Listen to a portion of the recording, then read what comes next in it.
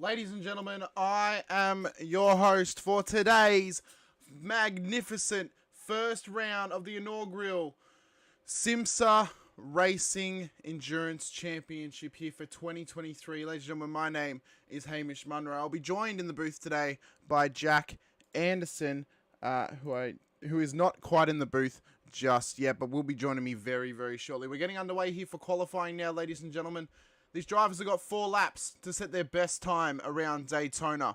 You know, this circuit is known for 2 of the most prolific racing events in the world, the Daytona 500 and the 24 Hours of Daytona. Now, yes, originally this event was going to be a 24-hour event, but it was decided to make it a bit of a shorter one.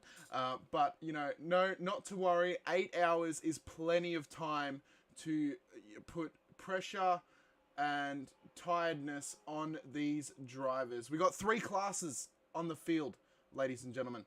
GTP, of course, the fastest class, using the LMDH cars, the BMW Hybrid that is available on iRacing.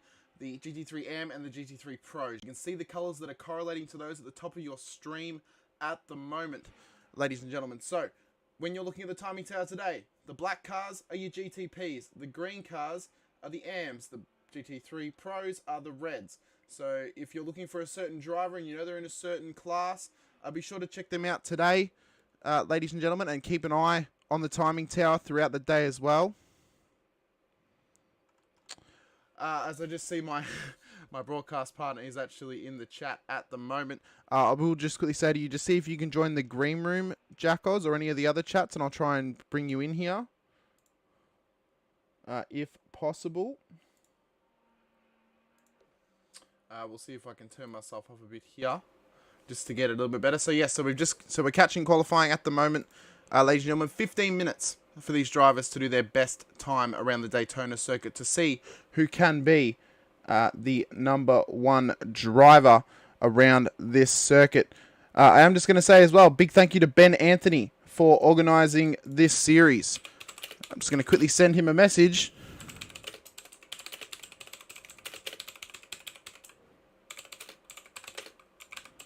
So then my broadcast colleague can join me in the booth here today, ladies and gentlemen. If you want to hop into the chat, please do. We'll be checking it periodically throughout the day. Any questions you guys might have. My partner in the booth today, Jack Anderson, when he does finally get in here, he's actually going to be racing in this race today.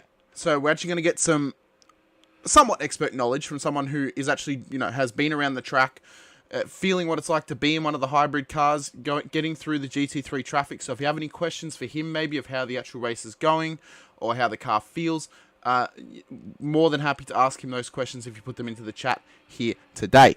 So we got Adam Briggs, we got Hayden Veld, and we got Ben Anthony all in the chat. Welcome to the chat. Welcome to the broadcast, gentlemen. Great to have you here. And I believe Jack should have broadcast rights now, so we're just awaiting his entry into the booth. So it should not be too far away now, ladies and gentlemen. So we're around about halfway through qualifying at the moment. One thing to remember with these cars and with such an event like this, you're not going to win it on the first lap. You got to be in it to win it by the end of the 8 hours at the end of the day.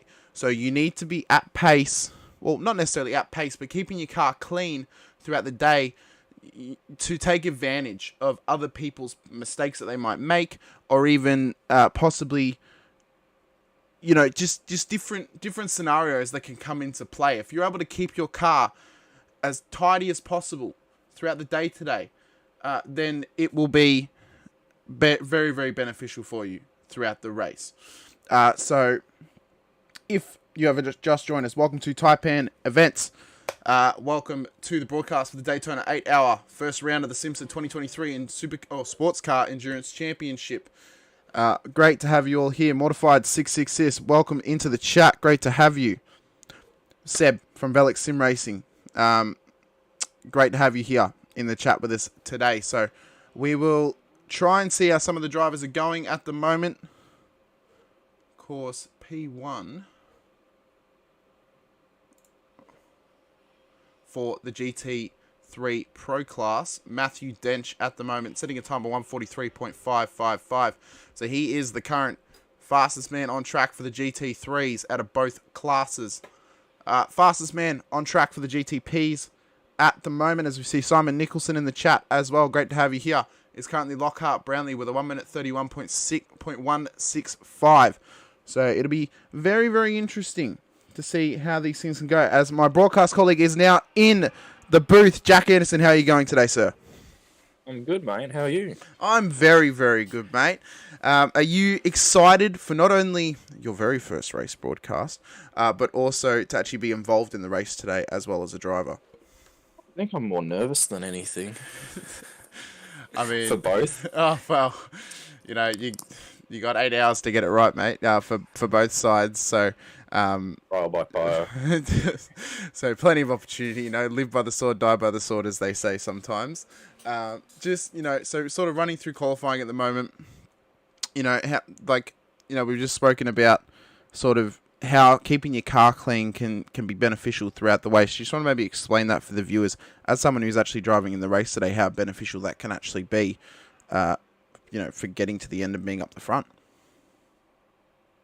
Yeah, so basically, I'm sure as everyone knows, you just got to try and keep the car clean, because if you keep it clean, you can win, because anything can happen in an 8-hour race. Like, you could be leading the entire race and get taken out by a back marker, or getting yourself into an incident and be out for half an hour with repairs, even just a little nick on the car, and anything can happen. So you just got to keep it clean, and that'll make sure that you're there or thereabouts at the end. Well, of course, with no LMP2s in the series anymore, now that the fact that it is just GTPs and GT3s, how do you think those slower classes, obviously there's not going to be as much of a spread as there would be with just one GT3 class and an LMP2 class. Do you think that could possibly play a factor into today with the GTPs trying to get around them throughout the race? Possibly. Like, with the LMP2s in there, it was more annoying to, like, as a GTP, to try and get around, because they're way more similar pace.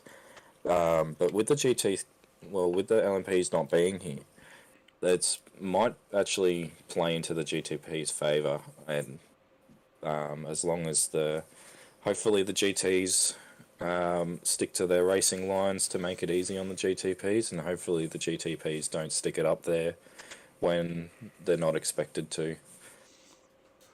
Oh, 100%, mate.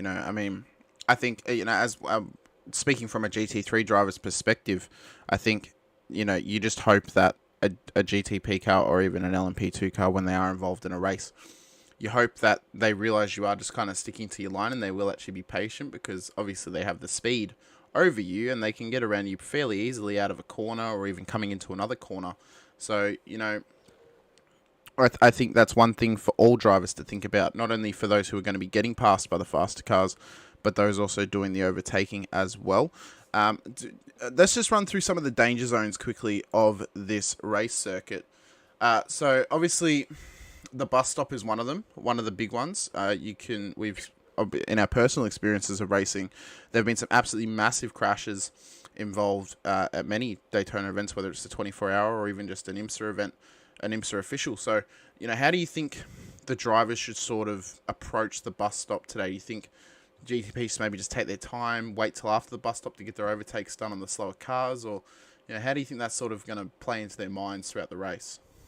It's a tough one to say. Like, I know that we, in our team, we talked about waiting for the bus stop, but then there was a couple instances where you were like, you get so close to them, you're like, I'm just going to go for it, because you lose so much time through the bus stop staying behind a car. But at the end of the day, looking at a long 8-hour race, it probably is worth staying behind and then maybe giving a gap on the entry so then you can have a faster exit.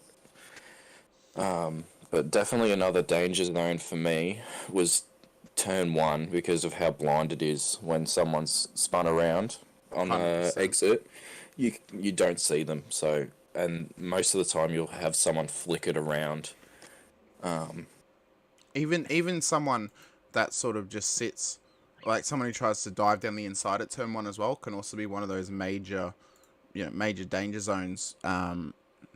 The poet, and he didn't even know it. One of those major danger zones around this circuit, because you have a GTP car wants to get the move done before turn 3. He just shoots it down the inside at turn 1. Well, if he misses his brake mark or he locks his brakes, well, that could end the race for a GT3 driver, or at least ruin their hopes of having a podium finish. I've seen it happen many a time throughout our racing ventures, and I think that's definitely one of the spots to think about as well. Not only that, the entry onto the bowl, coming into that corner under hard braking, you can let people pass pretty easily there, but people can get very impatient waiting after the kink and then around the right-hander as well. So I think those are sort of the zones we're going to be trying to focus on today, because those are the areas that can cause the most carnage, we'll say. Some of the most exciting moments throughout the race. As I just... it didn't have the team names on the timing tower. I'm very sorry. Let's get that up there. No, team names. There we go. Now we have the team names on the timing tower. Trying to get it all done. Trying to get it all looking swaz for today's broadcast. In the chat, swaz. In the chat, we've currently got Tom Riley, Cash D, Unreal Tez. So welcome to the chat, everybody. Great to have you here. It's going to be a long one for us today. Hopefully you guys can stick around, send us some questions, and we can discuss it throughout the race. Qualifying's now over. Let's see if we can have a look at our grid for today's race, and we can. So to run you through the grid for the inaugural round of the SIMSA Sports Car Championship, P1 for the GTP class goes to Lockhart Brownlee there from Velic Sim Racing. P2 going to Jared Bailey from Rapid Team Rensport. Ethan Grigault starting in P3 today. Cameron Dance starting in P4 for Drop Bear Motorsport. P5 going to Sean Madison. P6 going to TriStar. It's Blake Neck there starting for them. Adam Ferguson in P7, Rapid Team Remsport. P8 going to Daniel Hunter from Alpha Venturi Racing. P9 going to Pat Oliver. P10 going to Ashley DeVries from Infinity Motorsport. Your car today, mate, starting out of P10. Asher Hanley starting in P11, and that is the GTPs. Let's now go down to the GT3 Pros. P12 overall in this race, but P1 for the GT3 Pros goes to Matthew Dench of Team BGZ. So we move down here, P2 for GT Pros, Matt Bailey in there as well. P14 overall, Damian Woods for GT3 Pros. P15 there, I don't know why people are in blue. They shouldn't be in blue. They're not in LMPs. Goes to Cody Deeth. P16, Marcus Watson. P17, Luke Rosella. P18, Ben Holiday. P19, Lee Van Den. So, one of the GT3 amateurs has actually out-qualified 2, or possibly 3, of the GT3 pros here today. That's actually separated by class. Might make it easier. There we go. We got it separated by class now.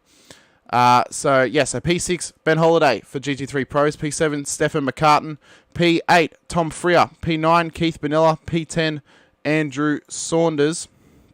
P11, Matt Stewart. P12, Eddie Beswick. I'm not sure why there are 2 cars set up as LMP2s here, ladies and gentlemen. I'm sure we can try and figure that out here today. P1 for the GT3 amateur car class goes to Lee Van Dan. P2 goes to Greg Barber. P3, Oscar King. P4, Thomas Sanderson.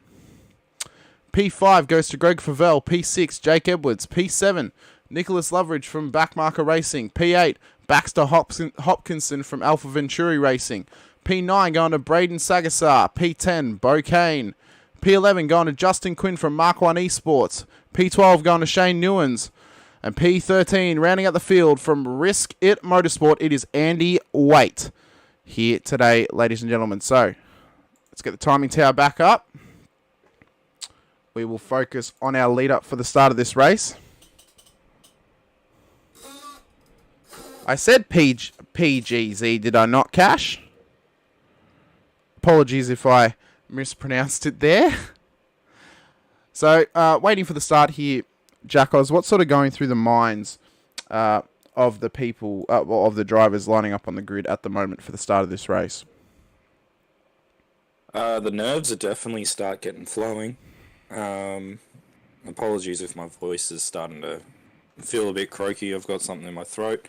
Yeah, the nerves have definitely be flowing, and the adrenaline starts going, where you start to definitely, yeah, you definitely start to get, like it starts to sink in that you're finally starting the race. And you're about to have 8 hours on the sim, whether you're in or out of the car. It's, I'm sure these drivers are definitely, they've got many thoughts going through their minds. We see them coming up now around waiting to go green here, ladies and gentlemen, for this race. I've just realised I left the race muted whilst they were qualifying. Well, now it is unmuted, ladies and gentlemen, so we get the full noise here off the start. Nerves will be filling these drivers up.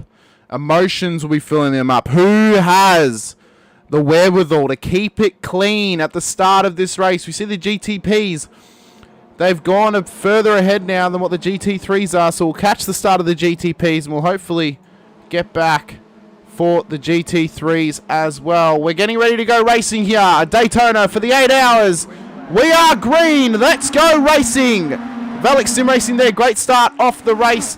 Rapid Team Rem Sport looking fairly tidy as well. We can see him nice and tidy here through turn 1. Just trying to stay nice and neat over the course of the start of this race. Let's quickly check back now with the GT3s. Yeah, it looks like Matthew Dench got a good start. He's got a little bit of a gap to the 2 cars behind him as everyone files in two by two.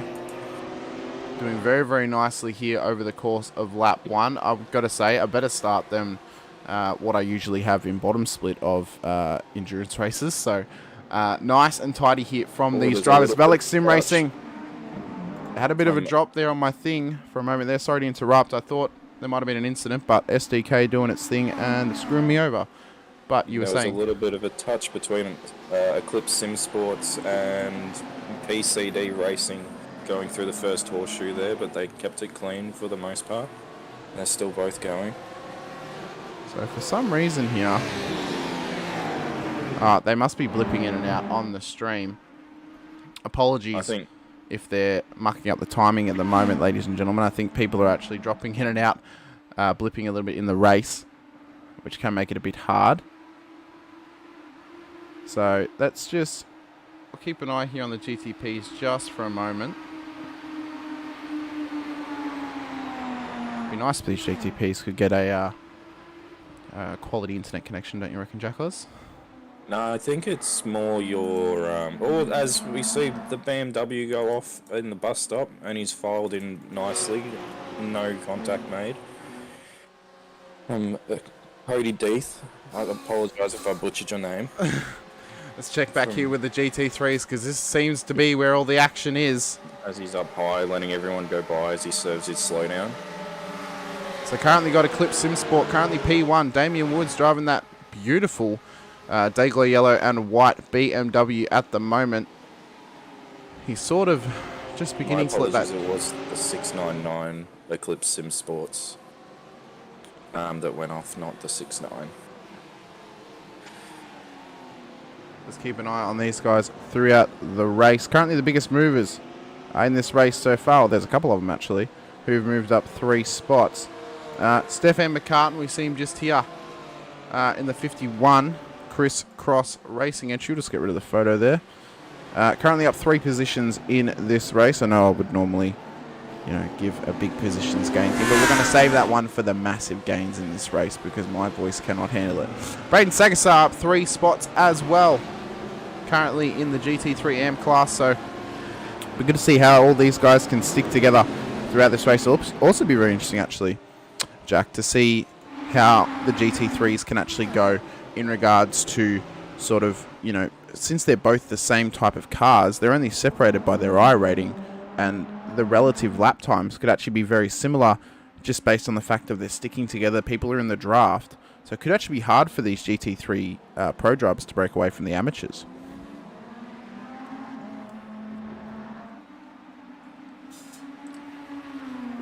Let's quickly check the chat here. Hayden Valve Hayden, which one is quiet? Is it me? Or is it my broadcast colleague? If it's my broadcast colleague, it means I need to turn him up a bit.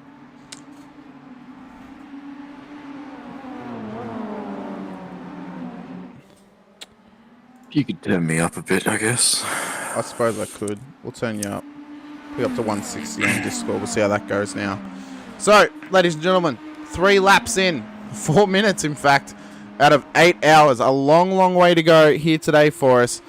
These drivers now just beginning to sort of get into a groove, sort of just, you know, weave their way about, sticking to their lines, trying to stay tidy across the course of this race.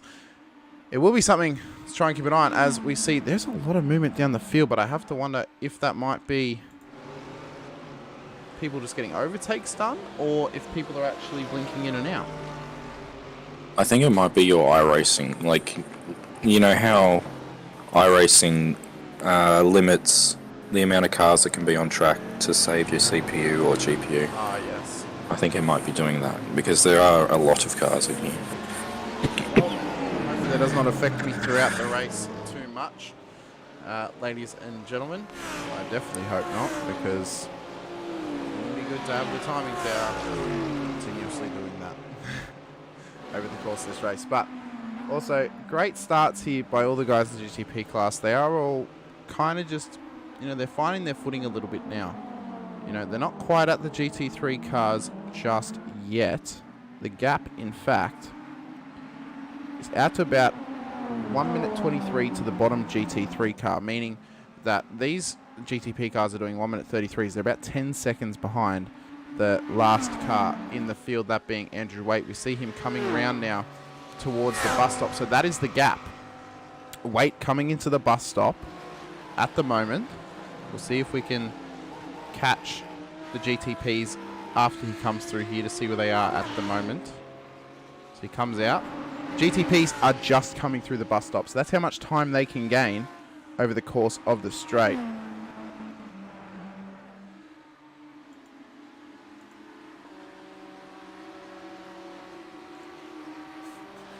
Yeah, the standings are going crazy. They are. I don't want to have to muck around.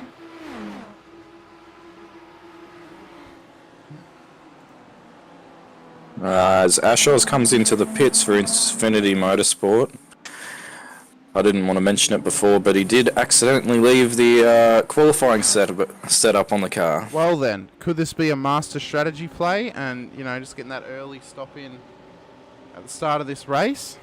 Or do you think, you know, maybe we're pretty sure I can only change the limit of my cars on track in my UI, can't I? I can't actually change it. Oh, not the UI, in the actual race it's open. I can't change it in the UI, can I? Yeah, you have to change it in your in-game settings. Yeah, so but I don't know if it'll load.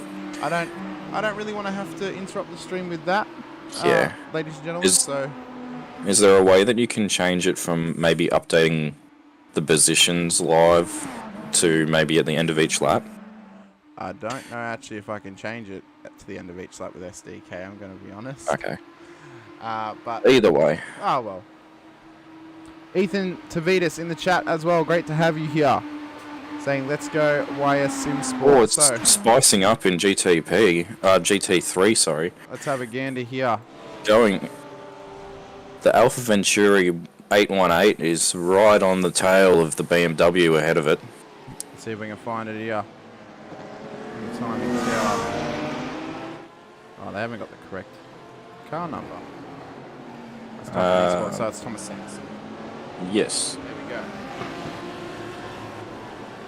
So the amateurs obviously trying to put on a bit of a show here. Maybe show up the pros just ahead of them. Of course, not all these guys are a lap down quite yet from the leaders.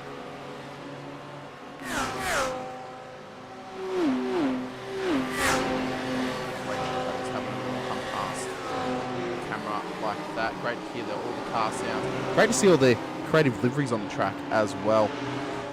As we might just sum them up. There was somebody, I believe, that might have accidentally joined in a wrong car. Yeah. So that might be I was hearing rumours about that as well. Also wrong car numbers and stuff like that, so... Yeah, so that might be why some cars may not have a livery or might have an incorrect livery. But, Brock, we've got to... Surely, Hamish, we've got to have a look at the Rusties Racing. It's a fan favourite. I got to make sure the commentary has... as well. I got to make sure... I don't think it actually has the right car number either. So now I've got to find it. It must be low down the order. See if we can find him here. Oh, he's P4 in Buddy Pro Class. Good to see I can find that. Matt Bailey with a little Rusties and an insane amount of luck.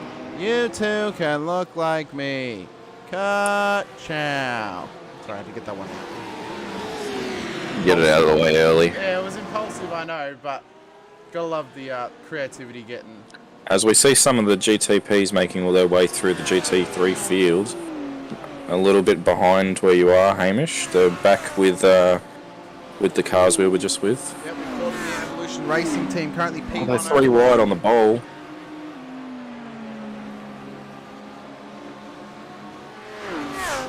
As Cameron Dance tries to make the best out of it and tries to get a 1-up on Lockhart.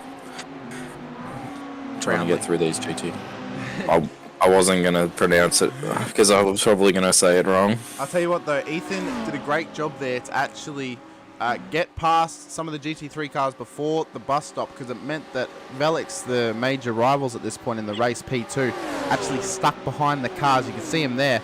That Evolution managed to get past before the bus stop. So trying to use the traffic now to their advantage as they make their way through. Just quickly as well, so how many laps do you reckon on average it takes them to sort of, well, I guess it would be 8 laps to get around to the GT3s over the course of the race, wouldn't it? Without pits. Yeah, around 8 to 10 laps. You probably see, you probably lap the GT cars maybe once or twice during a stint, depending on how close you are. Or there's big contact. Let's check that out. Behind where you are. See if we can get it. They're all filing it out, but that was a lot of tyre smoke. Just trying to sort themselves out here as they come through the kink. As we mentioned, one of the danger zones on the circuit. Very, very difficult. The Rusties Racing Porsche is off the track. He's trying to save it. He's wrestling it, and that was a good rejoin. That was very, very nice and tidy there. Pulling out a real Doc Hudson moment, just drifting on the grass. You got to turn right to go left. Exactly, mate. You got it exactly right there. Let's just quickly check out. So P1 has now got past every single GT3 on circuit at the moment. Of course, unfortunately for Ash's mistake, he's now a minute behind the leaders, so he just needs to keep his head down now, focus, try to get the car forward once again, try and stay on that lead lap. I'm sure he can come back from this over the course of the race alongside you, Jackos. So biggest mover of this race so far, although they are sort of filing in and out. Currently, Eddie Beswick. We can get action replays, Cash, since this is a live race. So we'll see if my timing thing will let me scroll up, ladies and gentlemen. We will try and get that for you. Let's check out the replay on Matt Bailey. So this is him. Oh, almost getting forced out of the track there by the Beamer. He did a very good job. Very good car control. Great rejoin from him. Fantastic stuff to see as we go back to live.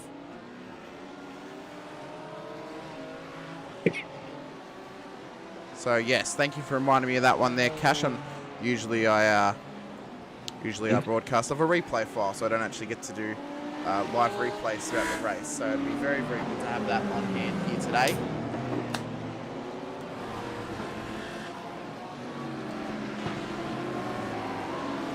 As you see them get very, very close together, both the Beamers, and the GT3 is trying to get on the inside of the GTP car.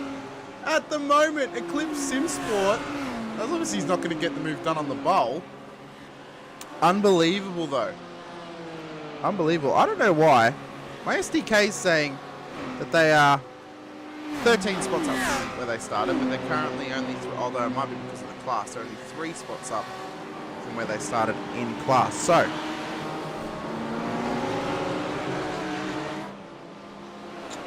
let's see if we can...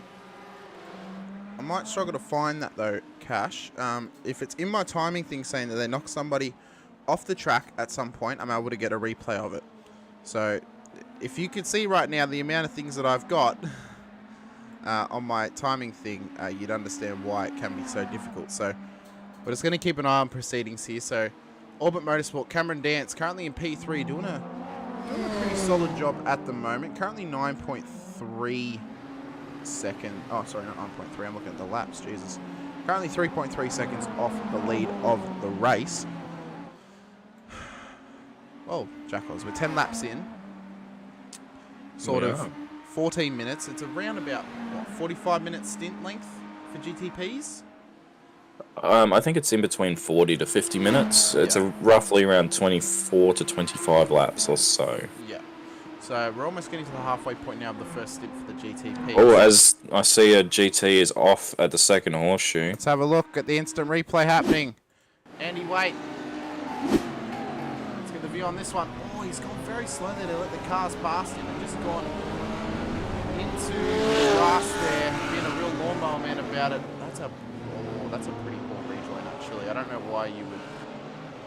I think it's just the rear wheels being on the grass would have maybe locked the rears and spun it, sort of. That's true. But at least he was holding brakes, waiting for people to come past him. So yeah, he was. It kind of looks like he might have been trying to be too gentlemanly, giving too much room. But either way, you can't be mad with a bloke trying to give you too much room. That's true, but hopefully these drivers keeping their wits about them. I would assume some of them have actually, their teammates should be spotting them, so they should be well equipped to be informed about him sitting across the edge of the track there, so they can all just file in down the inside. So, now back with the leader, of course, of this race. And anyone in the chat as well, I'm just going to put this out there again. Any questions you may have regarding the race, regarding the broadcast, I'll be sure to get into the chat. Be happy to answer those questions for you throughout. What would you say is probably the most difficult part at an endurance race? I know that can be a very loaded question, depending on class and stuff like that, but what do you think is the most important thing to remember, being so difficult in an endurance event? Jackals? With the officials, it's more dealing with traffic, but it seems like the traffic in the SIMSA series seems very well behaved, and they're all pretty professional, like giving people enough space and sticking to their lines for GTs. And it seems like the GTPs, from what we've seen, haven't done any audacious moves on GT cars.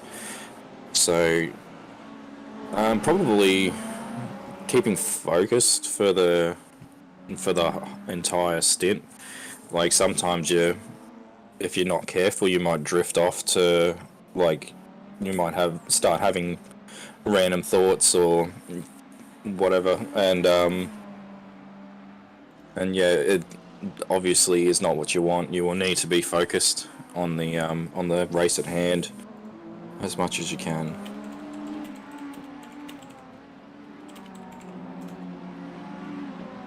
If you would. Jacko, however, shout out to Jacko. The hardest thing for him would be getting into his pit box because he always overshoots it.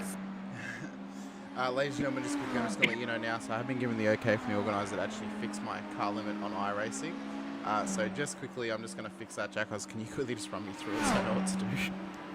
Yes, so you would go to options, you would go to replay. Yep. And you would go the draw, how it says draw down there. Where? On the left. Yeah. Oh, yeah. The drop down, you go the biggest number, or all cars. And then same as the pits. Or as we've had a bingle. Let's have a look here. The Eclipse Sim Sports 699 car. And we've got Brandon Sagasar. Look at the replay for you, ladies and gentlemen. Oh, there's another bingle as well. Oscar King has come off on the second horseshoe. I don't know if that was... Oh, he's almost just put the aided. nose up too far and then just been spun round there. Or if you stay on Sagazar, you'll see that Lambo. Oh yeah, massive. He got a little moment helping there. hand from a drop bear car. I'm not sure who was in it was Andrew Saunders, just showing the nose, and it looks like the Lambo might have turned down on him, not expecting him to be there. So then, I don't know why the timing tower is still doing this. I have fixed my draw. It might be one of those things where you have to exit iRacing and join back. Well then, But I'm not sure. I don't really As wanna we do see that. on the bowl, you can see the 19 MX cars. They're bump drafting almost to get the upper hand on the other blokes. Let's just see where they are now. They're just about to cross the start line. They're gonna pass for position. Yep, got him here. Braden Sagasar at the moment. 19 MX Raps Racing, the 19 car at the moment. Got his pro class teammate in behind him. In number 4. Also, we don't actually have the class display at the moment. There we go. Now we got that up.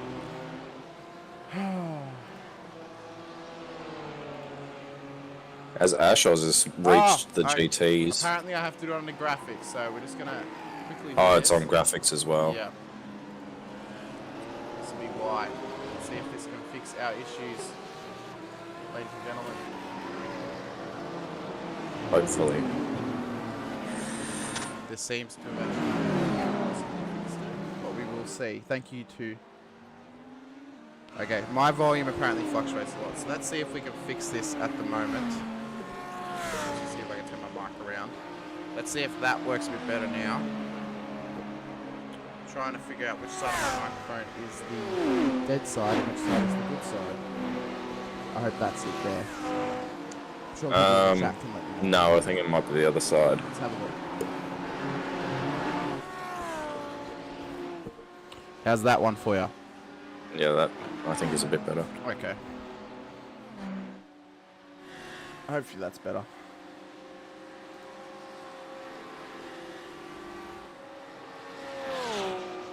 So, ladies and gentlemen, we are now getting up to the halfway point of the stint here for the GTPs. Of course, GT3 cars should be able to go about 15 minutes longer than the GTPs here over their stint. Normally they get about an hour stint out of their fuel tanks. So it's going to mean that the GT3s are only going to have to do 8 stints over the course of this race. With the GTPs, they're probably going to have to do, let me do some quick maths. I believe it'll be 12 over the course of this race at 45 minutes apiece, if they were to do it at 45 minutes apiece. So 12 stints for GTP drivers. Most likely the majority of them will probably do doubles, wouldn't they, Jackals? You would assume that some people would do double, or most people would want to do doubles in the GTPs. That would equate to about an hour and a half of driving time, and then maybe hand it over, or some people might actually want to do maybe a triple and hand it over to other people. It'll be something the strategy play will be something that we'll be very, very eager to sort of see play out across this race. Of course, with a long race like this, strategies can come into effect quite substantially, actually, throughout the race, because, you know, it might not seem it at the start of the race, but I mean, we saw it earlier with Ashos, you know, forgetting to take his quali set off and then having to pit early for fuel. Now, that might actually stop him from having to pit at the end of the race and having a quick splash and dash, or it might actually cause him to need to splash and dash because it affects how the car's sort of driving and how much fuel is actually being used over the course of the stint. So it'll definitely be something to keep an eye on throughout the race with these drivers. Not only that, the damage that they might take and having to be in the pits for a substantial amount of time as well. So it'll be something that we want to keep an eye on, as I think I've actually fixed the standings now, so that's good. Very, very nice. So it's not all jump all over the place now. Yeah, I didn't realise that it was your in-game graphics as well. So thank you for that. Whoever. Much appreciated, Ben. So let's check out through the field just for a moment here. Jared Bailey, Rapid Racing Team, Ren Sport, 911 car, currently P4 in the GTP class, P4 overall as well. He's currently trying to make his way here through the traffic at the moment. We'll check out Richard Mitchum, his teammate in the 912 car. For some reason his team name is not coming up. I mustn't have him on my driver's list. As car number 98 just had a time penalty added for contact that they had previous in the race. So Luke Rosella getting a time penalty now throughout this race. They are in the protest section.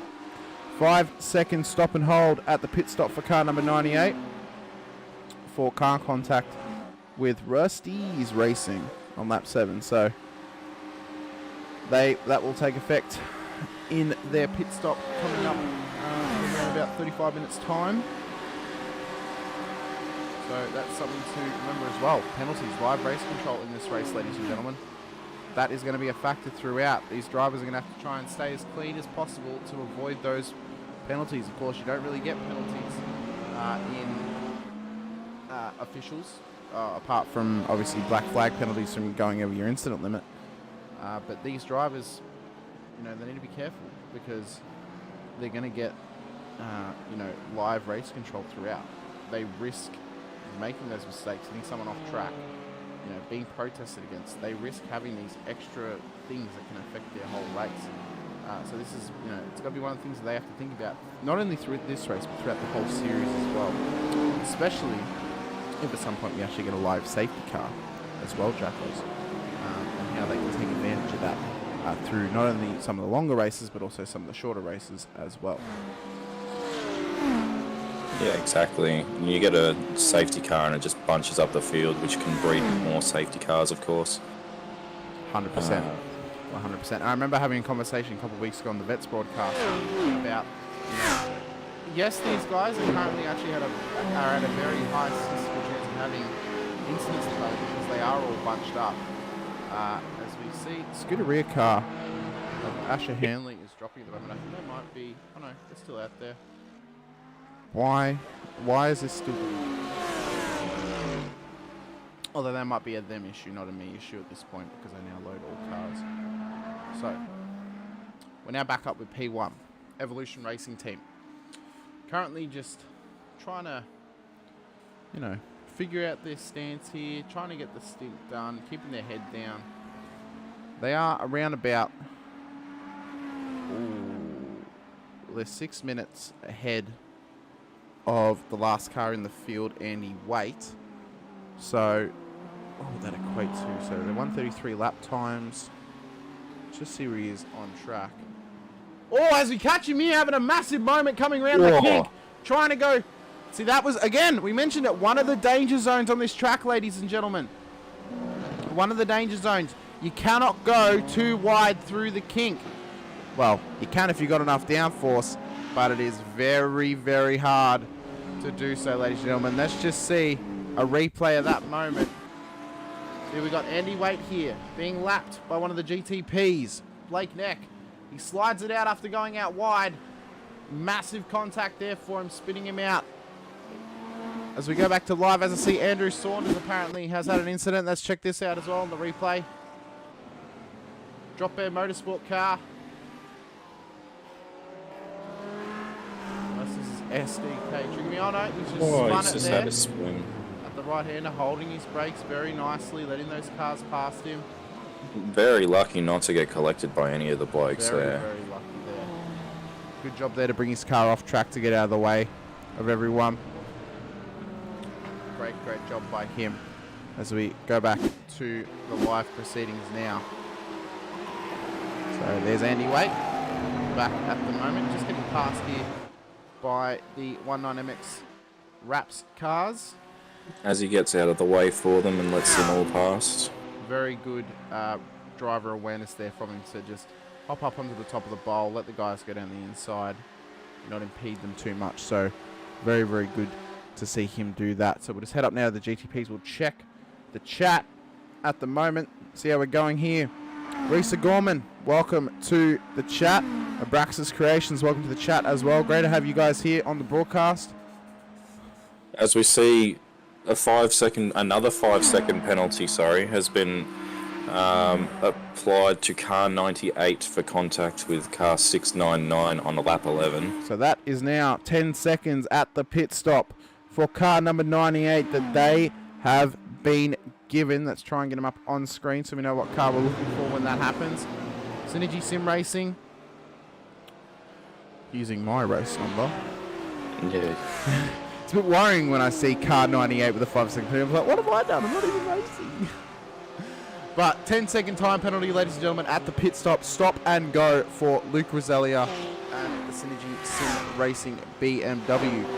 So, as we mentioned, one of those things to keep an eye on throughout the race. Because we'll head back up here. We'll check out some of the other cars in the GTP class. Pat Oliver currently running the stock standard BMW livery that you get on that car when you make the purchase on iRacing. Still a good looking livery though. Oh, it is. Blake Neck at the moment here. I don't know why their teammates are. This is what happens when people don't sign up with the right teams. It ruins my broadcast thing. Oh no, now I fixed it. I had it a multi-car team.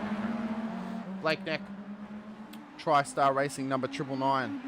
GTP car at the moment, sitting nice and pretty there in P8 as currently stands. We'll check out just in front of him Daniel Hunter in the 919 car, Alpha Venturi Racing. So these guys having a nice little battle here throughout the first stint. They got about 14 or 15 minutes left until the end of their stint.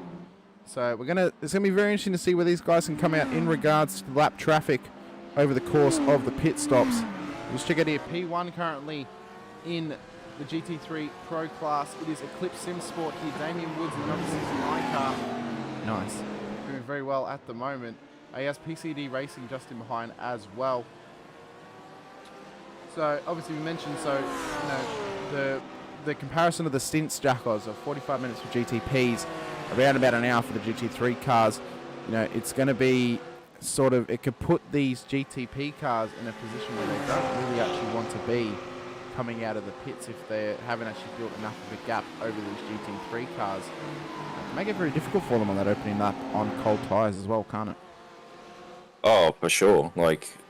You definitely don't want to come out into traffic, and that's exactly what can happen if you don't pit with the right amount of gap to the GTs. But that's one of the things that as a GTP driver you have to overcome and just deal with, really. I'm sure these guys are well versed in it, so I'm sure that they'll handle it pretty well. I mean, I think, the pro drivers we can almost guarantee should be able to do it because, to be eligible to be a pro driver in this series, ladies and gentlemen, you need to have an average of 3,000 I rating or more for the actual entry itself, for the car entry itself. Meaning both drivers pretty much need to be around about 3,000 I rating or above to be eligible for that class. So they're a high caliber of driver in those GT cars. Yes, there are some lower class cars who might not actually do officials as much, but they're still quick, but they just don't have the I rating to get into that higher class or higher echelon of GT3s. But they're still competing at the end of the day for official positions and, for bragging rights to say, hey, we beat a pro class car in an amateur car. So, sort of take into consideration. As we just see, Callie B in the chat, Damon Woods, short for Damo, mate. Nice one there. So, as we just see as well at the moment, this is one of the mainstays that I do on my regular broadcast, ladies and gentlemen. Obviously, it's not on the timing tower though, because timing tower is separated by class, but overall positions gained. Currently P19 overall, Eddie Beswick in the Eclipse Sim Sports 420 car. Are you ready, Jackals? Yeah, I'm blocking my ears. 18 positions gained on the overall timing tower, ladies and gentlemen, for that Eclipse Sim Sport car. So they've done very, very well to just keep the car clean over the course of the race, make up those positions throughout this first half of their stint. They've done a nice job at sort of just keeping it tidy, keeping it clean, and just trying to move up their way through the field as well. also, if there's any teammates in the chat of people who are driving in this race today, we'd like to get some info off you if we could into the chat. Maybe something as actually I've just seen on my timing tower. I'll get back to that question in a moment. Andy, wait. We'll get the replay of it. He's had an incident apparently in the talk of the town over the first half of this stint. He's just tried to let the GTP go. Yeah, I think it was just him going off the track, to be honest, just to let him pass. So, nice little bit of sportsmanship there from him. So, yes, if there's any people who are part of the teams actually in this race today, but you might not be one of the entered drivers in today's race, we sort of get in the chat. Give us some stories about, why someone might be, what some of your sponsors might be doing, or why you guys started to join the series and stuff like that. We'd love to talk about it. We'd love to have a discussion with the chat throughout the course of the race.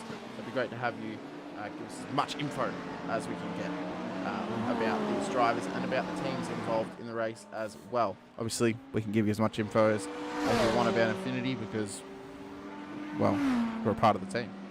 So. Yeah. As we were in the replay as well, a 5-second stop and hold was handed to the drop bear car of 682 for contact with the Venturi Racing, the car 36, which is signed up as the 515 on lap 11. Andrew Saunders, Pro Class car, the Nkosi Drop Bear Motorsport car, given a 5-second stop-go penalty. And I believe you also mentioned that there was no further action between car 19 and car number 39. Was there, Jack? I did not mention that, but there is no longer any further action. No further action on that one, ladies and gentlemen. So, be very, very interesting to see. So, we sort of mentioned throughout this, well, not just yet in this race, but something to mention as well is these cars are going to be a part that... Okay. So, I've been told that Damon Woods likes to be called by the name Damo for future broadcast references. Thank you for letting me know. Much appreciated. Kobe Williams in the chat as well, saying Eddie Beswick is the best. I don't know, Kobe, you're pretty fast, mate. I've seen you in Ozpass. So great to have everyone in the chat as well. So I sort of just... I've completely forgotten about what I was talking about now. Do you remember, Jacko? Not really. I remember that you were asking people to just kind of tell us a bit about the team that you're racing for and give us some info, and we would love to talk about any sort of team that anyone wants to put up about. As we see Ashoz trying to get past some GTs and the leaders trying to lap him in the process. So Ashoz is now officially one lap down on the leaders, but currently in P9 apparently. Not sure how accurate that is on the timing tower. We'll have a look here. No, he's not. It was just they just flipped out for a minute. P11. Yeah, P11 at the moment, but long race to go. A lot of time left in it. So we will see as we see someone in the chat as well. Possibly complaining about an incident they have received. So, but that's their choice, their prerogative. We're not the ones that hand them out. I'll let you tell him that, Hamish. What? Tell Woggy Easy Tiger. I mean, I don't know if I can because I don't have radio at the moment for the drivers, but. Yeah, I don't have even in-comms to, in-car comms to Shoz. I think because they've banned disabled it for the race. driver, yeah. So they had it open for practice and I believe qualifying, ladies and gentlemen, but not for the race. So it means that people can actually, stick to what they want to do. See the Rusty's car there getting lapped by the GTP cars. See them now coming around the bus stop. So it was great to see that last lap as well when they were actually getting past those lap cars. Nice patience from those GTP cars, just kind of sticking in behind, waiting for their opportunity after the bus stop to get around them as well.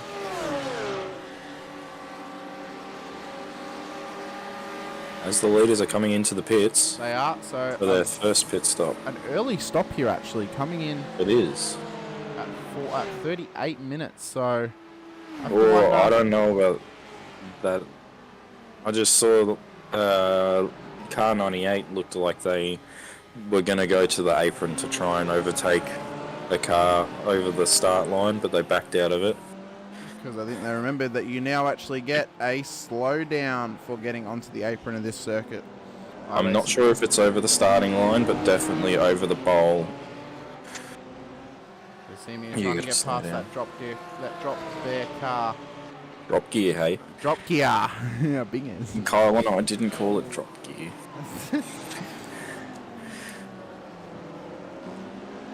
You want to show us what? Nah, we would have named it something different. That it cannot be mentioned on broadcast. Of course, it's not a slowdown. Speaking of drop there, currently P1 in this race, P1 in GTB, of course. The top two drivers went into the pits at the start of lap 26, end of lap 25, start of lap 26. So an early stop for them. Very, very interesting to see. Jack, I have to wonder maybe if that's some sort of strategy play by them. Maybe the tyres were just going off a bit early from pushing too hard. What do you reckon? I'm not sure. Maybe they know something we don't with our strategy. We were just going to go to the end of the tank sort of thing, but maybe it's the better strategy that'll get them home on fuel with the least amount of stops. Maybe. You see Cameron Dance now coming in at a P1 as well. Start of lap 27, he's just come into the pits. So here is the Evolution Racing team car. The top two are currently in the pits. Jared Bailey of Fishy Motorsports and Cameron, I believe it's Fishy Motorsports. No, Rapid Team Run Sport. We'll be back in a second. No worries. Out of the booth, he shall go for a moment, ladies and gentlemen. So, as mentioned, as we have in the chat, not a slowdown. So at the start line, it's not a slowdown, Hayden, because I'm pretty sure on the iRacing updated Daytona on the inner part of the bowl now on the apron, it is now a slowdown.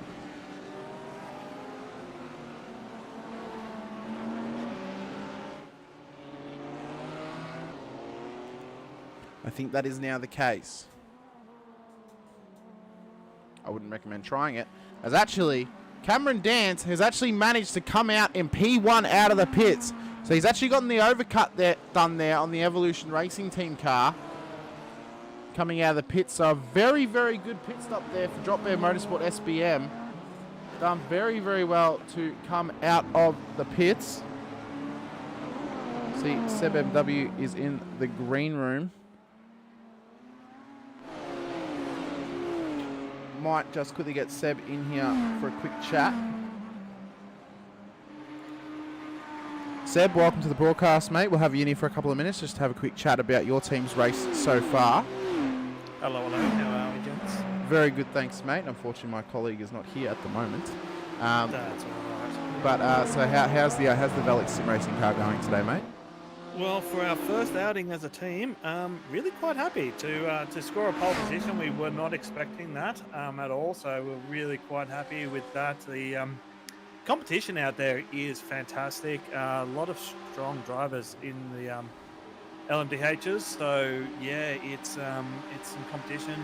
Lockie just had, unfortunately, a little lockup, which sent him wide at the second horseshoe, so we've lost some time after the pit stop. So I was just trying to calm him down and say, mate, on the race, let's get back into it. So there's a little bit of damage on the left-hand side now, but otherwise, car is straight and we're doing well. Very, very good, mate. So, what was sort of, going through your guys' heads sort of the start of the race? Obviously, you're starting from poles. You probably had the most amount of pressure on you than anyone to start well. So, did you kind of think, well, if we kind of get attacked here from the cars behind it, we just sort of just let them past and hope that we have the pace into the race, or did you kind of want to defend that early on? It's hard in that situation because one, you don't want to get bounced out early in the race, and it's hard to make positions back later on. But at the same time, at our race, you don't want to be out there putting unnecessary risks. So we just went into it and just tried to be smart with our moves. Like if we've lost a position, we've lost a position. We're not going to be silly about it, but at the same time, we're not going to just roll over and let them go past.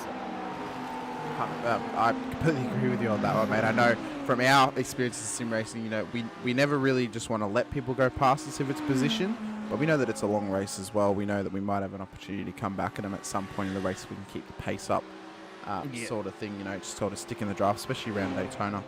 You guys... actually, we're just closing up on the 911 at the moment, so I think Lockie will probably try and go for a move soon.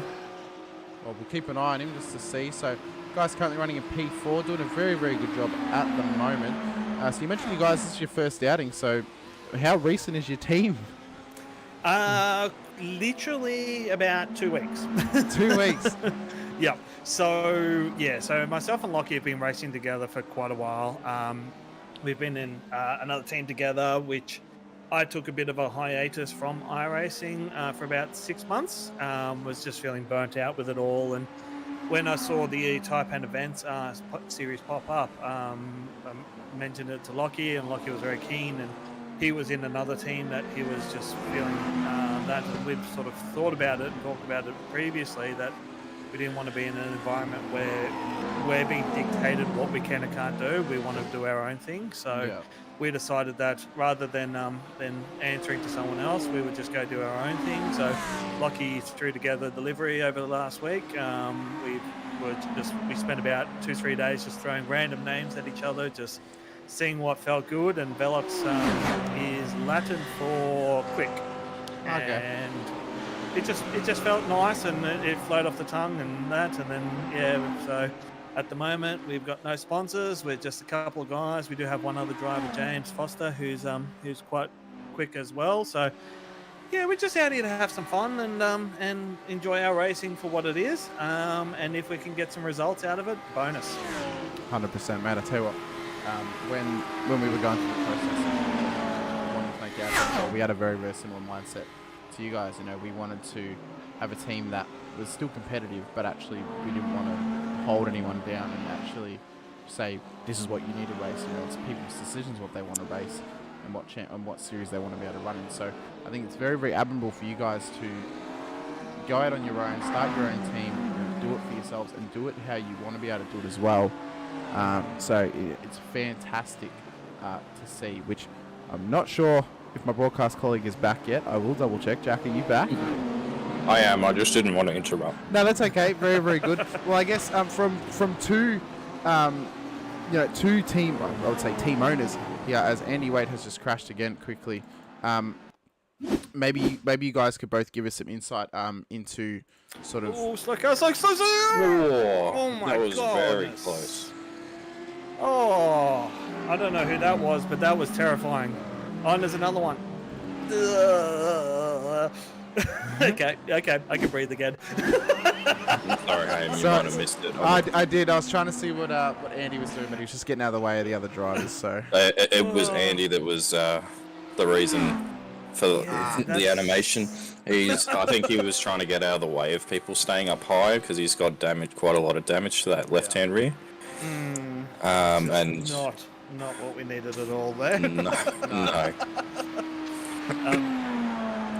Yeah, look, it's exciting, and the other thing too is in the Oceanic community, there's no teams that are out there just in prototype and endurance racing. There's been a bust up at the bus stop. If you click on Andy Wait, the number 38, it seems he's just tried to stay out of everyone's business, but got collected in the rear. Oh yes, going through the bus stop. I can see the rear of that car. Sorry to interrupt on that one there, Seb. Not at all. I think it is kind of getting to the point now where Andy's actually becoming a rolling roadblock at this point. So we'll hopefully he can pick up some more pace and get back into this fairly soon. But he's kind of becoming the one as he comes into the pit lane to try and get those repairs. Yep, he does. So we'll just go back to the front of the field here. So let's check out the chat as well. Race Control's calling a rep from the 38 into Race Control too. So whether Race Control are taking an interest in that could be something. Yeah. Well, obviously, you know, as broadcasters, we don't want to be, we don't want to show any bias. But if someone is, you know, kind of becoming a danger to other drivers, we don't want to see that either.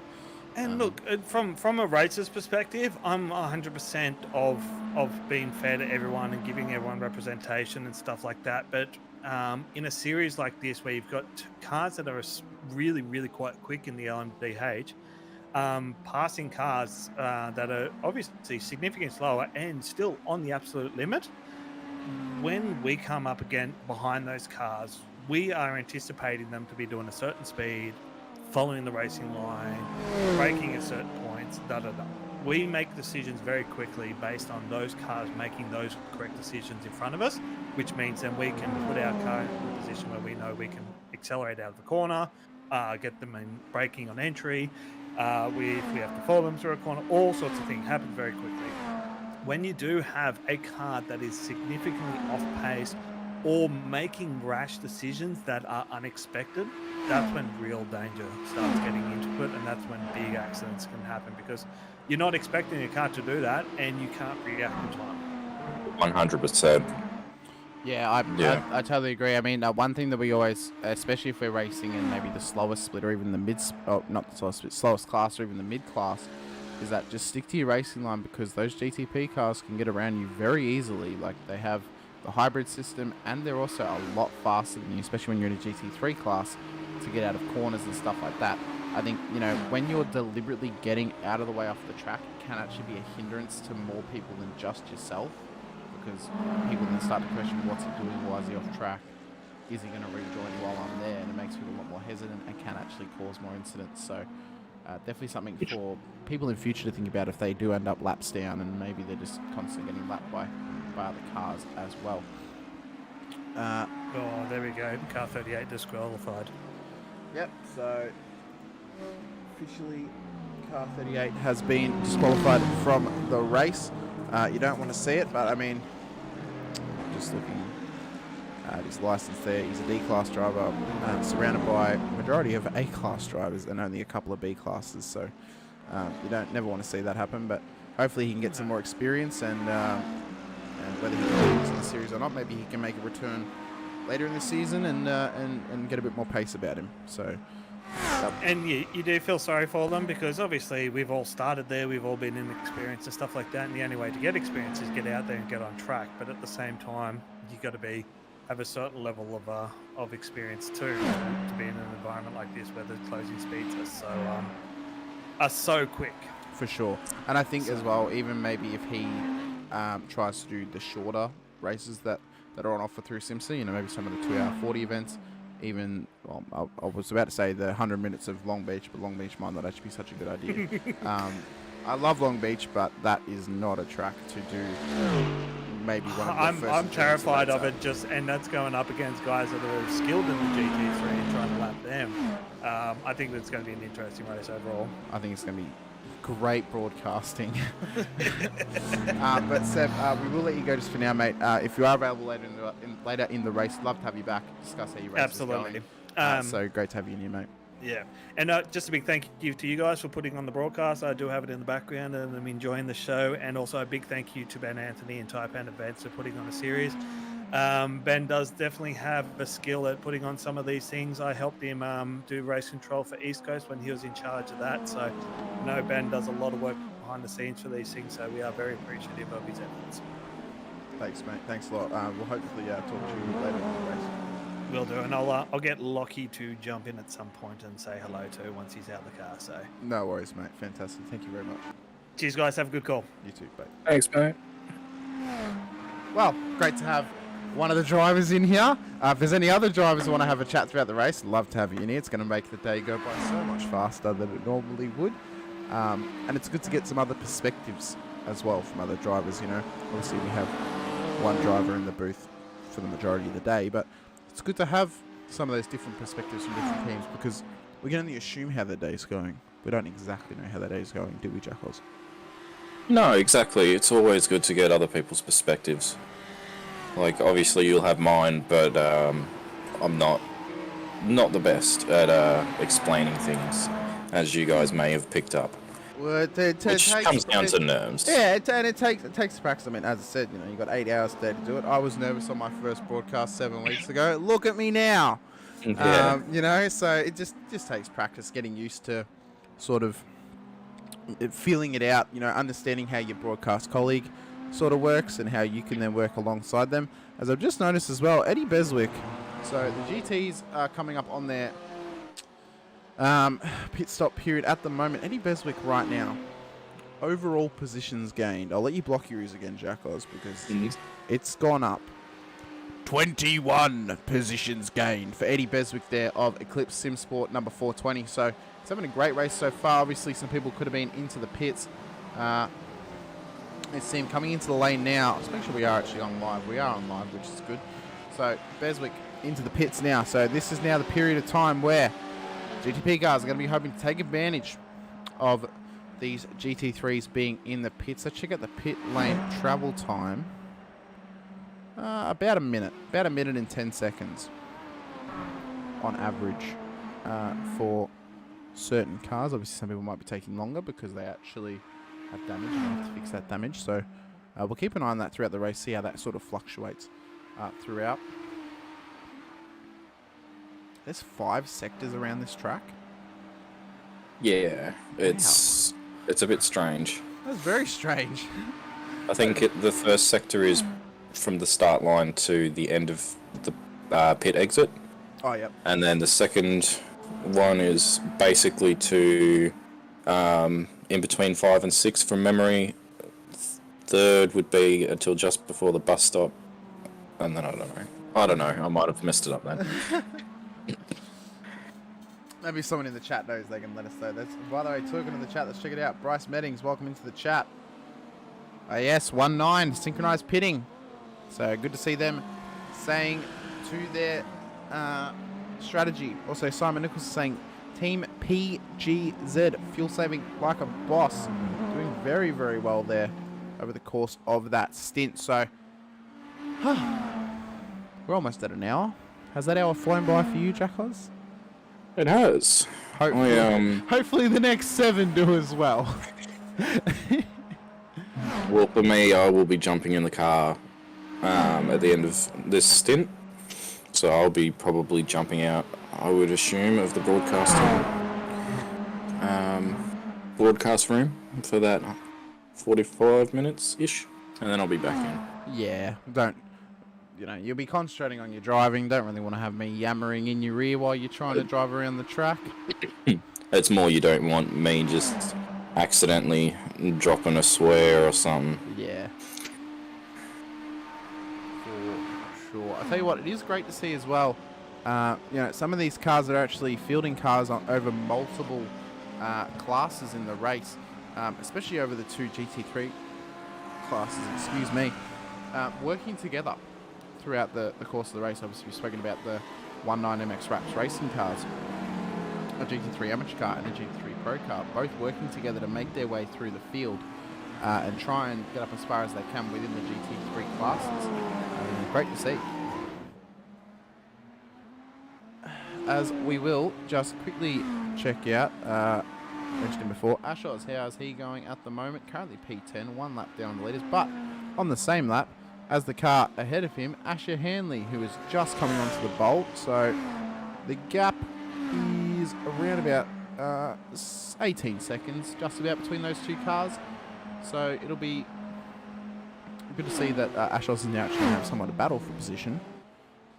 Yeah, it'll be good. Hopefully we can try and reel him in over the next 7 hours. But not holding my breath, but hopefully it'll be good and might make for some good battles.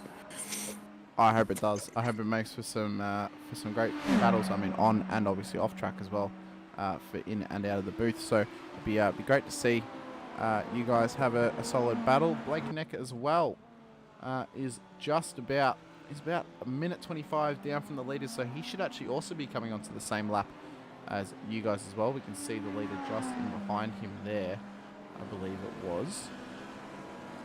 I suppose actually one of the positive things at this point in the race. P11 is actually, well, not positive for the team, but positive for some of these other drivers. P11 is actually is in the pits at the moment, or was in the pits, currently 3 laps down on the leaders of the race. So they're going to have a bit of time to gain over the course of the 7 hours if they want to try and get back into this. You know, being able to try and get up to the top set of the podium and get the win as well. We saw him in the chat earlier. He's now in the car, Kobe Williams, in that Eclipse SimSport 420 car. So, very, very talented young GT driver. I know him. I know of his skills by racing with him in Oz Pro-Am. Very, very fast young bloke, isn't he, Jack Oz? Yeah, and I think he recently just got partnered with a go-karting team in real life, I believe. The young driver program of Altatech Racing. Okay, yep. So I'll tell you what, he's a great young talent, doing very, very well so far in this race, ladies and gentlemen. So we'll be sure to keep an eye on him today. He's a very, very fast young driver, got a lot of skills. It'd be great to see how he can get on in this top 4 battle in the GT3 Pro class. We'll check out as well, I believe, P1 in the GT3 amateur class is actually right behind him. It's Lee Vandenberg. Now, Mark 1 Esports. So this car is not a GT3 Pro car, but Lee would actually fall into the category of the Pro class, but he mustn't have been able to field a driver with a high enough I rating to get above the average Jackals. yeah, so he's definitely, like, I used to race against him in a couple of GT series back in the day, and he was always very quick, always very good to race against. But yeah, it's pretty cool that for them that they're in the GTM. Probably not so cool for the rest of the GTM field, but that's all a part of it. Well, maybe I don't know if there's any wiggle room on overall speed for drivers. Maybe if he just starts winning every single race, they just get moved up into the Pro class. I'm not 100% sure on that one and how that would work out from the organisers. That would be their discretion, obviously, to make that decision. But he is currently on his way to being on the podium of the overall finish of GT cars at the moment. So he's just gone past Kobe Williams, who's P4 in the Pro class. And he's currently trying to hunt down Damo, Cody, and Stefan. Currently the top 3 in the GT3 Pro class. So we'll have to see how he gets on throughout the race. Yeah, I just got to say that the CXR, special mention to CXR, Crisscross Racing. We've known some of those boys since the Forza days, and they showed up with a pretty nice livery today. We haven't spoken to them in a little while, but they seem to be trucking along pretty well in P4. Going along very nicely, as we now have Daniel Yeaman in the chat, of course, known for Vet Split One broadcast. If anyone watches the Vets broadcast there, saying VDB probably shouldn't be eligible for an amateur car. Well, again, that's not really our discretion to say, Daniel, but you know, maybe there will be leeways put in. I'm not sure throughout the series, so we'll have to keep an eye out for that one in the Discord. Maybe even throughout the day, if we're able to get more info on what might be the option further on in the series. Maybe he's just left to stay in the amateur class, who knows, but we'll have to see how things work out throughout this race. So while we were discussing that, Keith Bonilla in the YS SimSport Black had a big moment at the bus stop. He was able to catch it, and luckily no cars were damaged in that, but that would have been a heart-in-mouth moment through the bus stop then. See, we have actually missed a couple of moments here just through our conversations here. Apparently Simon Garitsky had an incident. Let's check this out, see if it was actually anything poor or not on the replay here. He's just going a bit slow. He just went off the track to let the people past him, so that's fair enough from him. I'll see if we can find any other incidents that we may have missed in the timing. Yeah, so the car that Keith was in was the 066, and it was at the bus stop last lap, if you want to have a look at that one. Yep. I'm It was just gonna try and definitely find it. a scary moment that you wouldn't want to replicate. Did very well to catch it, though. I think I've just found it here. So, the American in the field, Keith Bonella. Oh, that was a massive slide. He done very well there, actually. You mentioned to catch it there. So, the only American in the field, Keith Bonella, doing very, very well. Giving us. And as we were speaking of this, sorry, Hamish, Ethan Griggolt has dropped out of the server, and he was driving the Evolution Racing Team 263. P1 car in the number 30. GTP class. No, it was a GTP. No, Was it yeah, it was P1? GTP. Yeah, P1. That was P1. He was P1 ahead of Cameron Dance. He was in the black car. It's very unlucky for him. Very unlucky, but I mean, they got the pace. If he can get in quickly, or even if his teammate can maybe hop in the car, they should be able to get back out there and get to trucking towards the end of this race. I think he is the only one so far that has actually signed up for the team. Well done. So nobody else in that team has actually jumped in the server yet. So sorry. unfortunately, they're losing some time. Thought Ashton No. might have been in the pits then, just because he was blacked out for a moment. But no, he's still going along here. He's actually just gotten past that car as they are in the pits. So he's gained his lap back on them. So again, these are the sorts of things that people need to be able to remember about endurance racing. You know, you're going to have internet problems, you're going to have hardware problems. Anything can happen throughout the race.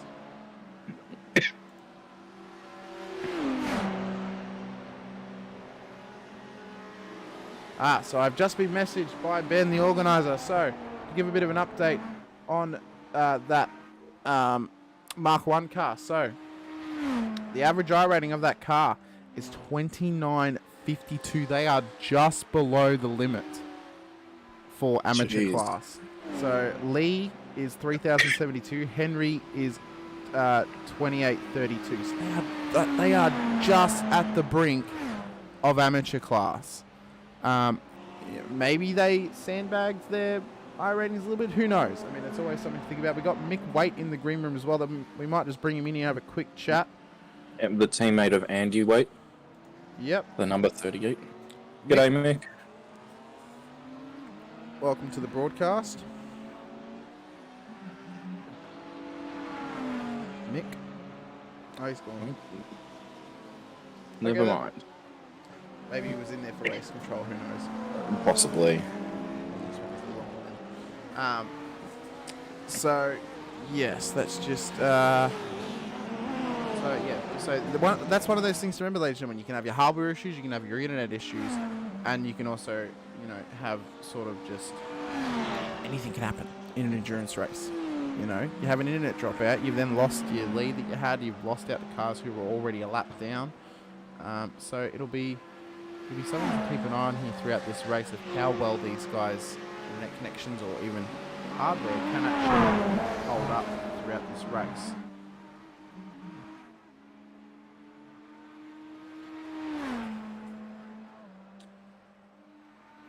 So, we're at lap 43 at the moment. 1 hour, 7 minutes in.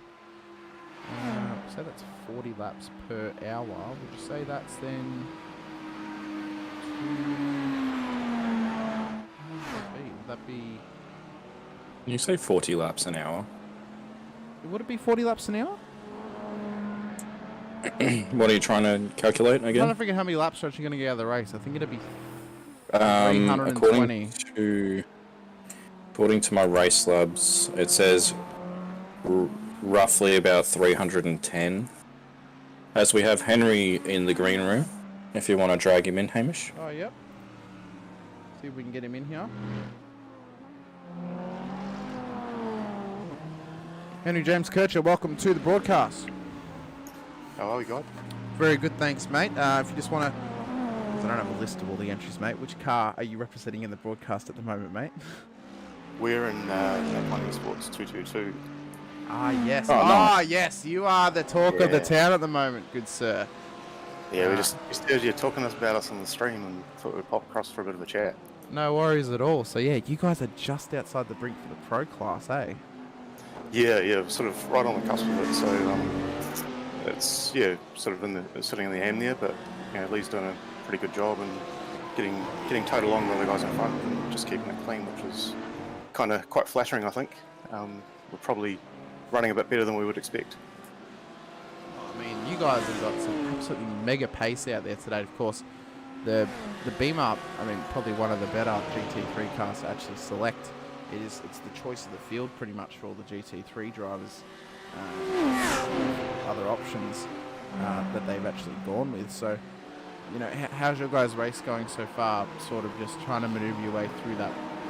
It sounds weird to say, but through the pro traffic, trying to make your way up through the field. Yeah, I suppose kind of just got off to a good start. Obviously, Lee got a good lap in it in quali, and just been able to sit in and around some fast guys there and just tuck into the toe and get dragged along really, which is sort of just helping build a bit of a gap back to the next stand cars and that. And I think around here, as soon as you lose a toe, you're dead in the water. So I think that's the key thing. Just try and stick in the train and keep it clean. 100%, mate. So obviously we spoke to a GTP driver earlier. Well, now that we have a GT3 driver in here, how are you going on the opposite spectrum of actually having the faster cars trying to make their way around you throughout the race? Yeah, I suppose it's just about having eyes in the back of your head and watching out. There's certainly a couple of the LMP or LMDH cars that you just want to keep an eye out for, and some late sends. But you just keep an eye out for those guys, and at the end of the day, it's a bit of self-preservation at this stage. We're not racing them for position, so it would be a shame to get put in the wall, due to just trying to stay in front of them. So yeah. 100%, mate. 100%. So, you maybe just want to give us a little bit of background, maybe about the team that you're racing for. Why you guys might be racing for them, sort of that sort of thing. Yeah, so Mac 1 Esports was formed quite a wee while ago. It was formed by a guy called Mark Samuel, who used to be part of Red Back racing team as well. So Seb, who used to be who was in the chat just before, was in that team as well. And I suppose where we're at now is we've got a good core group of guys who are reasonably quick, sort of sitting between that probably 2k and 3.5k in terms of drivers. We have a few sort of sponsors and supporters with us, but kind of more hobbyist, I suppose, not a pro team as such. But we really like to commit to these enduros and have a good crack with the GP enduros and try and get some good wins. So that's kind of our focus and what we enjoy. But yeah, just really good, wholesome bunch of guys and who enjoy the racing. Great to hear, mate. Jackals, do you have any questions for Henry before you pop off? Just want to know, essentially, like, what your thoughts on the racing so far with the rest of the field, and how you're finding it, like, how you're settling in, really.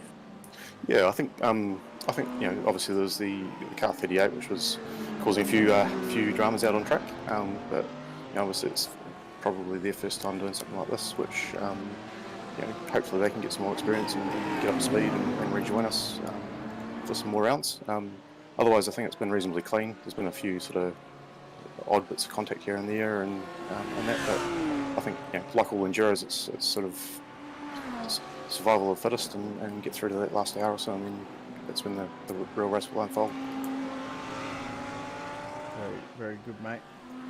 Well, I'll tell you what, we might just quickly just let you go for a bit now, mate. We'll try and get you in later on in the race if you can, to see how you guys are sort of travelling along within the GT3 cars, trying to manoeuvre your way through the field. But great to have you in for this quick little chat, mate. Much appreciated, and yeah, hopefully we can talk with you later in the day. Thanks very much. We'll look forward to it, and hope you guys enjoy the race. No worries, mate. Thanks a lot. Bye-bye.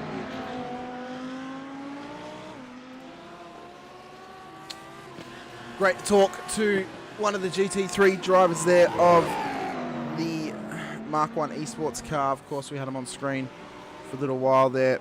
Really just the talk of the town at the moment for the GT3 class, trying to make their way through the field here. Just currently sitting in behind one of the drop bear cars as lapped traffic at the moment. So you know, we're sort of getting closer and closer now, Jackals, to the second pit stop period here for the GTPs.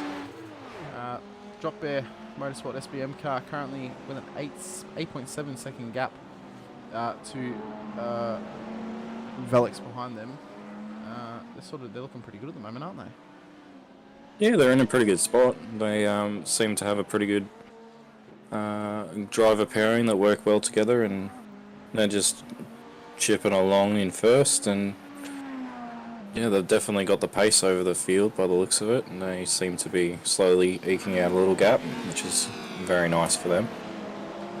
It is indeed, but I mean, one thing to remember as well, it's not over until that last lap is done, and anything can happen to the leaders in any endurance race, really. I remember for my 12-hour run, the leader, they led the race for the majority of the race, and then they binned it in the wall, but still ended up coming back and winning the race anyway after going laps down. So anything can happen in the next 7 3/4 hours, ladies and gentlemen. So could be a whole lot more action to come in store for these drivers and for the viewers as well.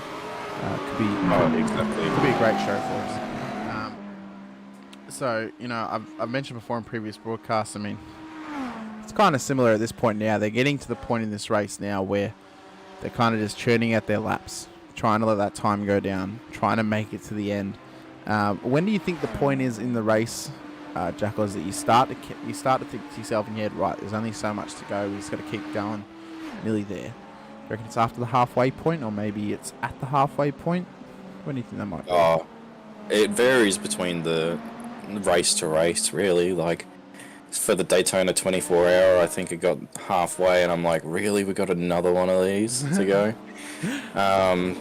But no, I think in the last 2 or 3 stints, you start to think, right, we've got a chance here. We want to push a little bit harder and maybe make up a couple spots.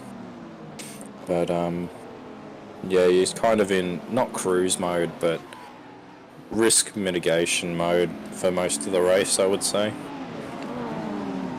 Yeah, so just kind of like trying to you know, not risk those positions that you might have gained, or your position on track that you fought hard for. You know, you're just kind of like, oh yeah, if you want to try and take the spot, just take the spot for now. We'll come back at you later on in the race.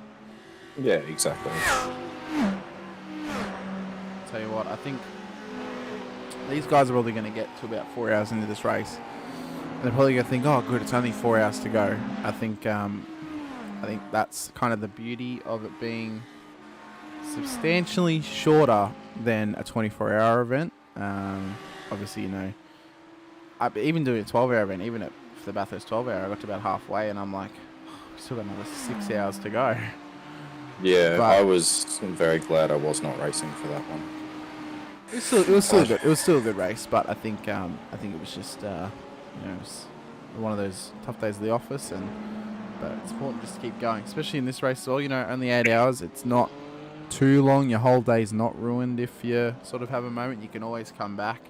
You know, it's not going to take them all day to do the race. You know, it's half of the daylight time and then a little bit of night time, which it actually does appear that we're actually going to get sunset this time. I'm going to assume we're actually going to get some night racing as well, which would be great to see.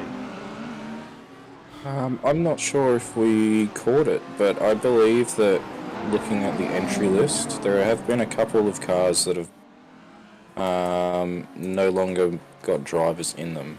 So I believe Ethan Griggolt has not joined back in the Evolution car, so I would believe that their day is done. Yeah. Rusty's racing, unfortunately for us, our favourite livery, just for the McQueen factor. Yeah. They unfortunately don't have any drivers in their car either. Yep. And the Rapid team Rensport 913 also does not have a driver in it either. Yeah, they didn't. I don't think they actually even managed to start the race, which is quite unfortunate. So I think they might have actually maybe missed qualifying and the race. And obviously, the talk of the first stint, the number 38 car was disqualified from the race as well. As we see, I've just seen, I think it was Lockhart go into the pits. Yep.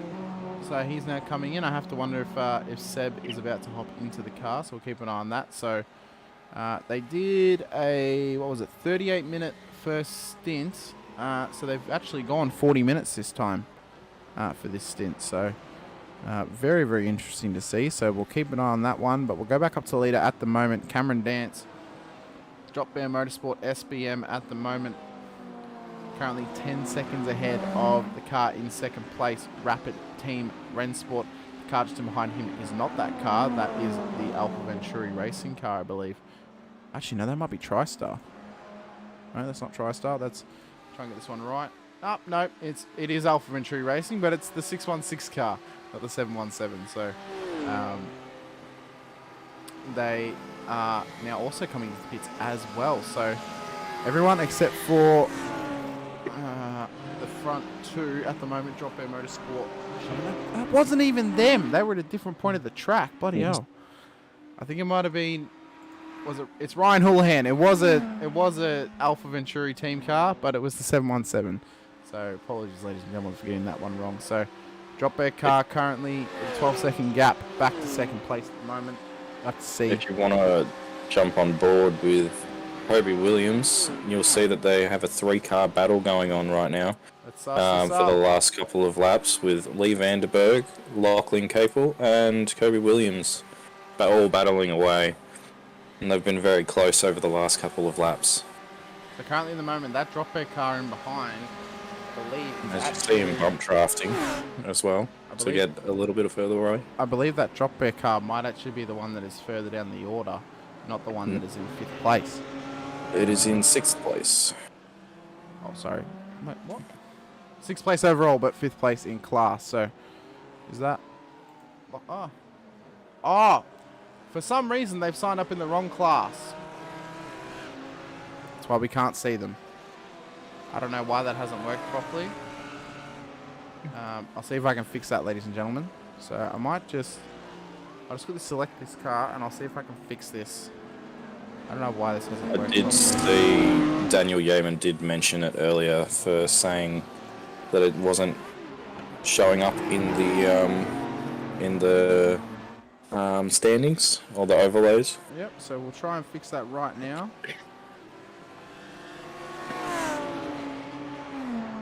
Apologies for that, Daniel.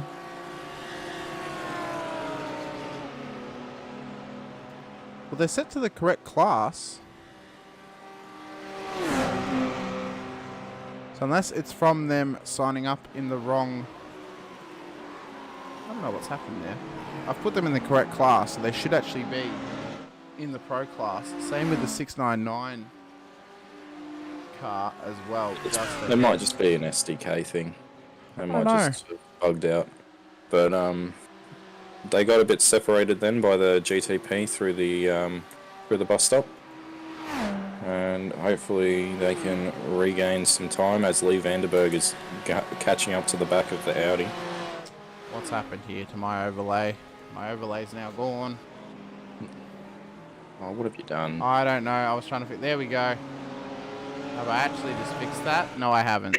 So I'm not sure why, ladies and gentlemen, those cars are not actually showing up on the regular overlay. The leader has just come into the pits. Drop Bear...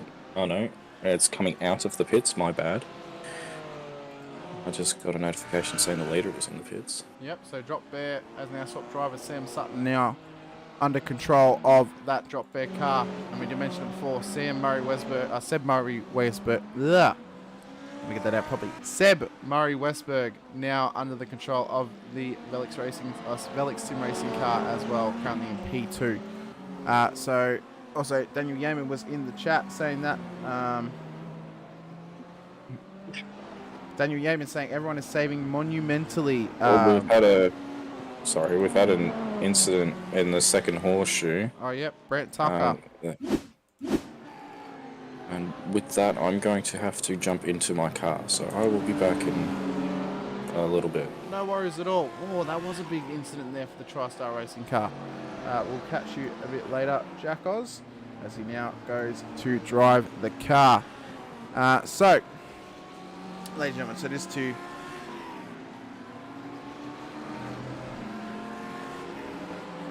So Daniel Yaman in the chat, with no safety cars, there's no value in trying to lead and almost no ability to break away from the slipstream. That is very true as well. Also saying, I can assure it's the right team ID and driver IDs as well. So I'm sure it is. I did have to put them all in manually, as we'll just go back to live now. So I'm not sure why those cars haven't actually worked, whether it's from certain people loading into the server with the wrong car or the wrong car number. I'm not 100% sure on that one, but maybe it's something that we can all learn for the next event out at Sebring. So, as mentioned, Drop Bear Motorsport now is currently the leaders. Once again, Sam Sutton under the control of that car. Seb Murray Westberg under the control of the Velix Sim Racing car. Timothy Cook under the control of the Rapid Team Rennsport car. That is your top three at the moment, ladies and gentlemen. P4 Alpha Venturi Racing is currently 50, as my timing tower is knocking me out a little bit, but the 912 car is currently 44 seconds off the lead of this race. There they are, you see him there just coming into turn 3 at the moment. The 9112, Richard Mitchum, under the control of that car. So, sure, as we see P1 now coming into the bus stop. So that's the gap from P1 to P4 at the moment, round about the bus stop back to the first horseshoe.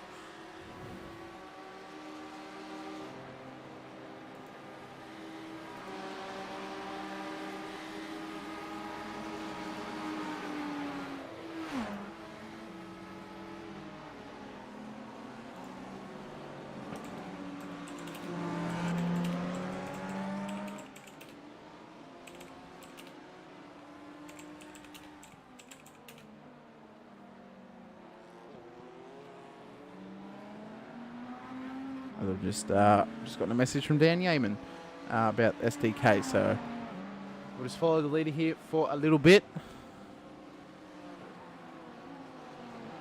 Saying he can help me out, look it over for future rounds.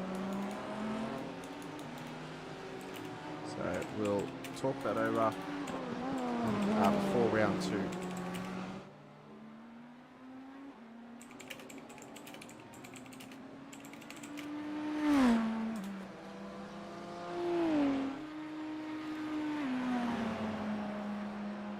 So I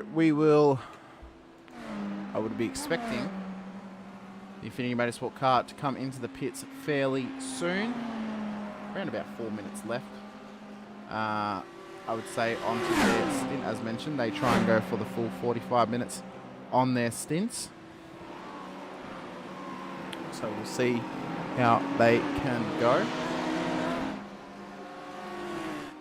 As you see him now coming up onto the lap traffic. We spoke about this battle earlier between Mark 1, Drop Bear Motorsport, and Eclipse SimSport. At the moment, that is the battle for P5 in class, I want to say, because of the missing drivers.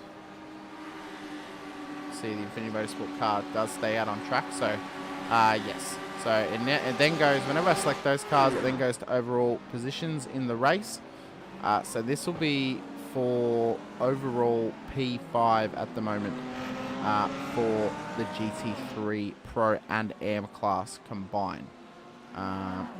Again, I'm not 100% sure why it's done this with both of those cars. Not too sure about that one, but hopefully we can figure that out before Sebring comes along.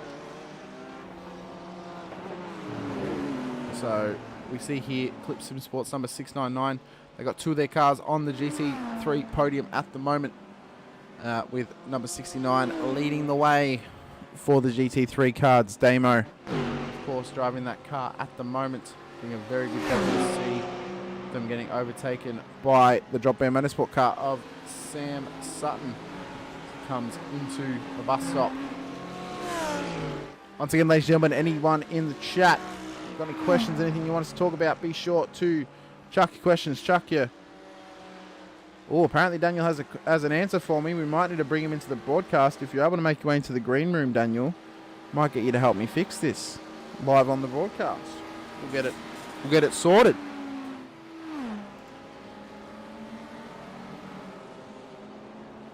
Team name in iRacing is slightly different to what Ben put on the entry list. The thing is, though, it's not actually a team name problem. It's the class problem. I don't know why. So I've set them as a GT3 Pro class for 862. Let's have a look here. See if we can... Oh, I'm going to have to find which one it is. So, I believe it's for the... Hang on. Let me actually select the correct car. So it is the Beyond Blue car. Let's see here if we can fix this. Get it all sorted for you.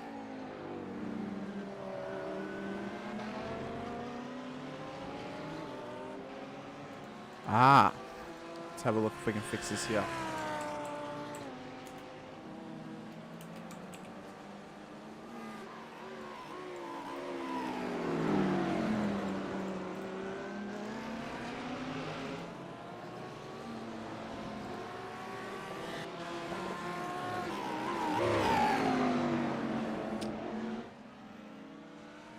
Yep, I don't know why.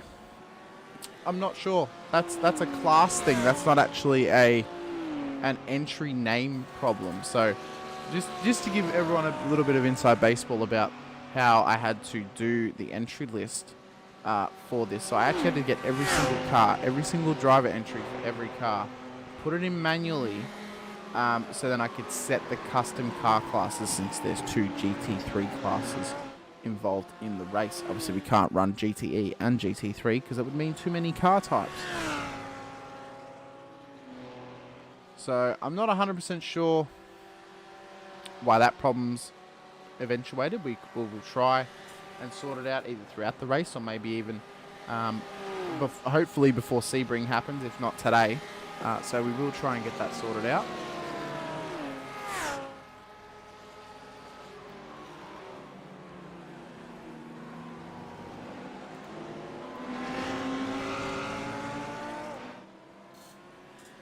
So, let's go back up. Obviously, we spoke about him earlier. Here he is. He's just hopped into the car. My broadcast colleague, Jack Anderson. So, we might wait for him to come out of the pits. I believe he is about to. We'll follow him around on a lap at the end of this lap when he does actually come back out of the pits. So, we'll keep an eye on him. As we go up here on board, Sam Sutton. For those who know me from my Vets broadcast, you know this is my favourite car view for the broadcast, the roll bar cam.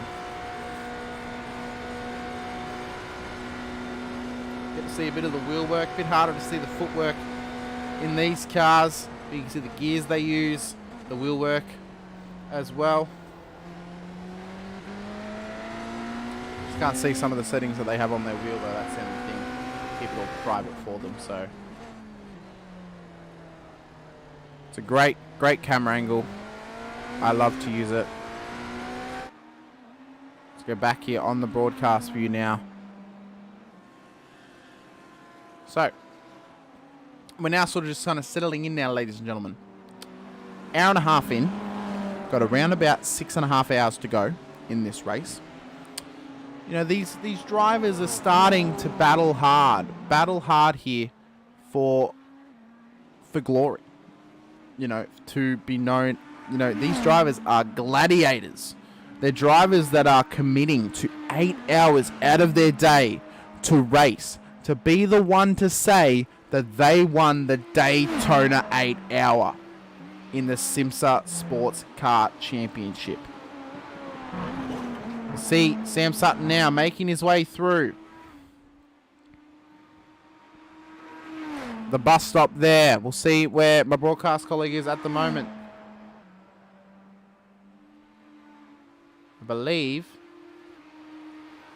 he should be coming up towards the bus stop. No, he's coming onto a lap, so we will actually follow him here for a lap. So all the way up in 7th gear now, coming into turn 1. Hard on the brakes when you get to that yellow sign on the right-hand side. Down to 2nd gear here for the first corner. Up to 3rd now. Up to 4th as he makes his way through the small chicane.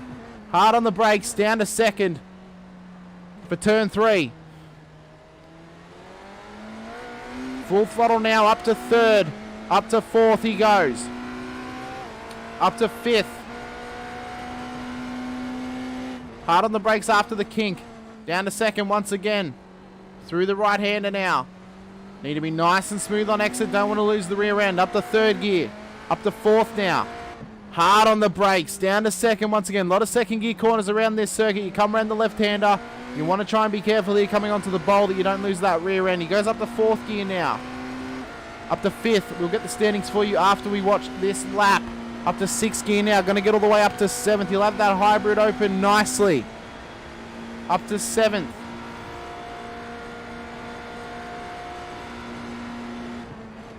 Hard on the brakes there for the bus stop. Down to 4th gear. It's like dancing on ice as you come through. Wanting to be nice and graceful. 5th gear now. He's going to push the car all the way up to 7th. He's coming up on a bit of lap traffic now. I believe it's one of the 19 MX graphics cars. And that, ladies and gentlemen, is a lap of this Daytona race circuit on board with a GTP car.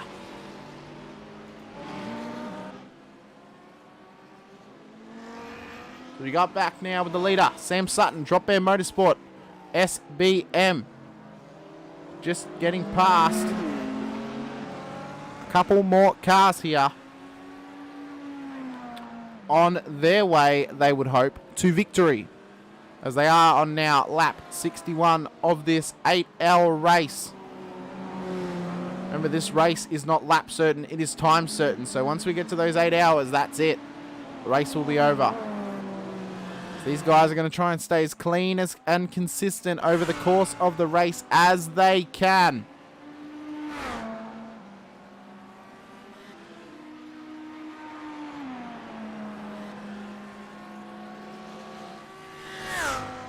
Well, check out that battle that was happening within the GT3 class. It's now down to 2 drivers between Kobe Williams and Lachlan Capel just in behind.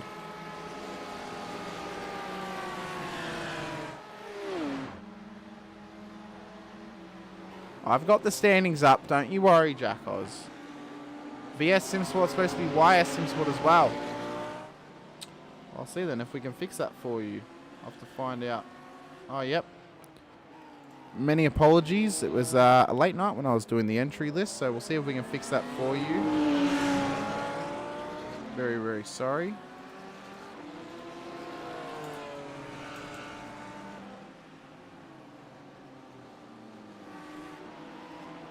Lee getting a slow down at the bus stop.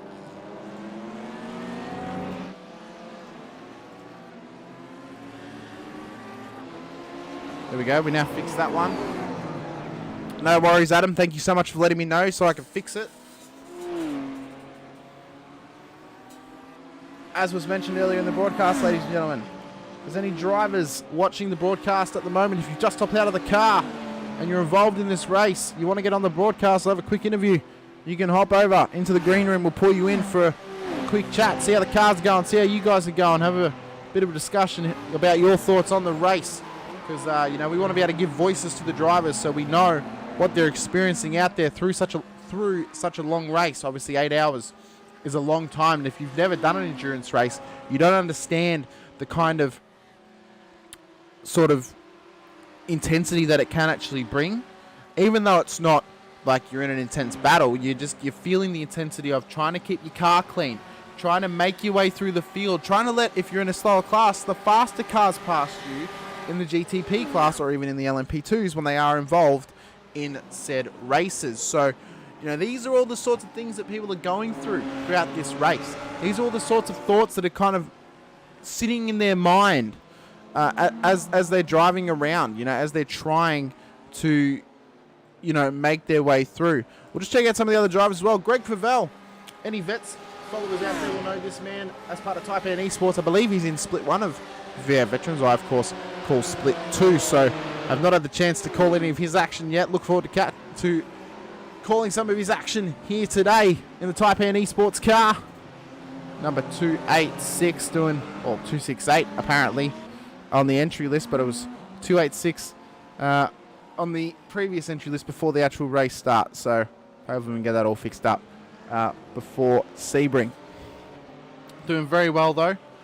Love the blue and red color combination on that Taipan car. Love seeing it every week on Vets, checking it out, seeing how it goes. So something to always keep an eye on. So we'll check out as well. He's got Braden Sagasar just in behind. I believe I've raced against him quite a few times in GT cars. I believe in the Oz Pro Am series. We'll check as well. Nicholas Loveridge here, Backmarker Racing. Currently P7 in the GT3 amateur class at the moment. Just letting one of the GTPs go past him there down the inside.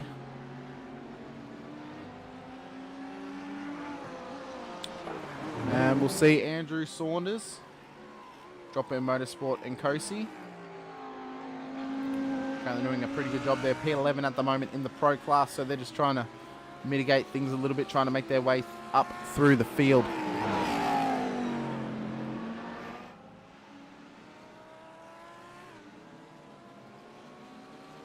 As one does. Damon Woods, this is currently P1, ladies and gentlemen, in the GT3 Pro class and P1 overall for GT drivers. Currently, Damo is doing fantastic job here in the number 69 Eclipse Sim Sports car. Currently got a 2.9 second gap back to Team PGZ. Daniel Yeaman going to come and have a quick chat. Very, very good. Let's bring him into the broadcast. Daniel Yeaman, welcome to the SIMSA broadcast. Good to have you here. Thanks for having me in here. No worries, mate. Great to have you here as a fellow Vets broadcaster. Yeah. Obviously, working with SimSpeed these days as broadcast producer and commentator for them, and great to be able to join the coverage for VA Veterans here in season 14. And it's been really good stuff up in Split 1, and I haven't had a chance, unfortunately, to watch your work in Split 2 so far, just with the things we've got going on and trying to balance a few things. But credit to you guys amongst the Vets community for getting all the Splits broadcast, I have to say. Oh well, it was thanks to a good word in Luke Holland's ear from my dad Will, who actually races in Split 2 to get me the opportunity to do the broadcast. Absolutely loving it, and it's led to this opportunity as well to do the SIMSA series. So I'm loving the opportunity and loving doing the broadcasting as well. It's been absolutely fantastic. So I'm sorry that your car, for some reason, isn't showing up on the timing screen properly. As I said, put them all in manually, and for some reason, it just hasn't worked. Look, I've had to deal with SDK before doing things like Apex Hunters United, which is, well, from a personal perspective, but having to manually set car classes can sometimes be a fiddle in these team events, so I don't blame you for coming across a couple of stumbling blocks here and there from time to time. We'll have to keep this one short because I am jumping in the car in about 6 laps to replace Lockie now that he's approaching the end of the second stint for us in GT3 Pro, but just happy to hear sort of chat about the race so far and see what your thoughts on it, apart from obviously paying attention to the broadcast this afternoon and seeing how things are going. Oh yeah, personally, I think the caliber of driving has actually been something to be greatly commended for all of these drivers. Obviously, there've been those couple of little odd outliers here and there that have gotten a couple of penalties or even been disqualified. But I think the level of driving has been fantastic to see, and actually to see the great sportsmanship from some of the drivers as well, especially from the GTP drivers, even in the bus stop, being patient, actually waiting until after the bus stop to get those moves done has been fantastic to see. From sort of we got sort of an idea of a GT3 driver perspective earlier from actually your current race rival, or at least one of them, for the car name, for the Mark 1 esports car. So for sort of drop bear's perspective, like how are you guys sort of focusing on the race, and what are you trying to take advantage of, I guess, throughout the race? Yeah, a couple of perks obviously with this one at the moment for today. No safety cars does mean that rule number 1 of the race from a team perspective is just keep the nose clean and stay out of trouble. If we pick up some penalties along the way, that unfortunately, obviously we're not trying to get penalties, to be clear, but if something was to go wrong in terms of getting a penalty, I'm just going to have to cop that one on the chin should worse come to pass there. But yeah, so critical rule number one is maximising fuel where we can. Unfortunately, the Audi here at Daytona seems to be a little down on raw pace when it comes to what we can do in terms of the car setup, whilst keeping it comfortable and a car that we can be confident in over the course of the race in total. So don't think we've got the pace to be able to work our way forward if we were to try and lead a group. So really focusing on maximising our fuel runs at this stage. So able to latch on the back of Kobe there, and the Eclipse 420 at the moment is pretty handy. Hopefully the two of us can work up to that crisscross 55, which Stefan's behind the wheel of currently, and make that more of a 3-car fight. And I'm sure that if we put a foot wrong anywhere, Kobe or ourselves, Lee will be on our back bumper again and keeping us on, because even at 2 seconds back, he's there, and any kind of slowdown for us as well, like they unfortunately had a little while back. That'll easily get them back in contention with us, because you can see that they're holding pace and keeping their gap fairly steady. Although you can see good traffic on that last lap. But yeah, GTP cars have been pretty good. A couple of moments where just sort of sorting out things like the transition for these GT cars as you're coming onto the oval, or that transition spot as you come onto the back straightaway, is a bit interesting and dicey there. Because of course, GT driver, we want to get up to the wall with the racing line into the bus stop chicane, so do the prototypes. So you've got to figure that one out. But all in all, I think, yeah, as you said, pretty good driving up and down the field from most of the people here. I think most people are really thinking about that long-term race and trying to get to that final hour or final pit stop, in the case of the prototypes being a little shorter, about 40 minutes or so for them. Yeah, for sure, mate. I think and especially, you kind of come into this race, especially with no safety cars, you've got to have that official special event mindset in place where you've actually just got to keep the car clean for the whole race to be in there at the end, and to take advantage of those opportunities where people might get a penalty, or people might have just issues and might get taken out by a faster car or even a slower car. So I think, it's fantastic to be able to actually be in the position to get all these perspectives from different drivers like yourself, like a couple of GTP drivers as well, which is incredibly informative for people who might be watching the broadcast who've actually never done endurance racing before in this capacity. So it's great to see, great to hear. I mean, I know from my personal experience doing endurance racing, obviously, as I mentioned earlier in the broadcast, I did the 12-hour this year.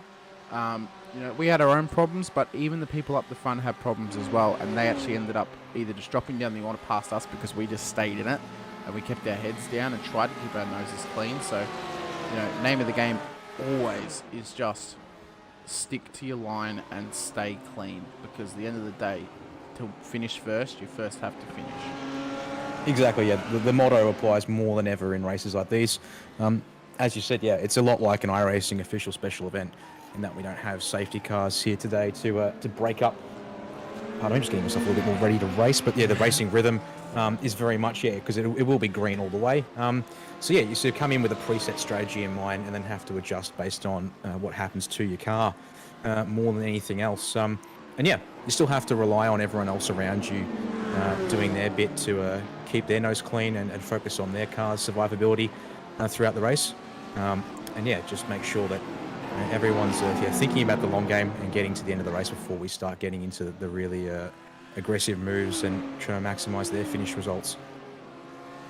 Very good, mate. Well, I might let you go for now so you can get ready and focused to hop in that DBM Audi. We'll hopefully get to talk to you later on in the race as well, see how you guys are travelling, and yeah, good luck over this next. I'm assuming you're going to be doing a double stint. Yeah, that should be the plan. Yeah, sort of rotating in and out 2 hours each will make life pretty easy, allow us to stay on focus. I mean, with the new GT sort of strategy and that tyres being done well before a full tank of fuel, could easily make that a 3-hour run for me at some point, maybe.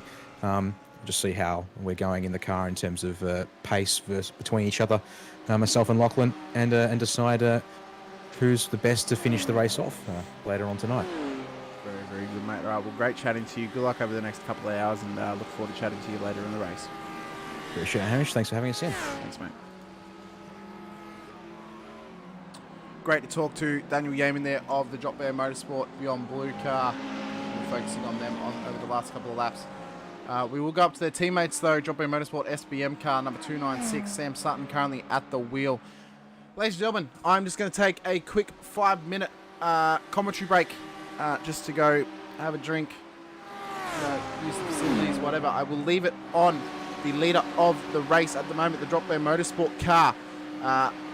Get into the chat. I'll try and answer some questions when I return. But great to have you guys here at the broadcast so far. I will return soon. Enjoy the racing.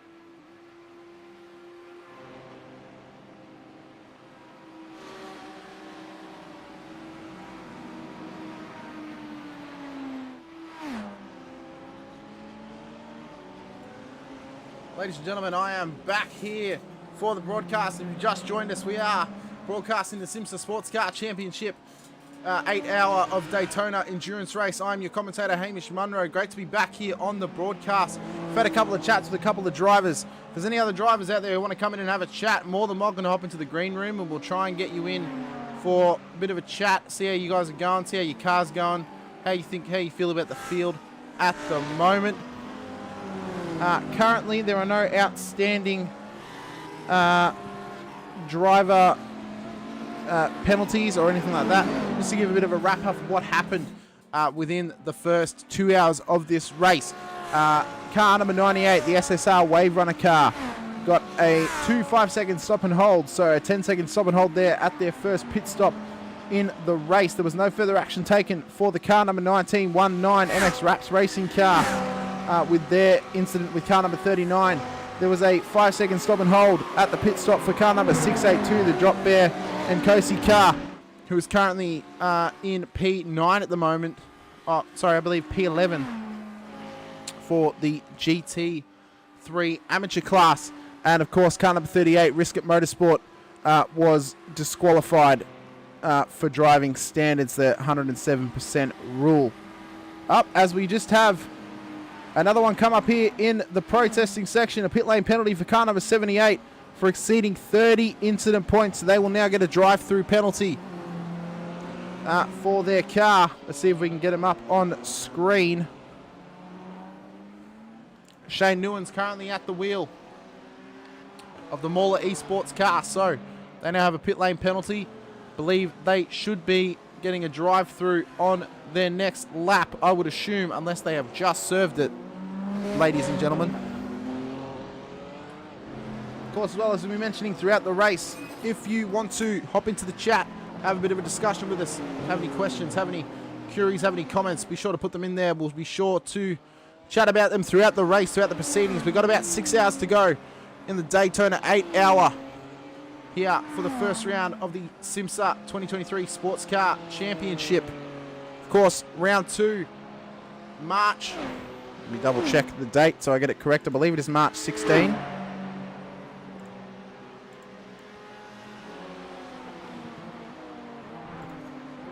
Let's see if I can get it up here. Give you guys a bit of an insight into the calendar for the SIMSA season. So, obviously, round 1, Daytona 8-hour, were the one that we are watching right now. Then you guys can catch us on March 18, 2023 for the 7 hours of Sebring. Then we'll be back April 15th for the 100 minutes of Long Beach. I am excited about that. Long Beach is my favorite street circuit on iRacing, so I'm incredibly excited about that one. Tight turns, concrete jungle. Going to be very, very interesting to see these GTP cars and the 2 GT3 classes try and make their way around. Then May 27, the 2 hours and 40 minutes of Laguna Seca. June 24th, we then have the 5 hours of Watkins Glen. Then July 29, it's the 2 hours and 40 minutes of Canadian Motorsport Park. August 19th, we have the Lime Rock, 2 hours and 40 minutes. September 2nd, the first race in September, Road America, 2 hours and 40 minutes. And then September 23rd, we have the 2 hours and 40 minutes of VIR. And then round 10, we go October 14th, 2 hours and 40 minutes around the Indianapolis Motor Speedway, around the road circuit. And then finally, round 11, November 4th, the 6 hours of Road Atlanta. So be sure to mark those dates on your calendar, ladies and gentlemen, to be involved in the broadcast, to keep an eye on this SIMSA Championship. Of course, at the start of each event, we will run you through how everyone is going in terms of championship positions, how they're running throughout the races. Of course, we have the 2 longest races in the first 2 rounds, the 8 hours of Daytona and the 7 hours of Sebring. So those will be very, very long, but then we'll also be ending with a long one of the 6 hours of Road Atlanta as well. So it's going to be a long year, 11 rounds across 10 months, 130 plus drivers, 55 teams. This is going to be an incredible season to behold, an incredible season to watch as well. One that I am incredibly excited for. Just quickly as well, Kobe Williams, you guys can't see it because it is separated by class, although it has now actually gone to overall now that I've selected him. Although it has got apparently. Oh, has it actually fixed itself? I think it might have actually fixed itself, but they just have the wrong colour on their cars. So currently P6 in the GT3 Pro class, but they are up. Just clear my throat for a second. This is a mainstay of my broadcast that I like to do. If you've ever caught me on Vet Split 2 Friday nights, you will know this one very well already. 21 positions gained overall in this race for that car. Very, very good start for them. Of course, they're 8 spots up from where they started in class. So they're doing a very, very good job so far. So it does appear that we actually have got the DBM car and the Eclipse car on screen now. I'm not sure why they don't have their class set color correct.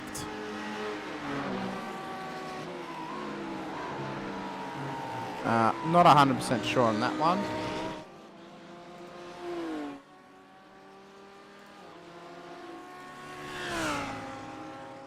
See if this fixes it. That does not fix it.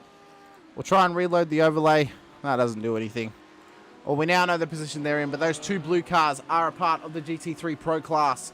Not 100% sure why their colours didn't work out properly for this one, but we gotta go back up to P1. Sam Sutton, the 296 Drop Bear Motorsport SBM car, doing a very, very good job so far in this race. Currently has a 42-second gap back to second place, the Rapid Team Rennsport car. We'll just pick them up now. They're just coming over the line at the moment. So those two cars are the only two cars currently on the lead lap of this race. Every other car has been lapped at least once, which currently that Drop Bear car is on track to lap second place. 42 seconds is the gap, around about half a lap, ladies and gentlemen. We'll check out how my broadcast colleague Jack Anderson is going in the Infinity Motorsports car. He's currently apparently in P8 at the moment, 2 laps down on the leader. Just trying to stay consistent in that car. This is the only race that he will be racing in this season, ladies and gentlemen. Of course, our other 3 drivers will be involved throughout the season. Ash DeVries, one of them today. You can look forward to Kyle Gretsch and Jordan Ferguson driving that car for the rest of the season, swapping in and out with Ashos as well. But Jack pulling double duty today, driving and broadcasting. So we'll see how he can go throughout the race. We'll have a bit of a chat to him when he does come back into the booth after his double stint.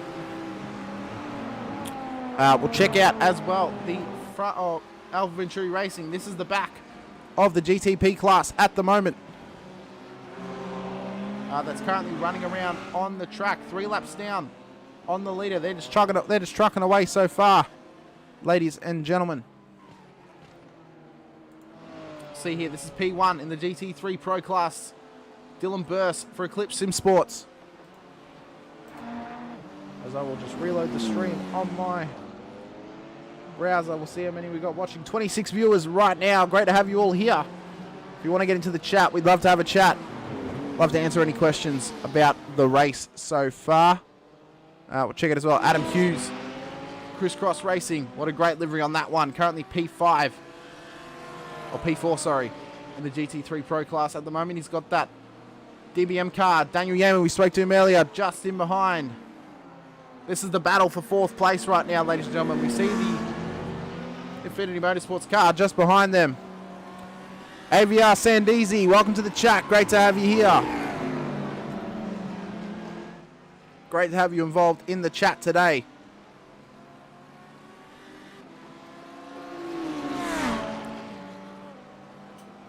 See that Infinity Motorsport car just getting past those 2 GT3 Pro class cars of Daniel Yeaman and Adam Hughes. So these guys currently battling for P4 at the moment in class. They're around about 29 seconds back from the leader of their class.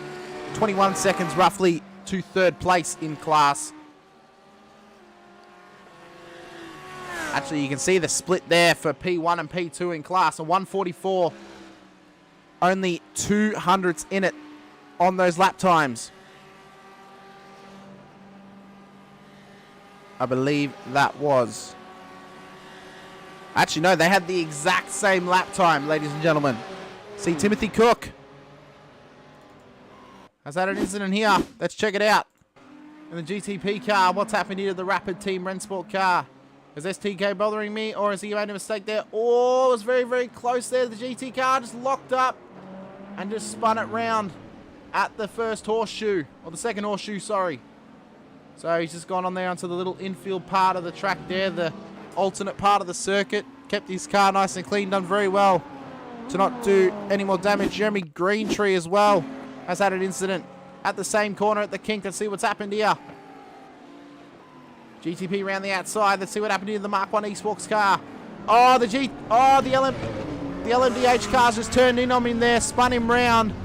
He's done well there to not do any more damage to that car.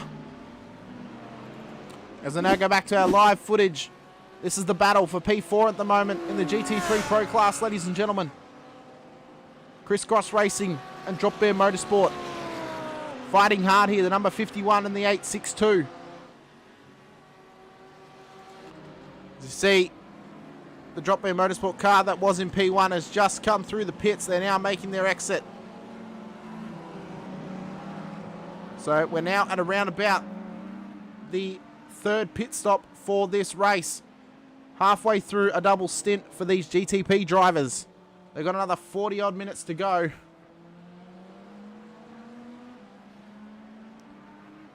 Sandeezy, if you want to hop into the green room, it'd be great to have a chat for you about the car that you guys are driving, how well you guys are going as well. So if you hop in there, be happy to have a chat to you on the broadcast. Oh, we currently have Lee in there, so we'll have a quick chat to him.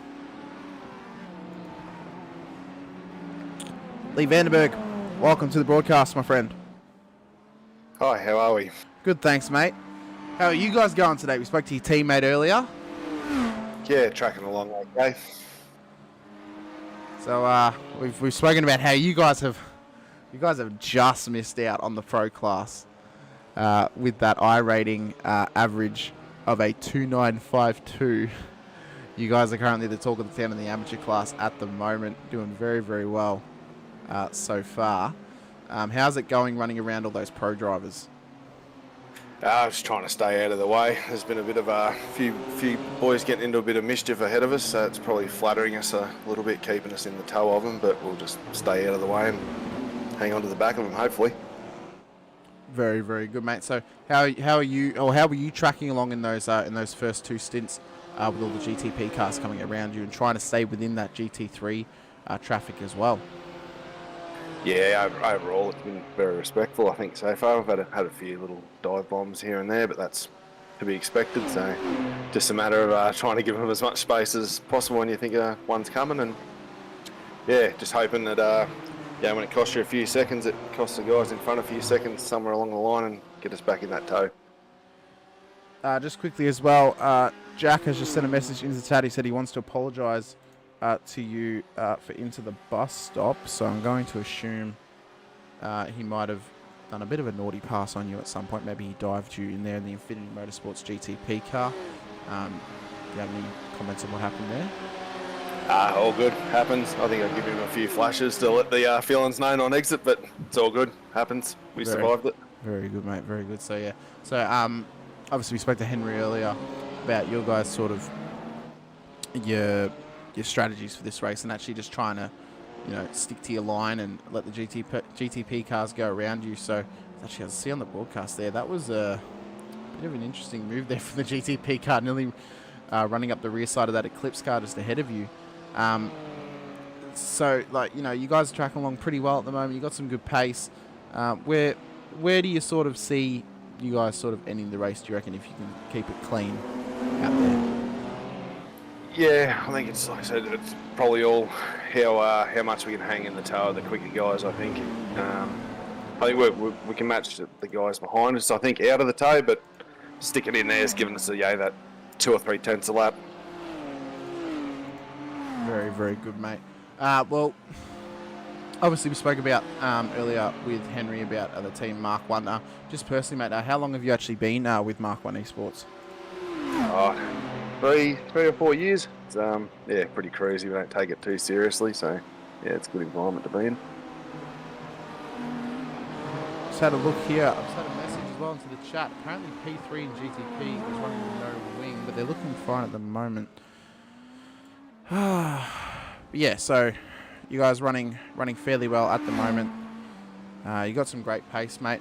Hopefully we can have a bit more of a chat throughout the rest of the proceedings. Great to have a chat to you now, though.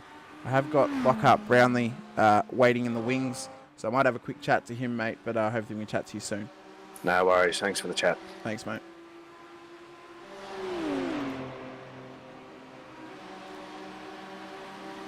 Lockie Brownlee, welcome to the broadcast. Great to have you here. Thank you. Obviously, we spoke to your teammate Seb Murray-Westberg earlier in the race. You guys trucking along pretty well. Yeah, well, we've just shot up the first in, we don't really know what's happened, but the drop bear car has, we presume, had a stop and go penalty for speeding in the pits, because their stop was a bit longer than it probably should have been, but that's put us up in the first, so we're pretty happy about that. But obviously that's not great for that car, but it is what it is. Obviously, I mean, the top three at the moment, the Velix Sim Race car, your guys' car, Rapid Team Rensport, and Drop, yeah, that's your biggest rivals at the moment, are those two other cars really battling for the lead here, you know, swapping and changing over the last 2 hours, 6 hours to go, mate.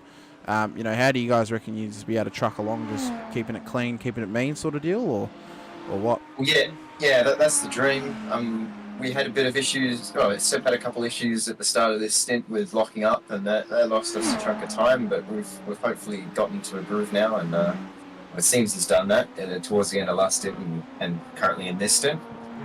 So hopefully we can just keep the same pace and not drop any time to these guys, because it's hard to get that back because they're quite fast. Let's just say that it's tight competition, and that's what we like to see. But it makes it a bit difficult if we have issues. For sure, mate. For sure. You know, you guys, you know, you had a great start to this race. You've been going well so well so far. I spoke to Seb earlier about how your team's fairly fresh. I think it was about 2 weeks old. I think he said. You know, you maybe just want to explain maybe some of your more perspective of why you guys wanted to sort of run your own team and just do what you guys want to do, you know, independently sort of thing. Yeah, well, Seb and I have started this team just because Seb and I are quite interested in the prototypes and endurance racing, and we've found at other teams that it's let's just put it nicely, at other teams we're the ones building the infrastructure and stuff and whatever, like the setups, all the knowledge about the cars and whatnot, and that doesn't have anything there, and we'd race under their name, that we'd start our own stuff, because we'd be the ones doing the work anyway, getting all the stuff there, so why not just make our own team and see where it goes, and race on our own accord. Very, very good, mate. Well, I can appreciate your guys' perspective on that. Of course, you know, the team that me and my broadcast colleague race for, we have a very similar mindset in our team as well. So I think, you know, as I mentioned, commend you guys for sticking to your guns and sticking, you know, to what you guys want to do. As Seb is currently under attack here from P2. I think it is. Oh, no, it's the lap car. The car lap down. Yeah, that's the one that lost their wing a couple laps ago. That's right. Yes, the 912. So, yeah, I commend you guys for sticking to your guns and just going out there having a crack on your own accord. You know, living and hopefully not dying by the sword, as they say. You know, I wish you guys all the best, and I hope we can have some great battles on track in future in other race series, whether it's GTs or even prototypes as well. So, you know, good to see you guys out there having a crack. Yep. Well, good luck to everyone else that's racing here, and it's been clean so far. There's been a couple of issues with the ERT car dropping out, which has definitely thrusted the first segment third cars in GTP up in contention for the lead, because I don't think we're really going to be posing a threat to those guys in that car when they were in the session. It's a bummer for them, but yeah, so far it's good racing, and let's just hope it continues on that way. No worries at all, mate. Well, I'll let you go right now, but hopefully I can have a chat to both you and Seb later on in the race, and good luck. And if you guys win, I look forward to interviewing you after your victory later on. Cheers. Thank you. Thanks, mate. Ladies and gentlemen, my broadcast colleague has now gotten out of the car. He is back with me, Jack Anderson. Welcome back to the broadcast. Hi, mate. How are ya? Oh, yeah. Was That was alright. Was that only a single or was that a double? It was a single. Oh, okay. How'd you go? I'm only making up the minimum driver for this race, I think. Just making up the number, shouldn't Yeah, it was. Oh, I've got to mute the broadcast. I forgot that. I'm hearing double. Yeah, it was good.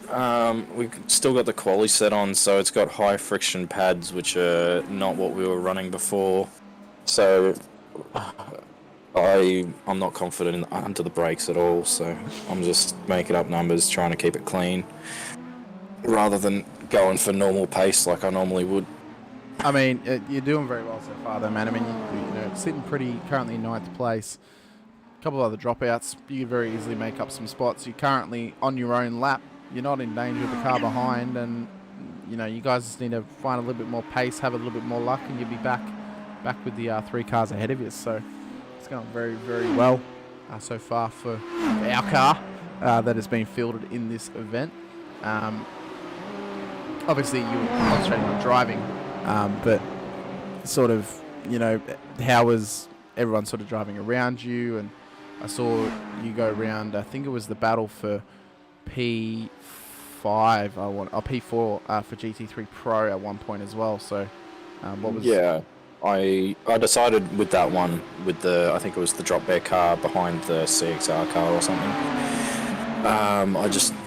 I didn't want to interfere with their battle, so I just stayed behind them for another lap until I got on the bowl. But I went immediately against what I said at the start of the broadcast, and that's why I wanted to apologise to Lee while he was on, even if it was just in the chat. I thought there was more room for the going into the bus stop, and I dived him probably at the 2, like the 2 marker, and just had that red mist going, did you? I didn't realise that it was my braking marker was there, so I just kind of I went further than my normal braking marker. Still pulled it up pretty easily, but yeah, I saw the lights and I knew I was in the wrong anyway, like the lights flashing. I knew I was in the wrong. So I just want to apologise on broadcast as well to him. But no, it was pretty good overall. Just chipping along in our car, really. We're off the normal strategy and that sort of thing because of the quali set, and yeah, had a little bit of fun when I passed Tom Wilkinson. Obviously, drop bear owner with Daniel. Because we're mates, so I just flashed him going by, and then he flashed me when I passed him, so I flashed the brake lights at him. Just a little bit of banter, you know, you got to have it in the long races. For sure, mate, for sure. Apparently the 912 was spun around by the 999 car, but I haven't really got anything here on my thing. That I think was the one where I said that they lost the rear wing, because I think they were in P3 at the time. Yeah. Ash said they went off at turn 4 and they had no wing, so that's when I tried to put it in the chat while I was on the bowl. So see, I thought maybe you had Ashos just signed into your account doing a bit of comment there, but apparently you're pulling triple duties now. You're just trying to bloody type while you're driving. I'm still in the broadcast even when I'm not. I mean, there has been some tasty battles while you've been away. Obviously, we spoke about it before. Oh, yeah, I've been watching it. It's on my upper screen, so... Oh, very good. So currently the battle for P4, Crisscross Racing, Adam Hughes, and then obviously Daniel Yeaman in that DBM car just in behind. In fact, he actually has his teammate in behind him in the amateur class as well. And then not too far behind them is actually Kobe Williams. Just coming up on to the kink at the moment. Tom Riley, though, has actually had a crash. Let's see what this is. In the Lambo, Alpha Venturi Racing. See what he's done here Oh, he's just spun it there at the horseshoe. Very easy to do. Very smart though to get off the track, get onto the grass, onto the, as I mentioned earlier, the alternate part of the circuit there. Used for alternate layouts of this track. Nice little rejoin, staying out of the way, done very well. As we go back to live now. Brant Tucker has apparently had a crash as well. Let's see what he's done here. Coming into the bus stop. Oh, he's just lost the rear end. Spun it halfway. The car's got undulated. Lost it there in the middle part of the bus stop. Very, very easy to do. I believe Survive the Dutch Oven might be... I'm not sure whose account that is. Oh, is that Lee? Okay, yeah. Very good. Very, very good. All right, so now we're back to live viewing. This is the battle, the tastiest battle we've got on track. This is Justin behind it, actually. It's Kobe Williams. He's currently trying to chase them down. He's got that Mark 1 esports car just in behind him. So currently a little battle for P4 and also a battle for P6 here. You see the GTP car just in behind them. We'll suss this up here. Sean Madison's gone off track. Let's see what's happened here. Alpha Venturi Racing. He's not on screen though, so I don't know what's happened there. We'll just go back to live. Not sure why that's not showing up. Let's go back up to the leader now. Oh, we have yet another penalty here. 5 seconds stop and go. Penalty for car 444, the Mark 1 esports car, for car contact with car number 919, the Alpha Venturi Racing car. So then, I believe 414. Let's find that on the screen. We'll find out who it is. Bax Hopkinson in the Alpha Venturi. Oh no, it's 444. Sorry, I've just done that wrong. Jeremy Greentree in the Mark 1 esports car. And I was right, Jack. We are getting some night racing here at Daytona here for the 8 hours. So at about 2 hours of day, and we're going to get about 6 hours of night time, I would assume. Yep, it's currently 6:37 p.m. game time. Do you remember what the actual start of the race time was? Just so we know maybe if it's actually a faster time progression or not. No, it's a 1 times. Okay. See, Alec Bergstrom here, another one of the Americans in the field. YS SimSport Black. Nice livery on that car, actually. A little bit of an Aston Martin colour combination there. A bit of a teal and yellow on the car. Let's check out the battle for second place in GTP. Timothy Cook with Sam Sutton just in behind him here. This is the closest battle we've got for a podium finish here in the GTP's all race. Rapid Team Rensport and Drop Bear Motorsport currently battling here. You can see him right up under the wing. Oh, shoots out wide into the first horseshoe too, with Alpha Venturi 919 trying to get past some GTs. Let's check that one out. See if we can suss it up here. And he's just got past 2 GT cars. Unfortunately. Oh, and I think there was a bit of contact between the DSR, Scuderia DSR, and one of the, sorry, I'm going to mess up their name, the Rap cars. 19MX Raps Racing. I think there might have been some contact into the second horseshoe. Yep. So, again, Jack G. Harrison, one of the other Americans in the field, giving us a nice little international flavour here for SIMSA. So it's not just Australian and NZ drivers involved. Drivers from, well, 2 parts of the world, I guess. Would be good to have future seasons. Maybe if SIMSA were to do a European Championship, maybe we could get some European drivers involved as well. That'd be good for future championships. Maybe a bit of like a WEC type thing, Jackals, maybe, you know? Yeah. That'd be an interesting series. Although they don't have all the WEC tracks on it because they don't have Portimao or Bahrain. Yeah, or Bahrain. Although For now. I reckon Jerez will actually, because that obviously, if you've been living under a rock, Jerez has actually been announced for iRacing in the future. They are currently modelling the track. Jerez would actually make for a good endurance race, I reckon, for GTPs, LMP2s, and GT or GT3s or even GTEs as well. So yeah, but WEC will be quite good, even if it's just like a 6-round one. And they don't have all of the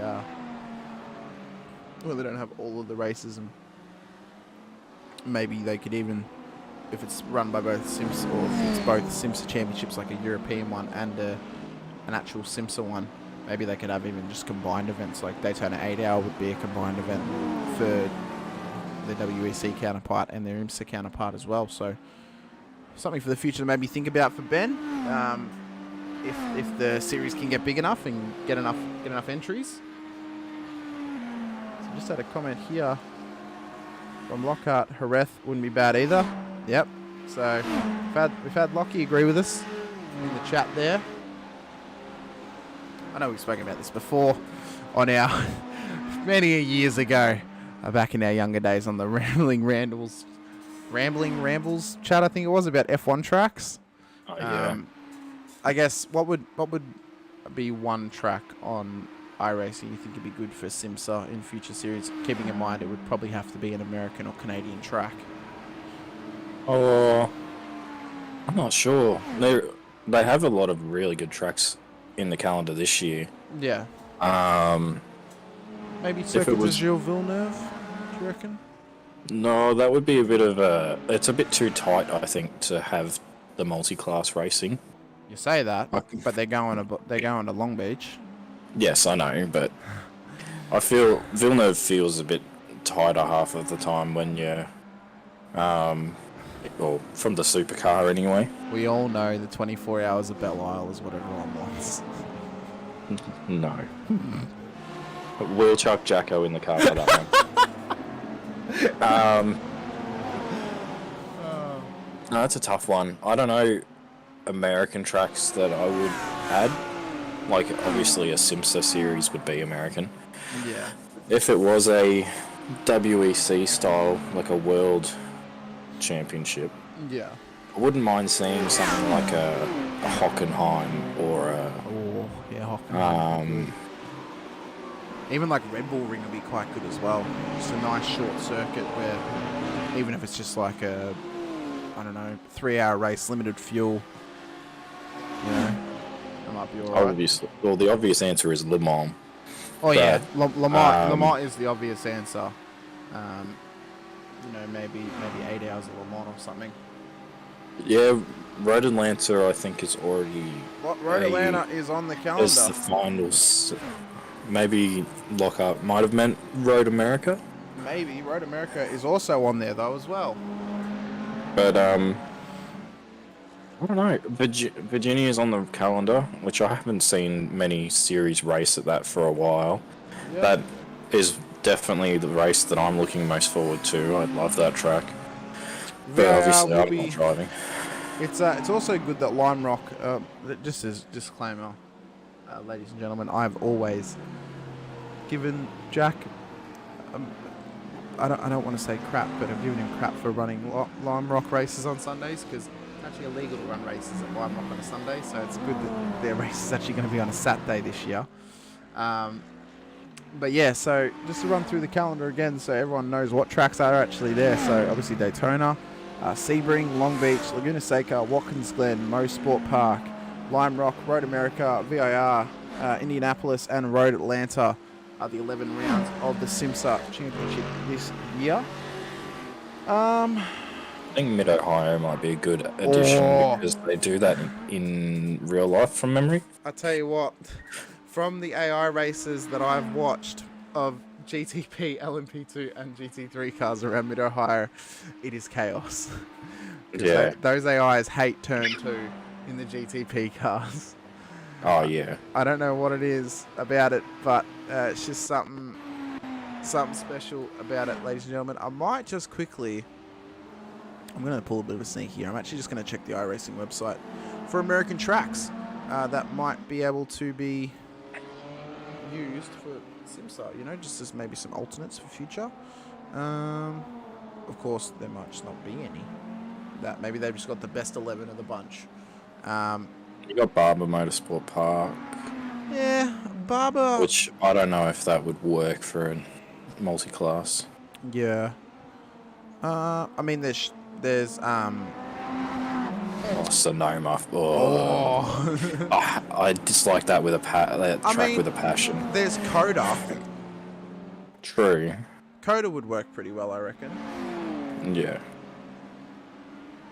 Oh, okay, Ben. Yes, Ben has actually sent me.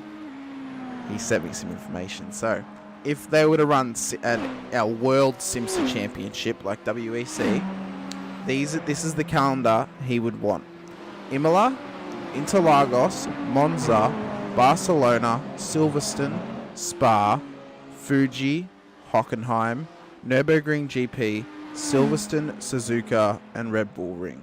The only You said Silverstone twice. Oh, well, it's on there twice. Ah.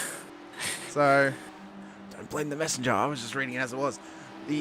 Actually, you know what? The only track I would add to that, just to have an Australian track, is probably Phillip Island. No. Because you can't run. You can't run Bathurst. Like You could run Sandown, maybe. maybe Winton, no go. If they added the Bend, you could do the Bend.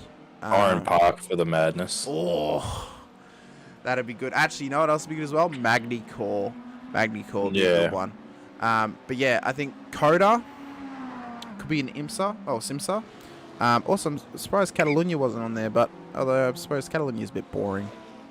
Was Le Mans on there? I didn't hear. I don't think so. Although Yeah, everyone but- would do Le Mans. Ben has said if there was any Aussie track, it would be Phillip Island. Yeah.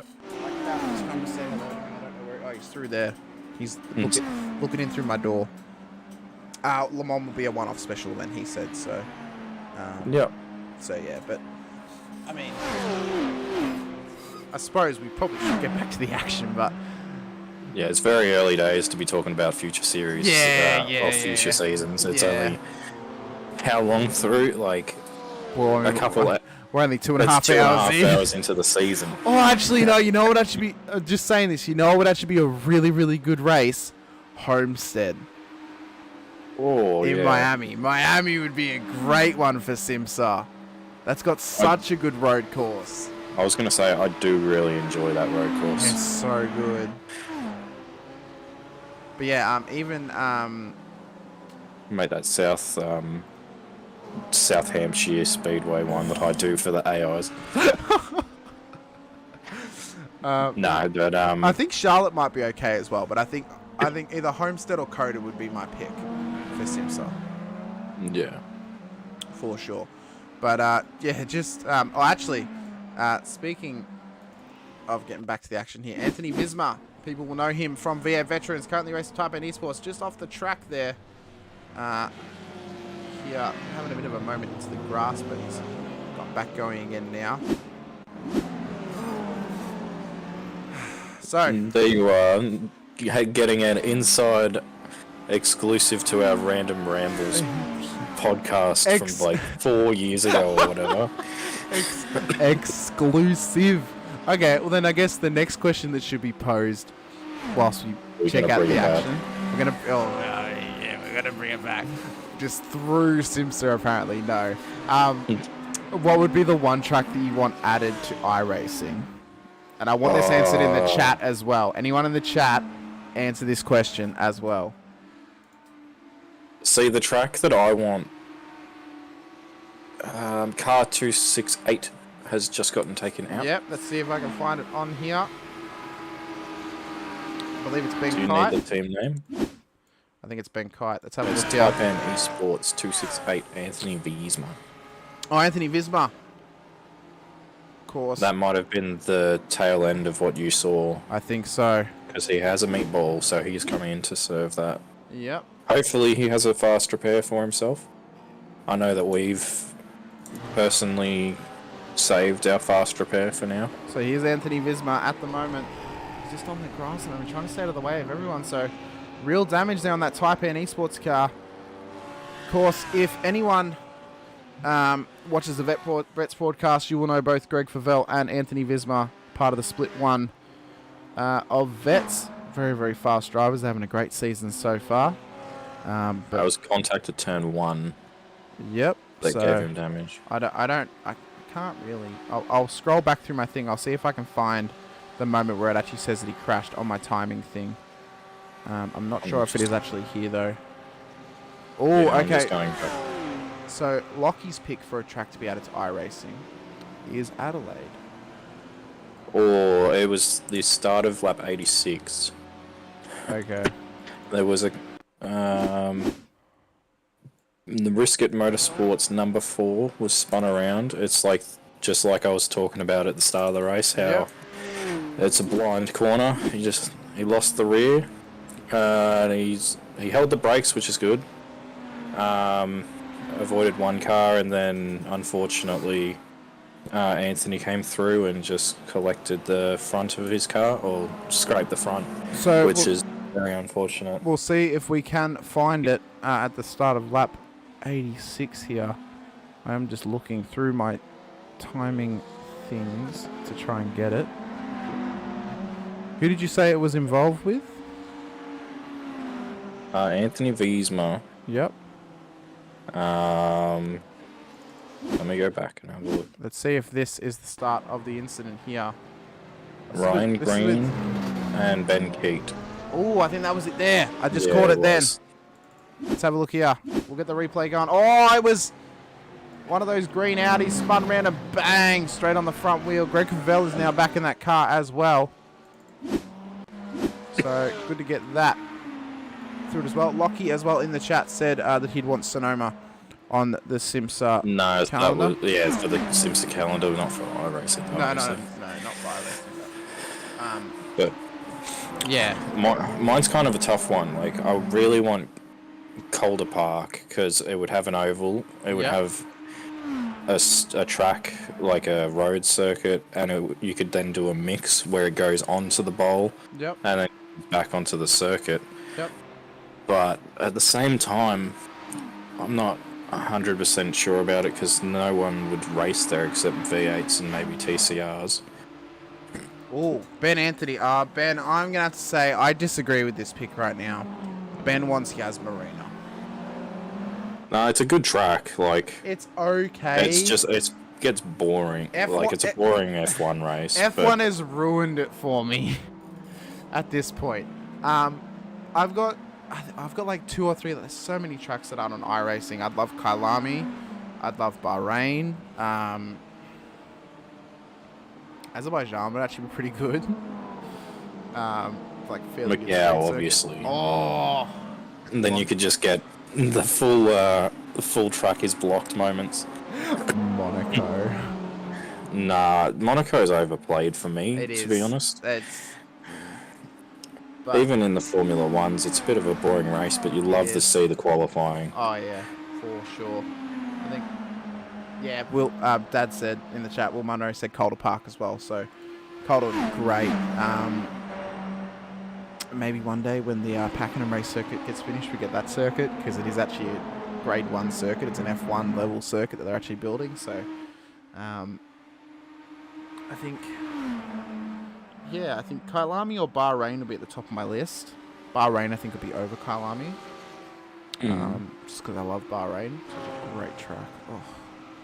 And plus, then it's one more circuit on the WEC calendar. I think, obviously, Portimao would be great as well. Be a great track to have. Hampton Downs would be a very good track as well. Which track, sorry? Hampton Downs Oh, yeah. in New Zealand. Yep. That'd be good too. Even like the Wellington Street Circuit. Yeah, that's Hampton Downs, isn't it? No, Another one? Hampton Downs is a full-on permanent circuit. Okay, yep. You're thinking of maybe Auckland for the street circuit, Oh, yeah, that's I guess. right. Will said not Newcastle or Canberra. Oh, can you I imagine agree. vets at the Newcastle? Oh, now imagine vets at Sydney Olympic Park. Yeah. Damn. The what do you call it? The Oh. Queensland Sunshine Oh, yeah, great. Now you make me think. Surfers Paradise. Yeah, Surfers would be Paradise. good. That'd be good. Ben said the Melbourne GP circuit as well. In my DMs, that'd be a good circuit to have. Yeah, Will said Sydney Motorsport Park will be okay. I think you forget that we're getting rain in iRacing, and you're forgetting the classic call of they're in the fence. They're all in the fence. No, Sydney Motorsport Park is. Oh, not Sydney Motorsport Park. Sydney Motorsport Park. You're thinking of, yeah. Yeah, Sydney Motorsport Park would be great. Good old Eastern Creek. Not Eastern Creek. Is that it? That's It Eastern is Creek. Eastern Yeah, Creek. it is. I'm thinking of Hidden Valley in Darwin. I don't know why. We're this is how we make the time pass, ladies and gentlemen, by having discussions about racing. It's about things that will never happen in Yeah. iRacing. Yeah, you know what'll never get added to iRacing? Probably for Jimmy Kaido or Forza. Oh, What a the only good thing that came from that was drifting. Oof. Or as Timothy Cook has a moment coming out of turn 4. Let's see if we can find it. He got on the gas a bit early and just got a bit sideways. So we're with him now. He's coming through to T1. We'll follow him just for a moment here on the replay. See if we can get his little moment that he just mentioned.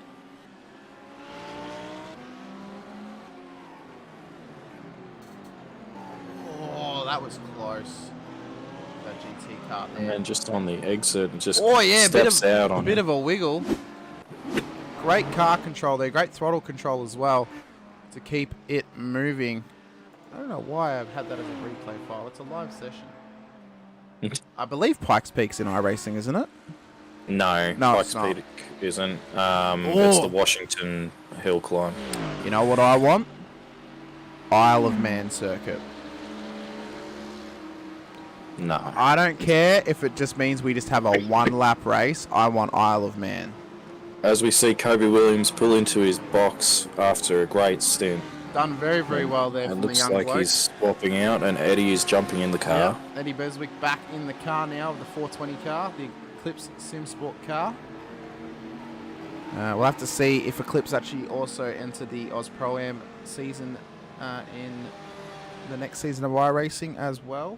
Kobe, I believe, won the Pro Class last season, so did very, very well.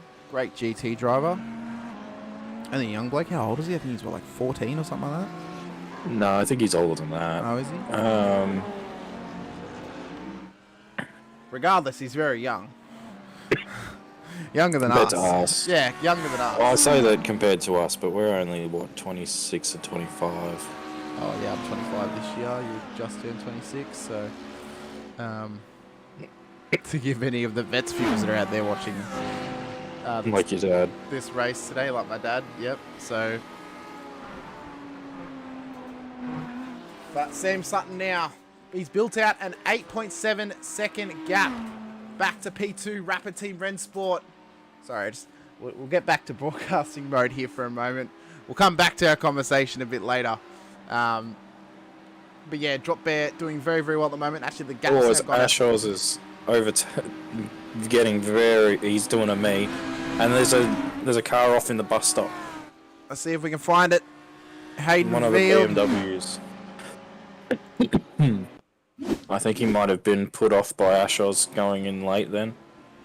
Oh, he's not on my screen. Oh, there he is. Yep. Cuts the bus stop. Oh, very close contact almost Very there close from the two to getting teammates. taken out by his teammate. Very, very close there. Very lucky to pull it up in the 98 car. As Dylan Burse has had an incident. Let's see what it was. Coming onto the bowl here. Oh, he's just been hit contact. from behind. So the leader of the GT Pro class being spun there by P2, I believe it was. In Sean... No, it was not Sean Madison. We will figure out who that was there in the Porsche. I believe it was Simon Nicholson. Simon Nicholson, yeah.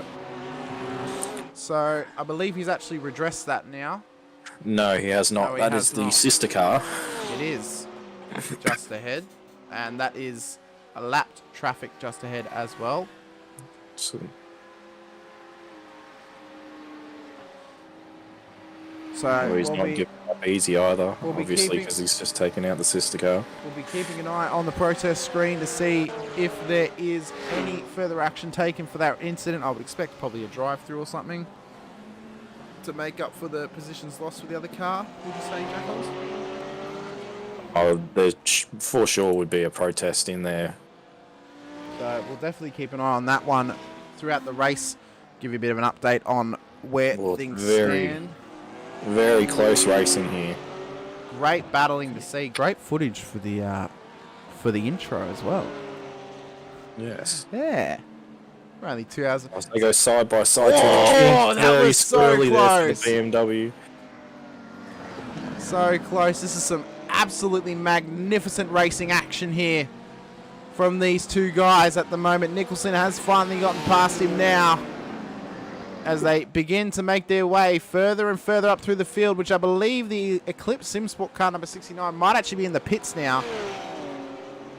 I think he might actually be in there. Who was it that got spun? I think it was Dylan Burse. Yes, so he's coming to the pits. He's now coming out of the pits. I wonder if he actually got a drive-through for having too many incident points after that knock, because that would have given him a 4 times. Which, by the way, iRacing probably shouldn't give 4 times people who actually get spun by someone else. Not very fair. Would you agree, Jackos? I can see why it happens though, but yeah, it is a bit annoying when you get hit by someone else. Kind of needs to be circumstantial almost. Well, then you'd need people reviewing every incident Yeah. independently, so I can see why it's just handed out to everyone. Oh, and Sure. as we see, Ashos coming out of the bus stop behind Pat Oliver, and he's in the amazing spot of P7, our typical spot. Just to give you some backstory, ladies and gentlemen, whenever we do an endurance race, and it's happened, I think, over the last 5, I want to say, apart from Bathurst, over the last 2 years, I think about 5 of the endurance races that we've done over the last 2 years, we have either finished 4th or 7th, or the combined number 11. So yeah, that's our team's luck. Apparently, just always in 7th or 4th. But you know, things happen. When I was speaking to Ash before, he was saying that his goal is either, or for the race is either 4th, 7th, or 1st. Got to go for gold, don't you? You always got to have a goal of 1st, but Tell you what, we're though, pretty good. Sorry to interrupt. He's coming up on the pit stop now, but he is now back within 1 lap of the leaders as Lockie Brownlee is back in that Velix Sim Racing car, and he has now taken the lead from the Drop Bear car. But I believe Lockie... See if he actually pit recently. Pit lap number... No. So yeah, they've actually taken the lead through the pit stop, so they've done very well there. We've got Seb in the green room if you would like to talk. I'll bring him in. Let's see how his stint went. Seb, welcome back to the broadcast, my friend. Hello, hello. Mega double stint from you there. Great job on that one. Yeah, look, it's a lot of fun out there. There's the traffic's always a bit interesting from time to time, but we've been dealing with a bit of front brake issues throughout the race, and I was struggling with front lockups, and probably you guys probably noticed that Lockie's been getting a few of them too. It's yeah, so it's frustrating at times, but it's just the way the car's handling for some reason. We just got a bucket of understeer at the moment. I'll tell you what, though, you are still keeping it nice and tidy at the moment. You know, you currently got about a 2-second gap back to that Drop Bear car. You guys are still within the fight together. And not only that, I mean, Rapid Team Rensport, they're still within a chance, only 14 seconds behind. You know, you guys are still within the hunt at the moment. This is going to be a tasty battle to watch over the next 5 hours. Look, all 3 cars haven't put a foot wrong yet, and it's just trading blow for blow between all of us. I'm not sure what happened with the Drop Bear. They had a very long pit stop last time, so did they get a penalty entry or something? Or? I'm not 100% sure, but we have actually got a thing in the protest section. No further action taken. Incident between car 19, 19 MX Raps Racing, and car 717 on lap 85. So that's a separate incident there. I'm not 100%. There was nothing in there saying that they should actually get a stop go or anything like that. Maybe they just took Yeah, more I don't think they. fuel, or- I haven't heard anything for a stop go, but I'm suspecting they might have got a speeding iRacing penalty. Maybe. Would be my guess, because they were a good 20 seconds up the road from us, and then suddenly I'm like, hang on a second, I'm in the lead and they're 20 seconds behind me. What's happened? So that would be my guess. I would assume so. Just maybe hitting their incident limit or something like that. For sure. But you know, it's been great to see how well your young team has actually been going throughout this race, and it's actually been quite pleasant talking to both you and Lockie in the broadcast room as well. So you know, it's been absolutely fantastic, and I think great to see how you guys are going. I don't even know who I want to root for in this race at this point. Look, I think we root for racing in general. Like this is just obviously it's a win for Ben and for Taipan Esports to have such a competitive field, and for 3 cars from 3 completely separate teams,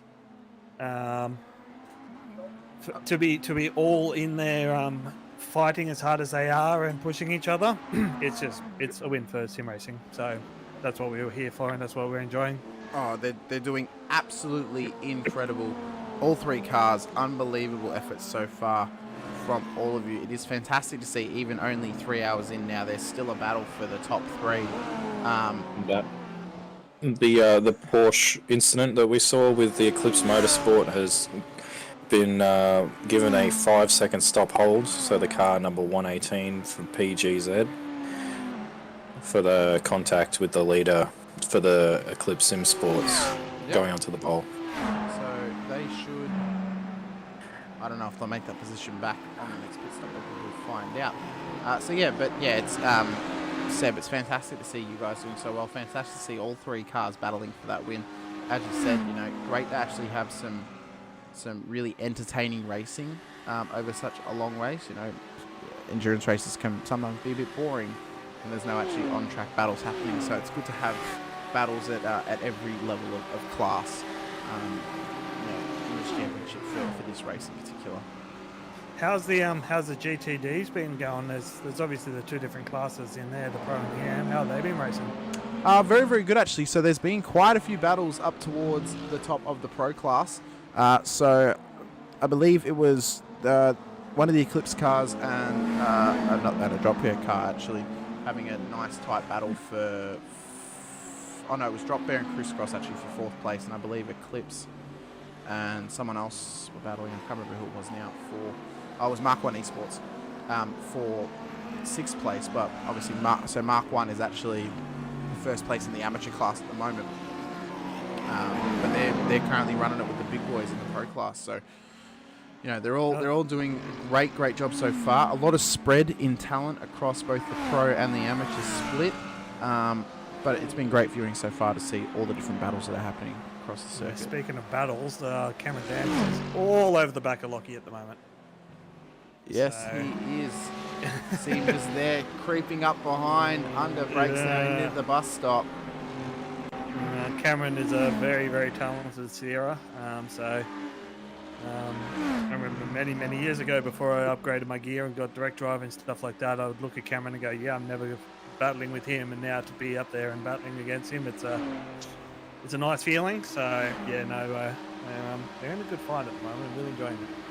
Very, very good. Also, just mentioning quickly the moment the Infinity car into the pits, so taking a pit stop now. Would this be a scheduled pit stop, Jackals, or has something happened? No, it's a scheduled pit stop. We ran it to empty, and Ashos will stick in there for another stint, and then I'll jump back in. Very, very good indeed. Oh, great to chat to you once again, Seb. Good luck in your next couple of stints when you hop in again.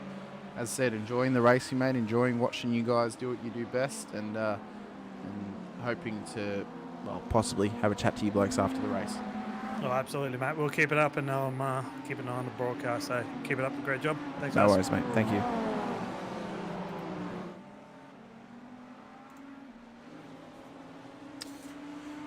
Oh, very, very good to talk to Seb once again from the Velix Sim Racing car. Of course, as we mentioned, tight battle here. It's within a second for P1 and P2 of the GTP class. And then Rapid Team Rennsport has actually dropped back quite a fair bit. Oh, actually, no, they haven't. They've actually gained a bit of time. They're at 12 seconds now. They were at 14. So these guys are all within the battle, Jack Anderson, and they're working hard to stay with each other. Yeah, it's really good racing between everyone in the series, which is great to see. Very, very tight up to the top. And they're all just constantly pulled together like magnets, really. So it's great to see. Just to give a bit of an update now, car number 19 from 19 MX Raps Racing has retired from this race. Braden Sagasar has retired the BMW from the race. I've just been told by race organizer Ben Anthony, so good to get an update on that one. Hopefully they can come back out at Sebring and have a better outing than here today at Daytona. But we are closely approaching the 3-hour mark. Has, well, it's flown by at portions and it's dwindled at others, but it's going fairly nicely. We're only, what would be, forced. Oh, you know what? I can actually check my thing and I can see how many stints there are. 4 laps. 4 pit stops at the moment for the GTPs. As Tom Riley has had an incident. Let's check out the replay. Although he's disappeared on my screen. I don't know why. I believe he's on screen now, coming into turn 1. Oh, and just loses the rear end. Very good presence of mind to let it back off the track, though. Yep, very, very good job. Very, very easy to do in those mid-engine cars, especially the Lambos. So great wherewithal there to move out the way, not, you know, instead of driving forward, just going back off the track. Done a very good job there. As we go back to live viewing, you see Lockie Brownlee now getting past one of the Rapid Team Rennsport cars here at the moment. As my cat has now actually come into the broadcast booth. He just wants to watch racing. That's what it is. So let's check out, obviously currently the leader of the GTD AM class, Mark 1 Esports 222, Henry Thomas Kircher, currently at the wheel. Spoke to him early in the race, and also Lee, his teammate and co-driver as well. They're just chugging along quite nicely. They are currently in P7 overall for the GTDs, but obviously P1 for the amateur class at the moment. They've got, I think they've actually lapped P2, I think. I'll just double check that. No, mate. Up on the desk. He wants to commentate now. Oh no, they're 40 seconds. So just under half a lap between P1 and P2 of the GTD amateur class here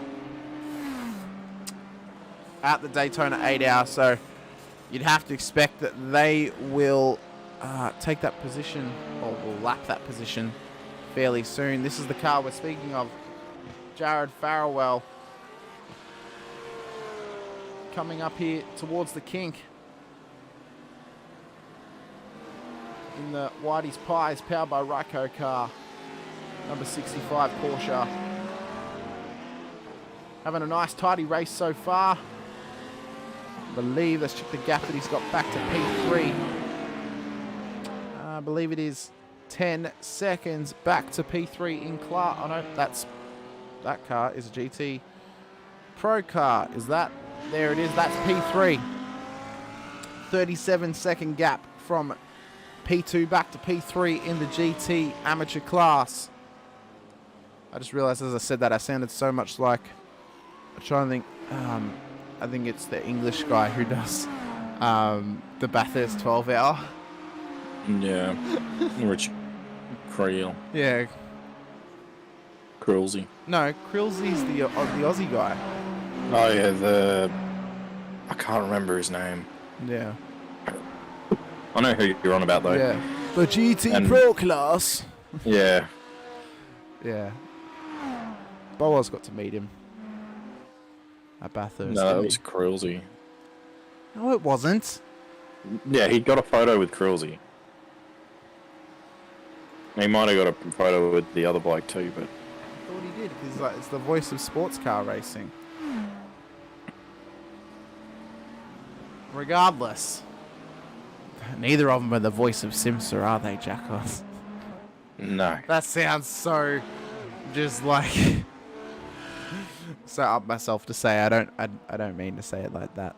I was going to say it sounded very egotistical. Yeah, I didn't mean to sound like that. Very, very sorry, ladies and gentlemen. I'll tell you what, though, some absolutely fantastic racing so far from all these guys. Let's check to see if there's any other battles out there. We'll see how Ashos is going. Currently on the bowl. 2 laps down on the leaders, but he is on the same lap as the Scuderia DSR car just ahead.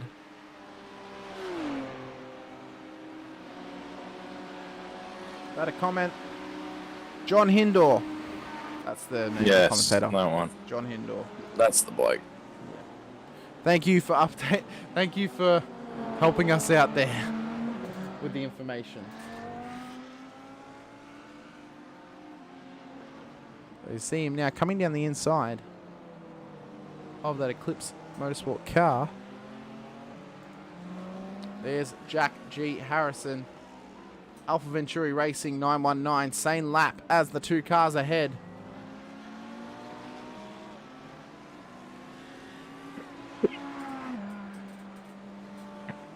I have to wonder how P10 is currently going. Sean Madison is currently 10 laps down on the leader of this race, but he's still trucking away. Jack Oz still staying out there, sticking with it, hoping for the best. Yeah. Yeah, we, well, with the 919 and I think even the 717, we were saying that they're much quicker than us, so they'll eventually catch us most likely, so we're not gonna hold them up when they catch up to us. Or as a big hit from Massive Tom incident Riley. there from Tom Riley. We just got it on the replay I'm there. surprised the engine didn't blow from that. It's a rear engine car. I did a hit in the front. I saw the Yeah. rear end of that. Nah, yeah, so it had a wide entry into turn 1. Turned in way too tight, hit the tyres and just smacked off the front of the car.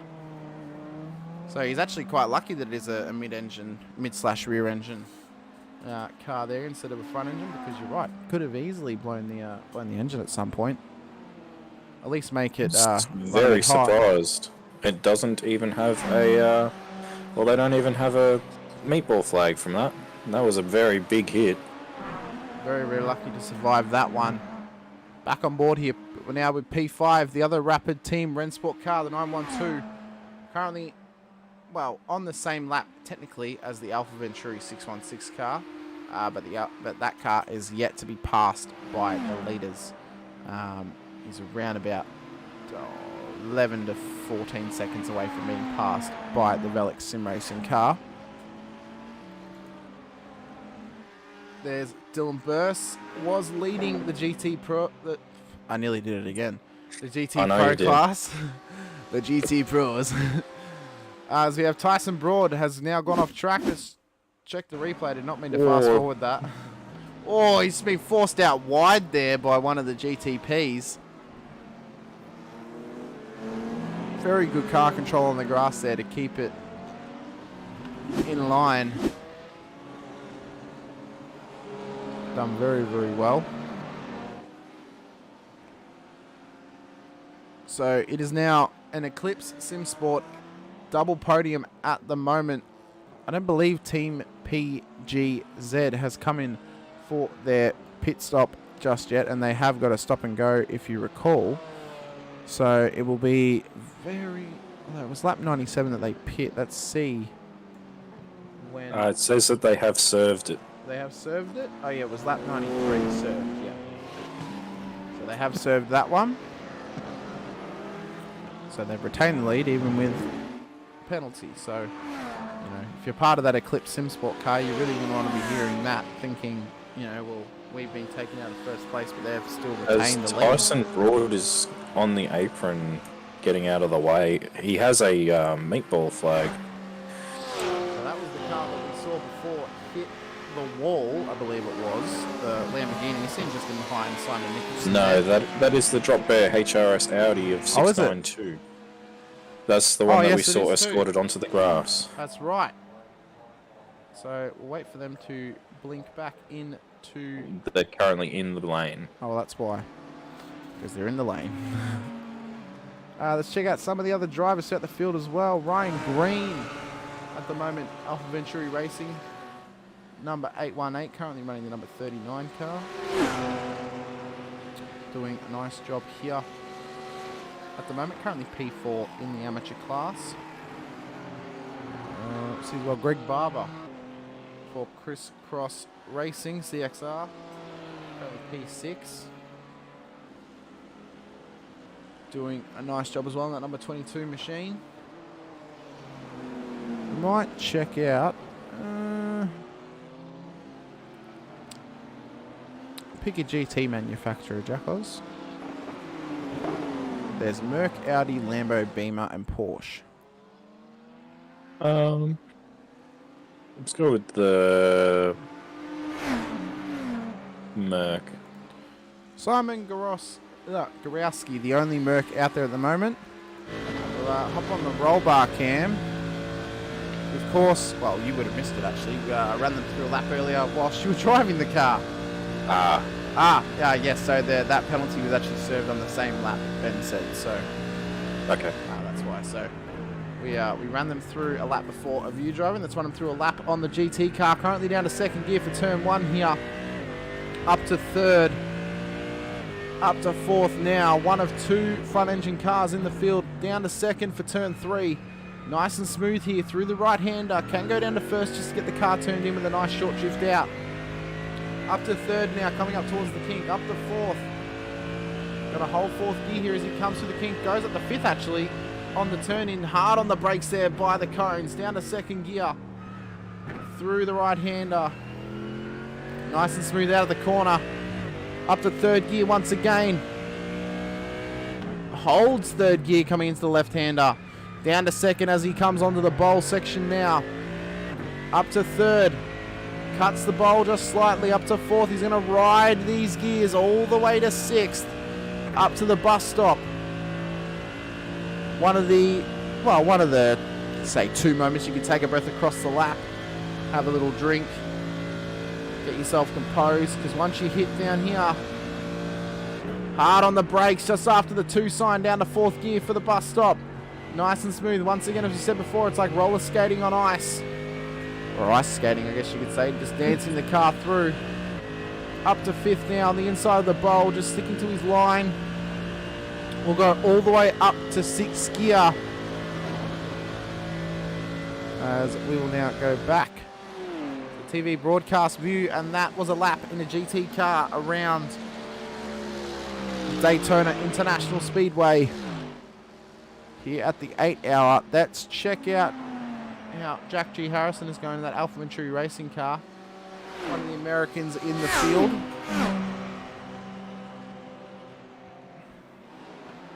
See, he's now just waiting after... Oh, actually, no, the Lambo let him past at the entry of the bus stop. I don't know about that.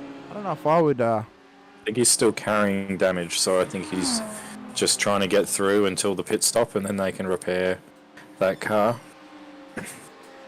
So I think he just tried to let him through for it. Normally you wouldn't really do that, obviously. You would want to just stick to your lines. Yep, I see Jack coming into the pits now.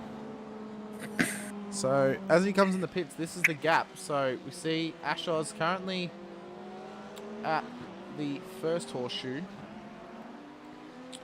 So that was the gap on the pit entry, so he was getting into the box, and that was where Ashos was. The gap to the car ahead, they are currently on the bowl, on their way round, I believe, to the bus stop. Yes, they are. And then there is Blake Neck, TriStar Racing Triple My Kart, just coming onto the bowl actually, so he's not too far away from lapping that DSR car if he can stay on pace. As Tom Riley has gone off track. Let's check this out here. What's he done here? This hasn't turned in hard enough. Just run wide out into the grass. Did very well not to lose the rear end just completely. Done very well. He must touch grass. As we'll check out. So that P1 Simon Nicholson for the GT3 Pro class, doing quite well at the moment. Got a 4-second gap back to that Eclipse Eclipse Sim Sports car, the 699, and then 5.4 second gap back to the 69 car of the same team. So they're just trucking along quite nicely now in their Porsche. If you were to run GT, what car do you reckon you'd pick, Jackos? Well, it depends. I love the McLaren just because of the flames, and when you set it up right, it can be an absolute rocket. But I think we've stuck to a Lambo in our team, but I do prefer, it's either the Lambo or the BMW that we've stuck to normally, but I think I prefer either the Audi or the McLaren personally. I mean, I guess you kind of got to think about, well, you know, yes, certain cars suit certain tracks, but it's about what car's actually going to suit you over the course of the whole season. I think the Beamer kind of has I guess the Beamer and the Merc would actually have the advantage across the whole season, being front-engine cars. Obviously, the Audi and even the Lambo can have its own benefits as well, though, across certain tracks. So, and it all comes down to the driver preference as well. Yeah. Like, I think I more prefer a rear to mid-engined car for a GT. Yeah, which is kind of strange because obviously V8 supercar is my primary car. And I've kind of moved away from that now. Like, I remember, well, as you would know, but the viewers wouldn't know, I used to be a big fan of the rear engine or rear and mid-engined GT cars like the Ferrari and the Lambo. But I've kind of moved more towards front engine now, and I love the Beamer. Haven't really had a chance to drive the Merc yet though, but yeah, I think the Beamer has just worked so well for me in comparison to struggling with the Lambo at certain tracks when I was driving it for a whole season of Pro-Am. So yeah, I think, you know, that's obviously my preference. I really want to do a race though in the hypercar and a P2, so I'm hoping I can do a P2 race this year at some point, whether it's Sebring, I don't know. R616 has been handed a 5-second stop and hold penalty for contact with the drop bear car of 692 on lap 103. So that is Pat Oliver, and he had contact with GT driver Ben Holiday. So I believe that would have been when the Audi was forced out wide onto the grass. Correct, because Ben Holiday jumped in the car when they were in the pits. Yep, so very good of race control there. Of course, SIMSA has live race control throughout the season. Hopefully we can also get live safety car. Be quite spicy for some of the shorter races, I think. You know, really change up the strategy plays and stuff like that. Because I think, well, I mean, really the 2 hour 40 races, you're going to get a 40-minute stint out of the car. Well, that's only, what, 5 odd stints sort of deal, maybe 6. Yeah. I reckon, who do you reckon will have to rope into doing the safety car from our team? Michael Simmons. I don't think he can commit to every round. Oh, yeah. Otherwise, I would have signed him up for this. Riley Simmons. I reckon we get Mr. Will Munro in the safety car. I reckon, we'll get a... You know what as well? He was laughing about... he was laughing about Cam spinning the safety car in vets. That would be funny to catch that on a broadcast of him coming out in the safety car and it just spinning around. Yeah.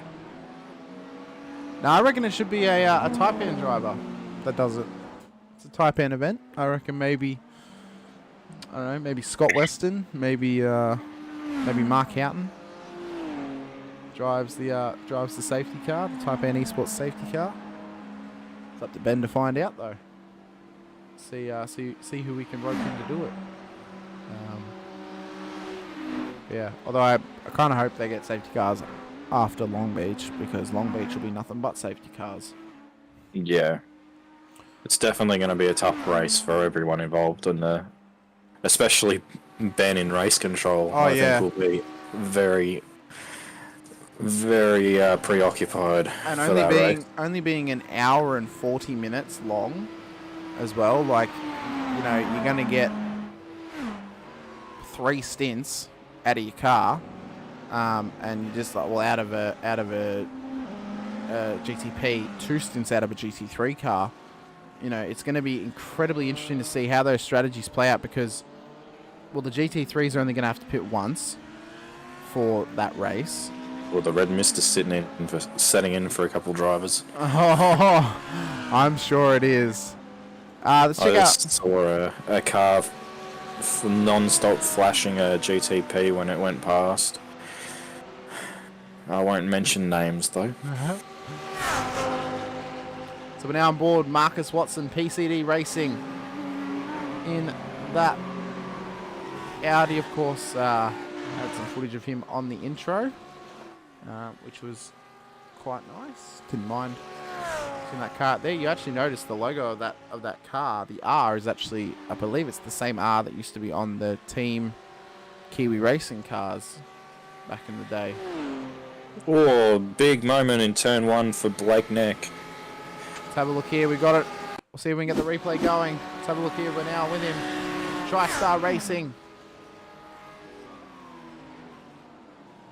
Oh, massive moment there. Let's see if we can get on the roll bar cam, and we'll get This looks like he tried to avoid both the cars. I thought that they might have filed into one, but they didn't. It looked like he tried to, get through the gap, and then the gap closed, and he didn't really know where to go. Good job though to not hit the wall. Asher was just sneaking past. Yeah. So we go back to live now here with Marcus Watson. Let's check out Alec Bergstrom. Still on that YS SimSport car. Tom Freer as well, SSR Wave Runner.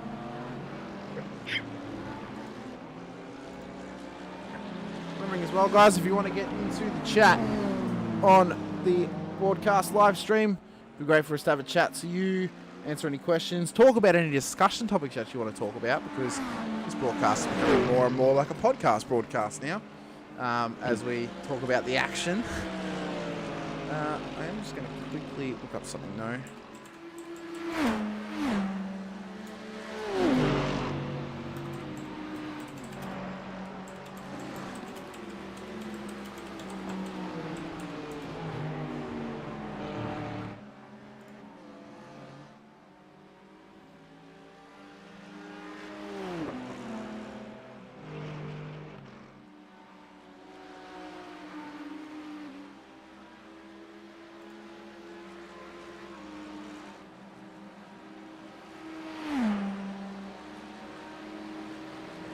So I just want to give a quick shout out, ladies and gentlemen, to Reddit user Matthew Graham. The camera angles that you're seeing on this race at the moment, I found when I searched custom iRacing camera angles for Daytona.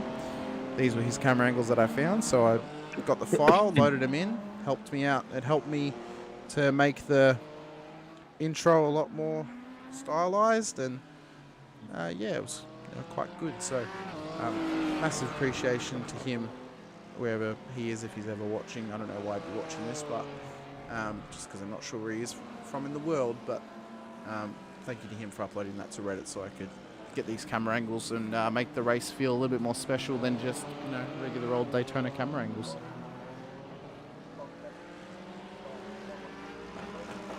So we'll check out Ben Holiday at the moment. We'll see him here, Drop Bear Motorsport HRS. Mentioned him before. He's had a couple of moments around the circuit. He's got that MX Raps car right in behind him. This is for position between these two cars. Of course, that is the last remaining 19 MX car on track. The number 19 car dropped out of this race a little while ago. So these guys having a nice close battle here. You see that Infinity GTP coming up behind. Just a quick update as well. The 5-second stop hold that was for 616 has been reviewed further, and it's changed to a pit lane drive-through rather than a stop and hold for the 616. Fair enough for them. That they are there having their pit stop at the moment, though. So I would assume they're actually going to have the drive-through next lap. Correct.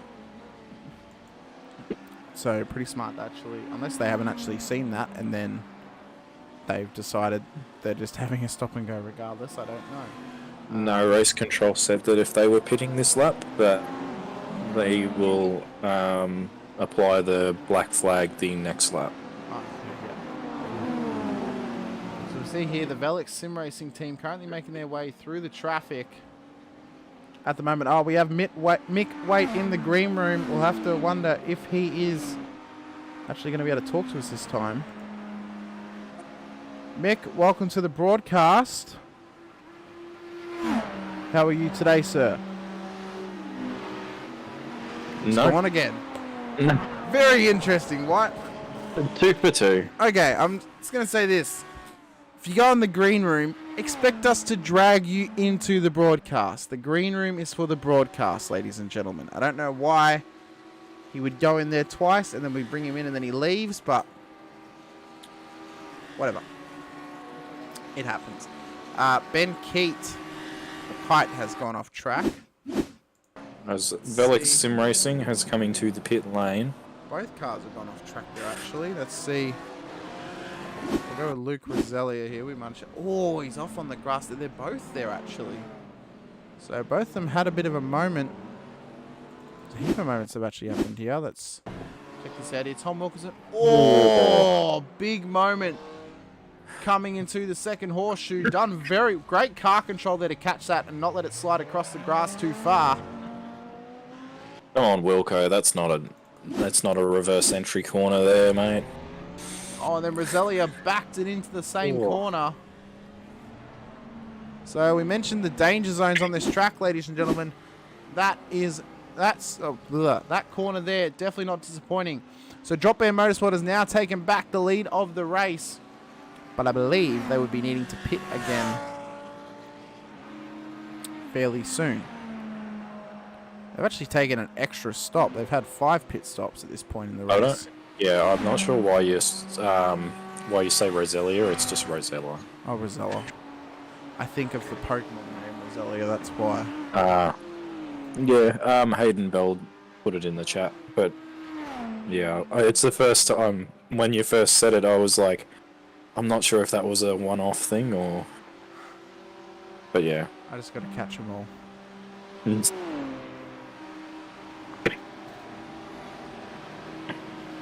I think this is probably the first time that Pokemon has been referenced in a iRacing broadcast.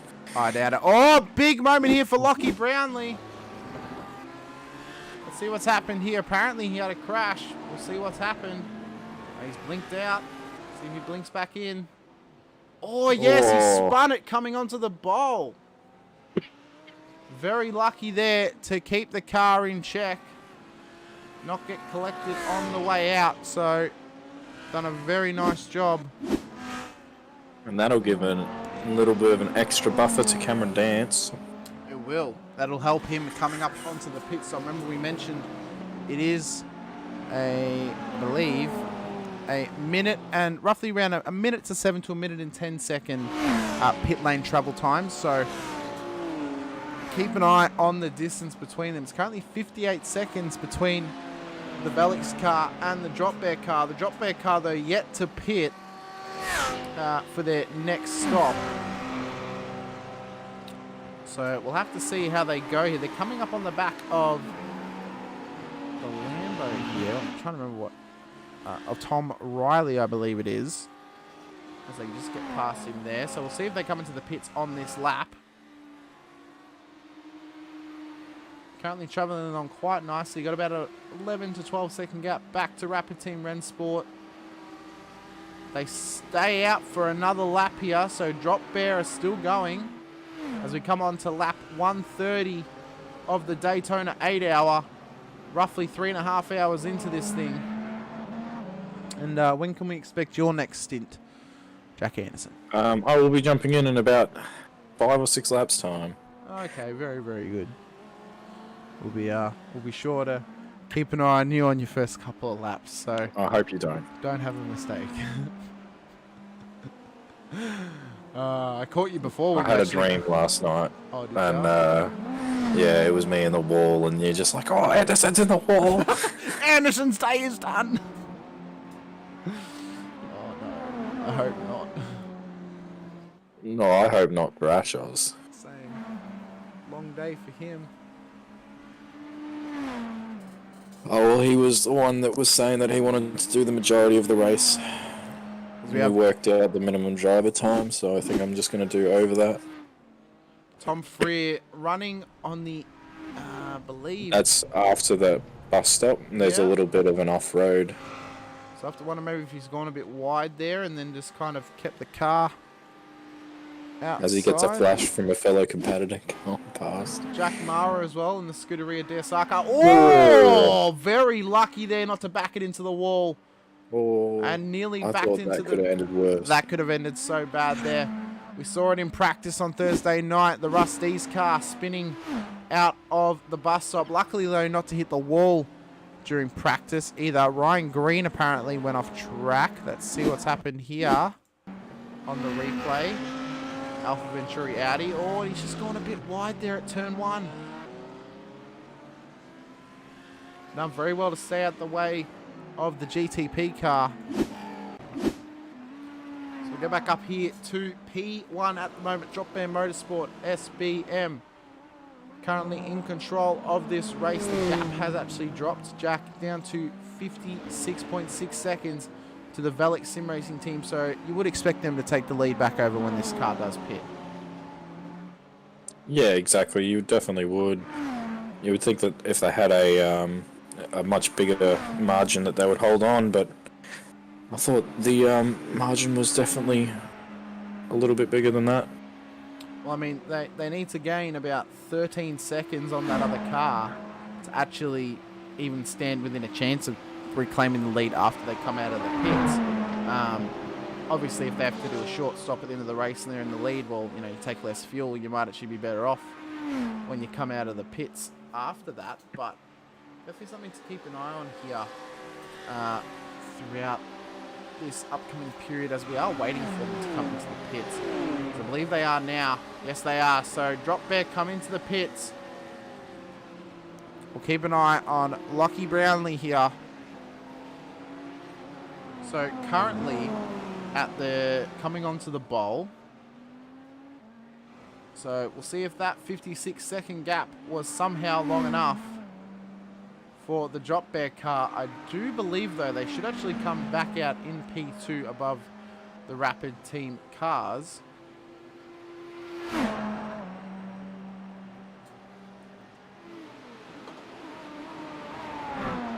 I have been hailed, so I will be... I have to go to my other chat. I will be back. No worries at all. Thanks a lot, Jack. We'll speak to you soon. I've just been sent a message as well. Car 717 Alpha Venturi Racing has retired from the race. Apparently, Eclipse 69 and 699 have tried to off themselves on the front straight start of 118. We'll see if we can get some footage of that for you, ladies and gentlemen. I believe this might be it here.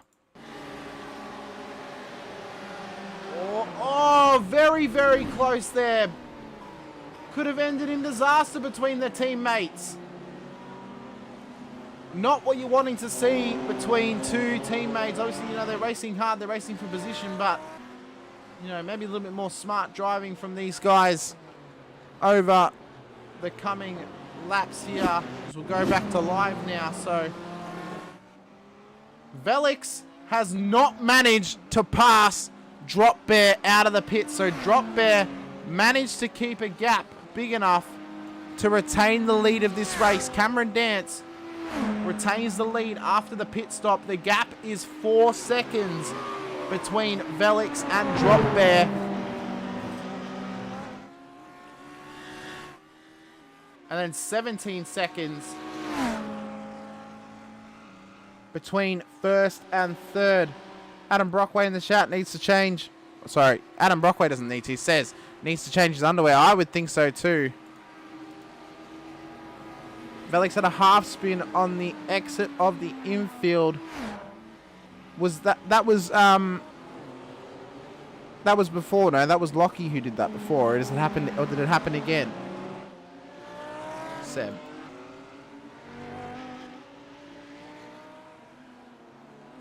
So we caught it earlier, the little spin they had coming up out onto the bowl. But after the pit stop. Okay, then. See if we can find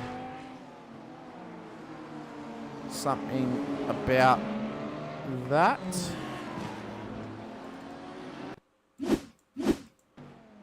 So, I believe this is when Cameron came out onto the bowl where it was the Velix car. I don't appear to have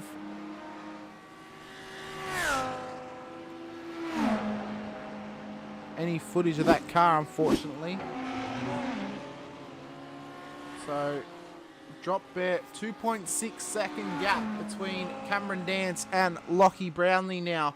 P1 and P2 separated by barely anything here. We're 3.5 hours in, lap 133 of the Daytona 8-hour, ladies and gentlemen.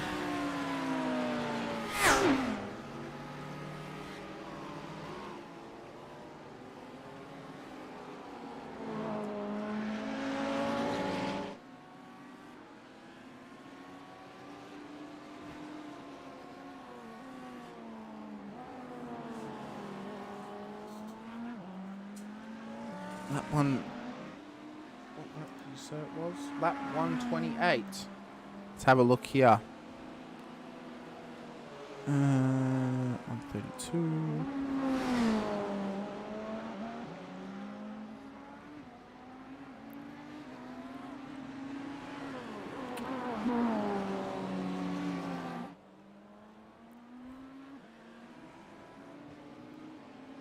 Yeah, was this the incident, Seb?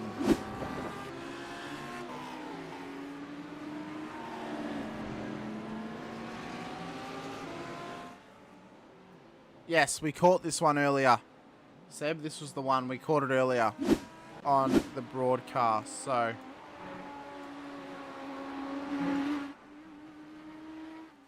But Drop Bear managed to jump that car. Yeah, so Drop Bear then pit, and they managed to actually have a good enough gap to stay out in front of the car. So that's, yeah, so. But, you know, 2.5 second gap. We can see the gap there. That's how close it is for the win of this race. Ladies and gentlemen, that is how close the battle currently is for GTP, P1 and P2. You see them there. Hanging together like a couple of flies. They're sticking together now. Of course, Rapid Team Remsport, though, they're not out of this fight yet. Currently 15 seconds back on these guys, so something can happen with the top two here. The Rensport 911 car could still be within the hunt for victory here today. They're definitely in the hunt for a podium, as I believe Ash DeVries should be coming into the pits fairly shortly, as he has started his next lap. I believe this would be lap 133 for him. He's currently at the lead of the pack of cars, 2 laps down on the leaders, so currently in P7 for car 777. And you can see them all here having a great little race so far, doing very, very well. But we'll go back up to the leaders now. The gap is now under 2 seconds between Cameron Dance and Lockie Brownlee in the battle for first place.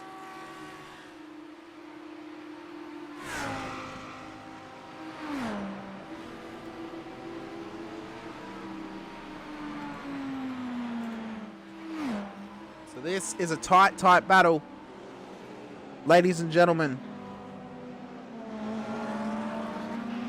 for this race win so far.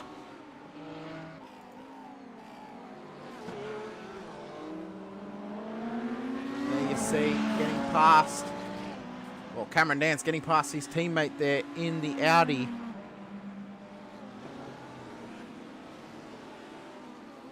Velix doing a very good job there, actually being patient until after the kink to go around the Audi there. As mentioned earlier, it's one of the danger zones. You don't want to be going too wide around the kink because it can cause you problems. As Drop Bear get around the outside, coming onto the bowl.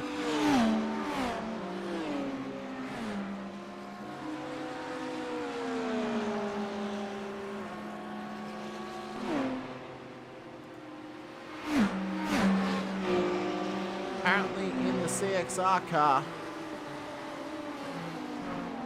dived on pit entry. Let's have a look here. Not Stefan McCartan. So this was Ash DeVries. We're trying to get a glimpse of the car here. You see him giving a flash to the car just ahead. I'll see if I can actually get a bit of a better view of that one. Was it Eddie Beswick maybe? I don't think we were at the right portion of the track. We'll see if we can actually. No, it's the Eclipse car.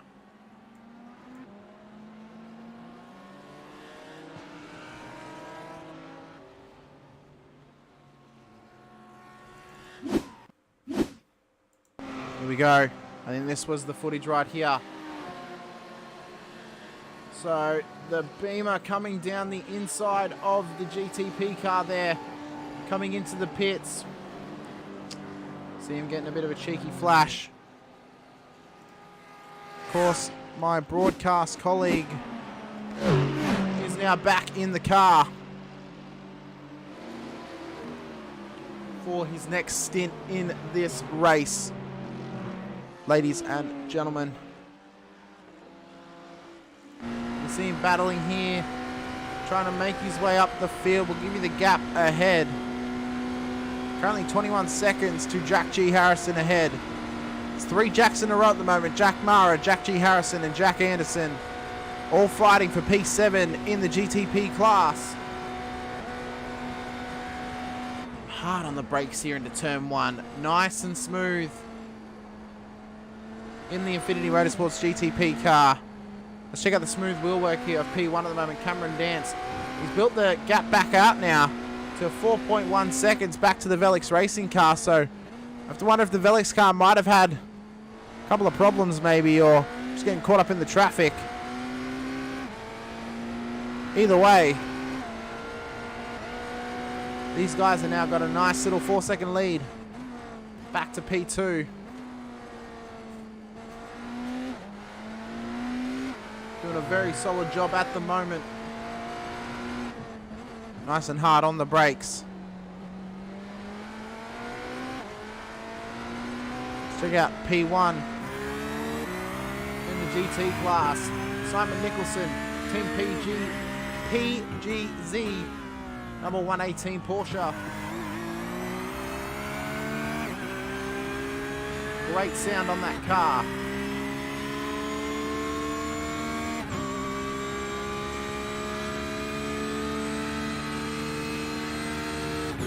Very good job at the moment. We'll then go down P1 in the GT amateur class. Lee Vandenberg, Mark 1 Sim Sports. It is the Triple Jack attack. Jack Oz as Tom Freer As at a moment here, we'll quickly change to the broadcast cam. We'll see what's happened. Coming through towards turn 3. Apparently he's had a moment. Oh, and he's just spun it through turn 3. Oh, that very lucky there to get through nice and tidy. Holding his brakes very well. Gets out of the way of the GTP car. Smart move there from the SSR driver. Done very, very well to get out of the way of those guys. So here's Lee Vandenberg at the moment. Mark 1 Esports currently leading the GT3 amateur class.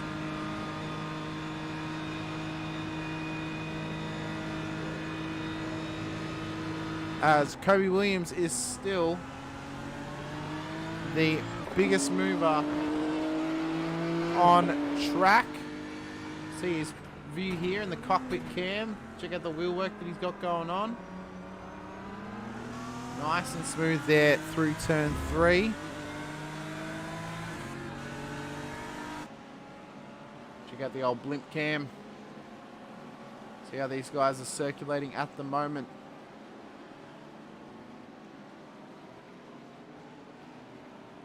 Of course, coming through the horseshoe right now, nice and tidily. As we'll just check out Cameron Dance, P1, 3.8 second gap back to P2 in the Velix racing car. Keep an eye on the start line at the moment. Waiting to see that Velix car come past. They're not quite there yet.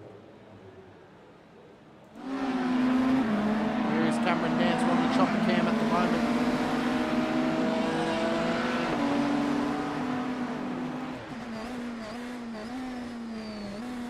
Watch behind him as he gets past some of this traffic.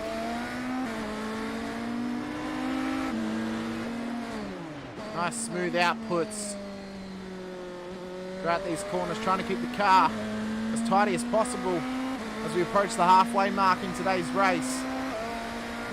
Only 20 minutes away from the 4-hour mark, with only 4 hours to go after that, as he gets past one of the beamers there, coming down now towards the bus stop.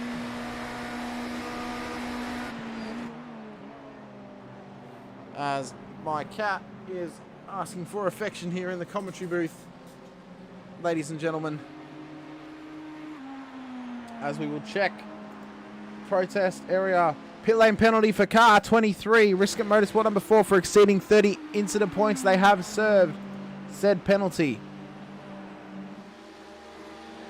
so good on them.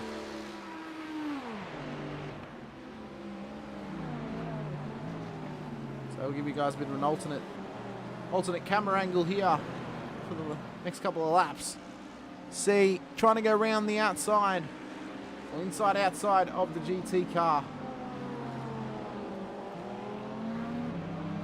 As I believe P10 in, that was P11. Just trying to find out where the other, I believe the other car dropped out, the 717. Yes, so the Alpha Venturi car in the GTP class has now dropped out of the session. Only 9 cars remain. It's Anthony Visma of Taipan Esports has had a massive incident here. Let's have a, oh, not a massive incident, but he's had an incident. Let's see what's happened here.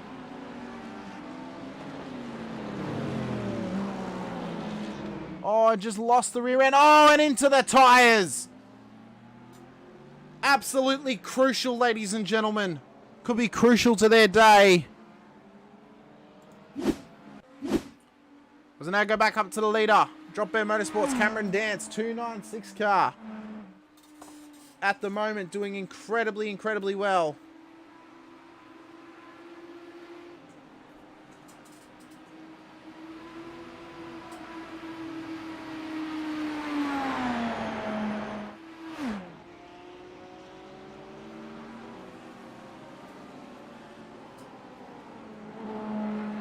Guys fighting hard. The gap is now back down to 2.7 seconds between P1 and P2. You can see P2 in the background there of the Drop Bear car.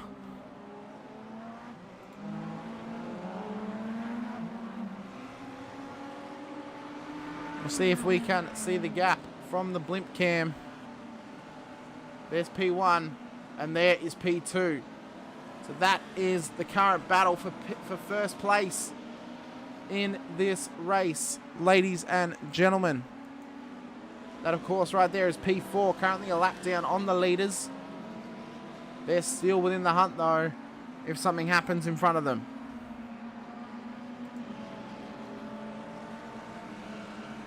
So we see now Cameron Dance trying to get past this lapped traffic here.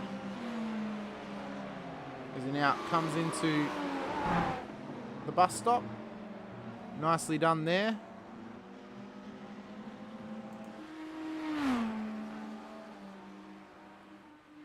As we've talked about majority of this race, ladies and gentlemen, some great racing ability from all these drivers.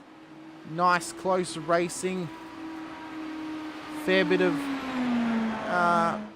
good racecraft on display. A heap of sort of just giving everyone room, being fair, being kind to one another.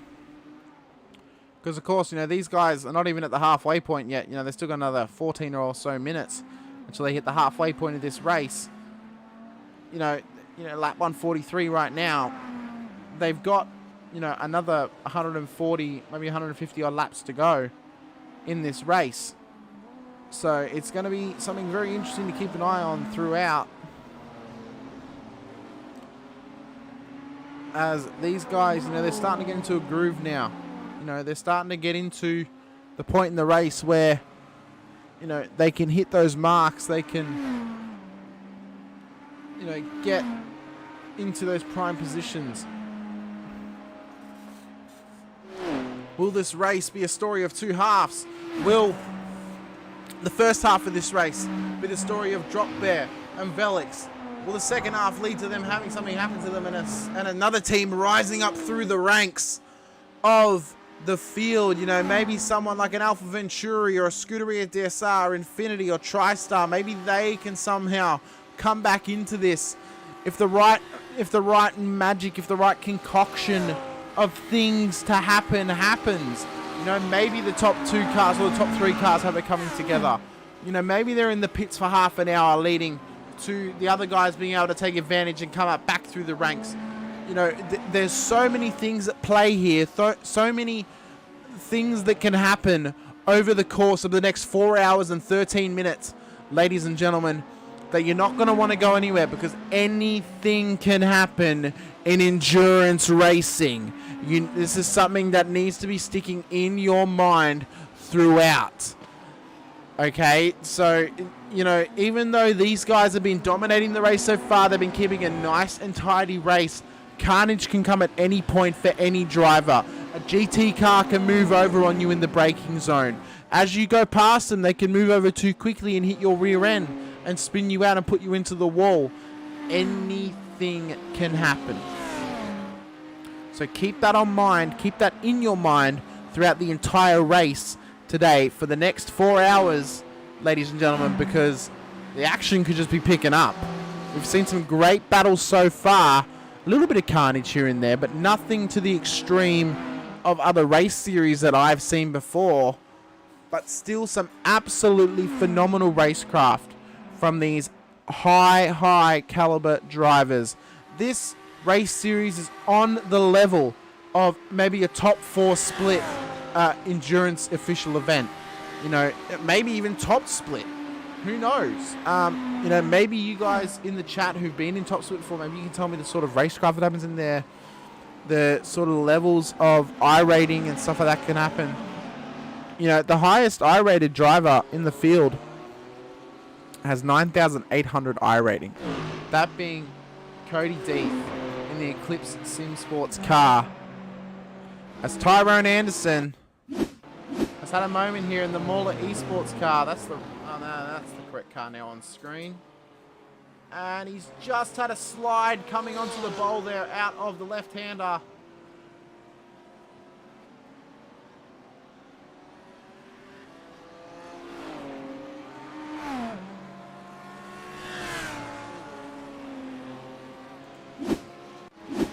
as Adam Brockway in the chat. I feel there's a lot of high RI drivers in here. 9.8k, yeah, that's crazy. I tell you what, so the pro class obviously is average of 3,000 or more. So there are 2 drivers in the pro class, Damo and Cody, who have got over 9.6 KI rating. Obviously, Cody has a 9.8 KI rating. Kobe Williams has a 6.5 KI rating. Matthew Dench has a 7.3 KI rating. A couple of the GT boys have got around about 4 to 6K. So it is a high caliber. There are some drivers in the amateur split, who've got under 1,000 I rating, but they might not just do a lot of officials. They might only do league racing. Like I know Anthony Visma from Type N Esports, for example. I'm pretty sure he would only really do vets and maybe another series like DSL or even Scops. So, it's one of those things where like I rating needs to be taken into consideration about how fast somebody is, but it also needs to be taken into consideration of how many officials somebody does or how often they actually have an opportunity to gain that I rating. I don't do a lot of officials myself. I have just over 1,000 I rating, maybe 1,100, but I don't do that many officials. I do more league racing within hosted races because that's the racing that I prefer. But I think that, officials are still good because they teach you certain ways how you can actually drive and be safe around other drivers, especially unpredictable drivers. When you're starting in a lower split and you're trying to make your way up the field, racing in officials can actually help you with your racecraft. Sometimes racing in these hosted leagues, they can actually be a little bit misinterpreted on how you can actually learn how to drive, because whilst you're in that environment, you're in a safer environment. You're surrounded by drivers who are actually possibly a similar skill set to you, but you're also surrounded by drivers who are in a similar mindset to you, where they want to be around drivers who actually take care and do not drive recklessly and stuff like that. Yes, you still get that in league racing, somewhat in places like OSR Devs or even DSL or even Vets or even Oz Pro-Am, like in the Past 2 section, even an amateur sometimes as well. So you can still get that within leagues because obviously not everyone is at a high caliber or high safety rating of a driver, but racing in officials can help you learn more safe driving, I guess, or actually better awareness to actually avoid those incidents and avoid those more reckless or sort of lower caliber of driver during that period. So it's something to weigh up, sort of thing. 9 KI rating. Cody, you might need to touch grass, bloke, because that's insane. I don't think I've ever seen an I rating that high on it, either on anything that I've broadcast or any race that I've been in. I don't think I've ever seen a 9K I rating. Like, that is insane. Same with Damo as well. That is insane. I think the highest I've probably seen is maybe 8K, and I think that was Madison Down or something like that. So just insane. So there's definitely a high caliber of drivers out there racing at the moment. So as we see, Velix Lockie Brownlee has now taken the lead from Cameron Dance of Drop Bear. Of course, Drop Bear Cameron probably didn't want to put up too much of a fight there. Obviously, we still have 4 hours to go in this race, ladies and gentlemen. I tell you what, I'm going to take a quick break here. I'll be back at the 4-hour mark, ladies and gentlemen. So I will return soon as I go get something to drink, a quick use of the facilities, and I'll be back when we hit 4 hours to go.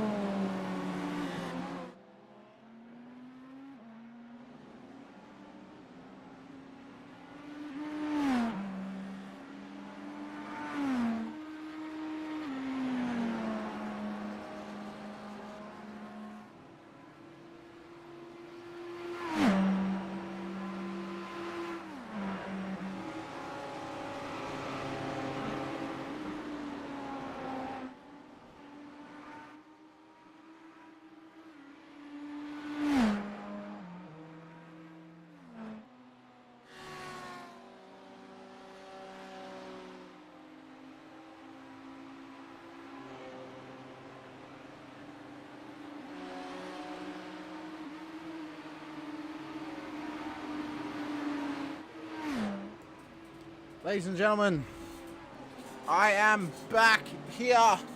We are just about 4 hours into the Daytona 8-hour, almost halfway to home. Let's give you a quick little rundown here of the race so far. If you haven't been here for the whole thing, or if you missed a portion, actually we have a brand new protest in place, but we'll quickly run you through all the protests that have been put in place from in order of oldest to newest, ladies and gentlemen. So, car number 98 received 2 5-second stop and hold penalties, so a 10-second stop and hold at the pit stop, at their first pit stop. They served both. No further action was taken between an incident between car number 19 and car number 39. There was a 5-second stop and go at the pit stop for car number 682, Drop Bearing Kosi, for contact with car number 36. Car number 38, Risk It Motorsport, was disqualified for driving standards, the 107% rule. Car 78 received a pit lane penalty for exceeding 30 incident points. Car 444, the Mark 1 Esports car, received a 5-second stop and hold at the pit stop. There was no further action taken between car 19 and car 717 on lap 85. There was a 5-second stop and hold at the pit stop for car number 118, Team PGZ, for contact with car number 69, Eclipse Sim Sports, on lap 93. And then upon further review, the car 616 incident received a pit lane penalty for contact with 692. And then pit lane penalty for car 23, Risk It Motorsport number 4, for exceeding 30 incident points have served, and a pit lane penalty for car number 268, the Taipei Esports car, for exceeding 30 incident points as well. So of course, the Taipei Esports car currently behind the wheel is, I would think it should be it is Anthony Visma at the moment behind the wheel of that Taipei Esports car. So currently, ladies and gentlemen, the top three: Velix Sim Racing, Drop Bear Motorsport SBM, and Rapid Team Rensport, all in the GTP class, are all on the lead lap at the moment. They are the only 3 cars still on the lead lap. Then the cars 1 lap down is Rapid Team Rensport number 912, TriStar Racing, and Alpha Venturi Racing 616. And then 2 laps down is the Scuderia DSR car, and 3 laps down is Infinity Motorsports and Alpha Venturi Racing 919 for the GTP class. Currently, for the GT Pro class, Team PGZ leads Eclipse SimSport by 2 seconds here, and the Eclipse SimSport 699 car by 5.1 seconds at the moment. So, there's still a battle here forming for both of, the top 2 podiums between GTP and also GT3 Pro. The GT3 amateur class has actually got a bit more of a talent spread than what the Pro class does and the GTP class. So, it's going to be something that we're going to be very, very fascinated to keep an eye on over the course of this race.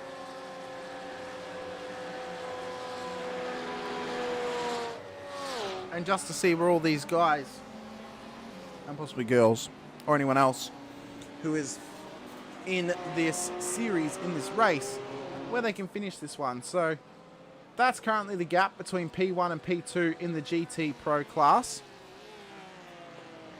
And I believe, and both cars have pit 4 times, so meaning that, although somehow the BMW in behind only took 7 seconds for a pit lane travel. Interesting. I don't know how. But regardless, might just be SDK doing SDK things, ladies and gentlemen.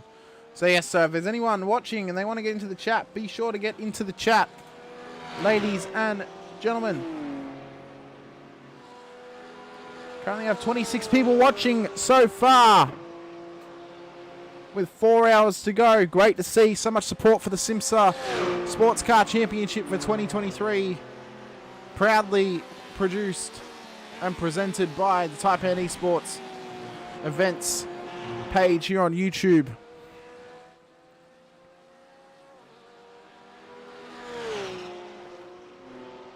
We posed the question earlier in the broadcast, ladies and gentlemen. What would be one American circuit you'd want to one North American circuit, I should say, so including USA or Canada, would you want included in the SIMSA calendar if you were to ever make the choice, I guess? And one of the other questions we asked was, what is one track you would want added to iRacing? So if you want to answer those into the chat, feel free to do so.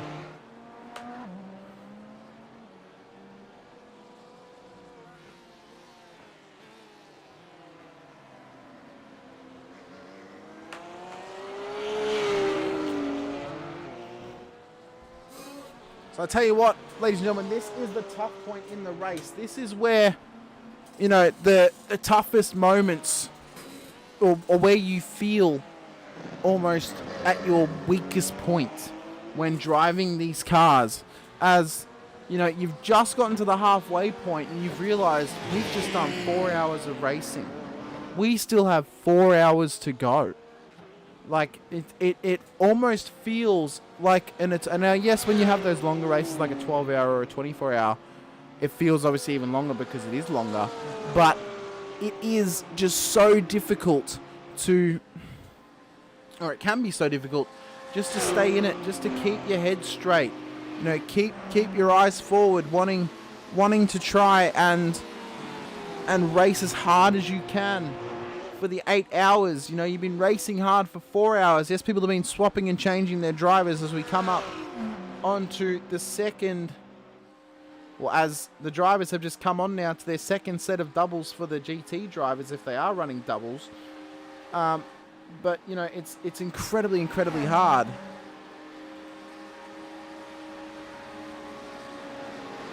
You want to make it...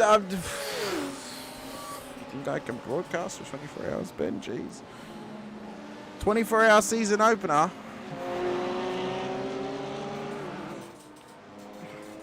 We would have only been a quarter of the way. No.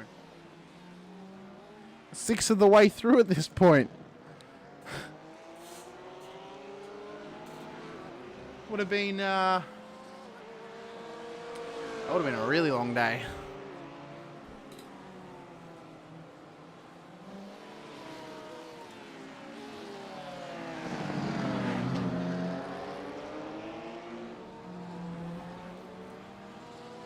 I think it will be. I mean, for anyone who doesn't have access to the chat, if they watch this after the broadcast, Adam Brockway saying, I don't know about what's choose, but 2 hours, 40 minutes at Lime Rock with multi-class should be insane.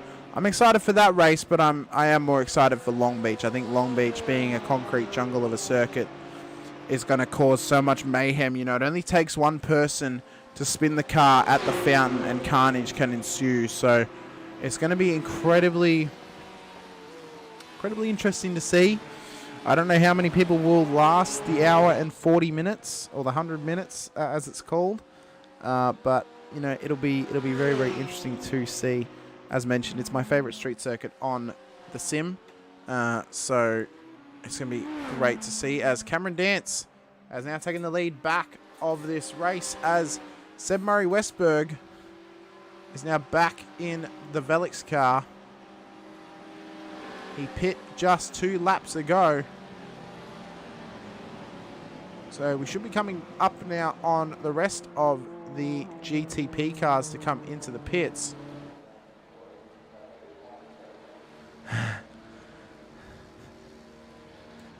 I just hope we get some solid racing, Adam. Adam saying, I agree 100%. I hope both my teammates want to run those so I don't cause chaos. I mean...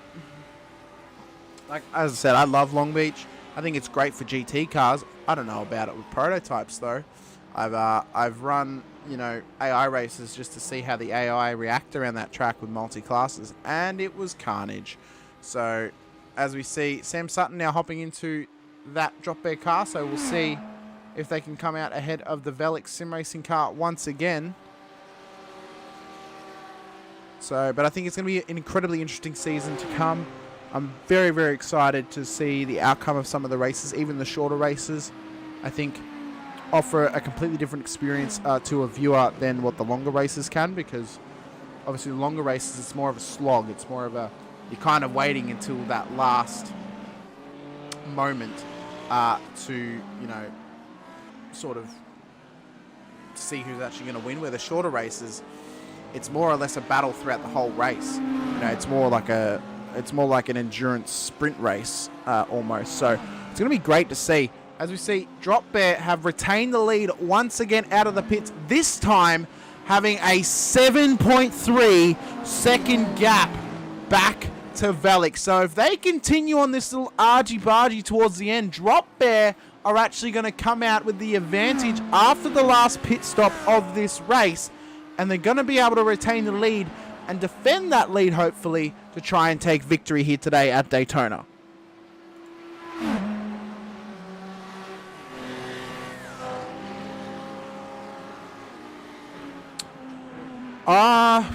I mean, I don't know, unless, I suppose, Ben, the organizer's in the chat saying, contemplating doing separate races for GTP and GT3 at Long Beach and Lime Rock. Not sure yet. I think since Long Beach is only 100 minutes, so an hour and 40 minutes, you could do like two separate races back to back almost with one broadcast.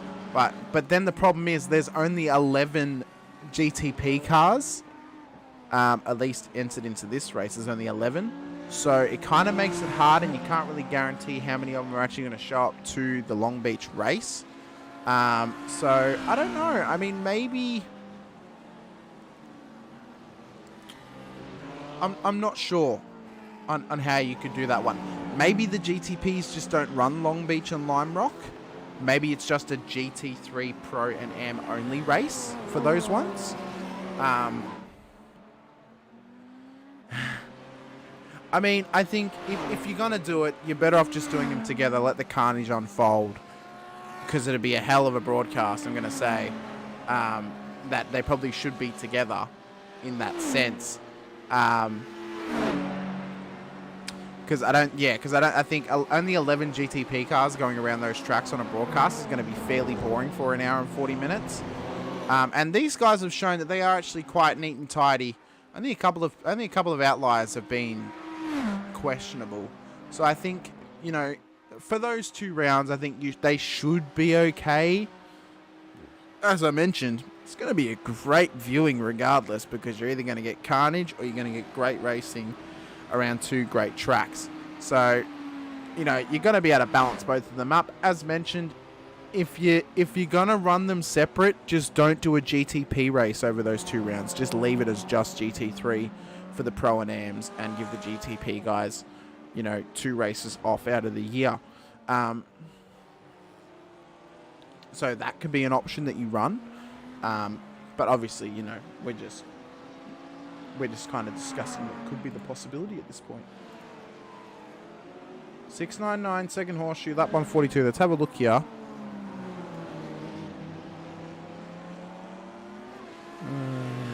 Oh, yep. We have the replay here. Let's have a look what's happened. Eclipse Sim Sports. Ooh. Oh, it's just like they've turned in, somehow lost the front end, and then just put it into the wall. Massive. Unbelievable.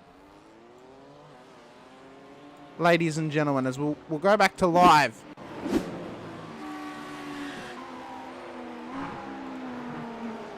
Big thank you there to Ben Anthony for letting me know about that incident. Glad we could catch that on the broadcast, ladies and gentlemen. But yeah, so I think if you're not going to run combined at Long Beach and Lime Rock, then just run it as GT races. You know, without the GTPs. Because you either got to do it properly or not. Cody Death has had another moment here. Let's check it out. Coming into the same section through the kink. Oh my God, that's absolutely massive. Oh my God. Unbelievable incident there for Cody Deeth in the Eclipse SimSport 699 car. Unbelievable. Let's check the replay once again.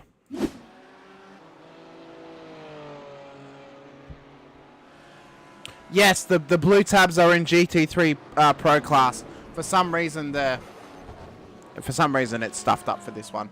But that is absolutely massive, ladies and gentlemen. Massive implications for this race as well.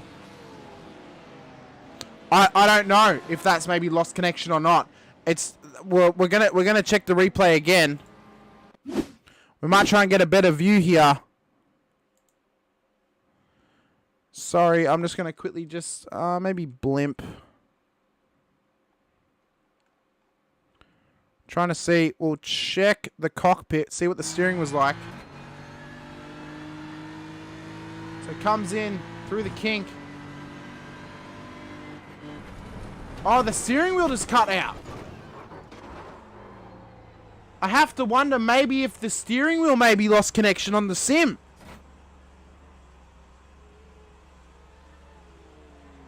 Unbelievable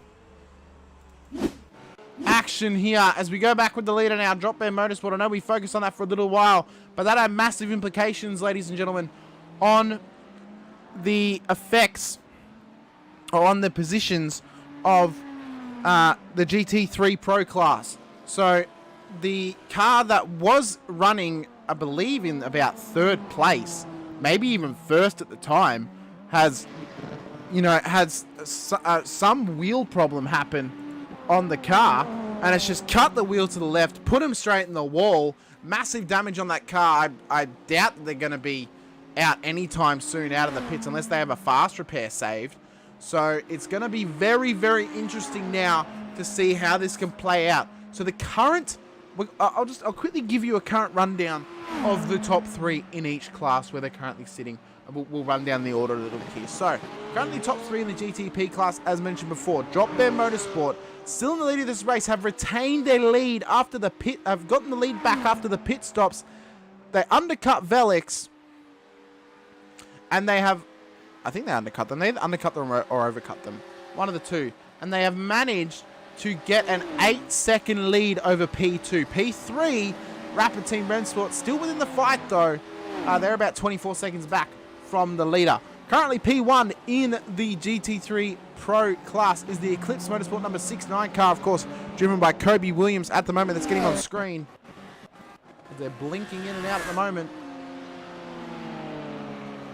As my broadcast colleague Jack Henderson is now back in the booth as well. We're just quickly running through the current podium standings for each class, Jack. How big was that crash, though? That was massive. Ah, yes. It was a hardware failure for the Eclipse car going into the wall. Such a shame there for Cody. But so currently, so Kobe Williams currently, as he's blinking a lot here. We'll go Daniel Yeaman, I think. So currently P1 in the GT3 Pro class is the Eclipse SimSport number 69 car. P2, Team PGZ, and P3 is CXR, the number 51 car at the moment. Jesus, is this my internet or theirs? No, I think it's your computer, yeah. I hope not. I don't want to have to reload the race. Did you turn off replay spooling, by the way? Why, what's that? The one where it saves the entire race broadcast. Because otherwise, if you don't have enough memory left, it'll freeze your iRacing. Oh, no. You might want to change that. Ladies and gentlemen, What's in your iRacing settings again? Which one is it? Replay. And then the spooling one. Where is it? Left-hand side? Top. Or?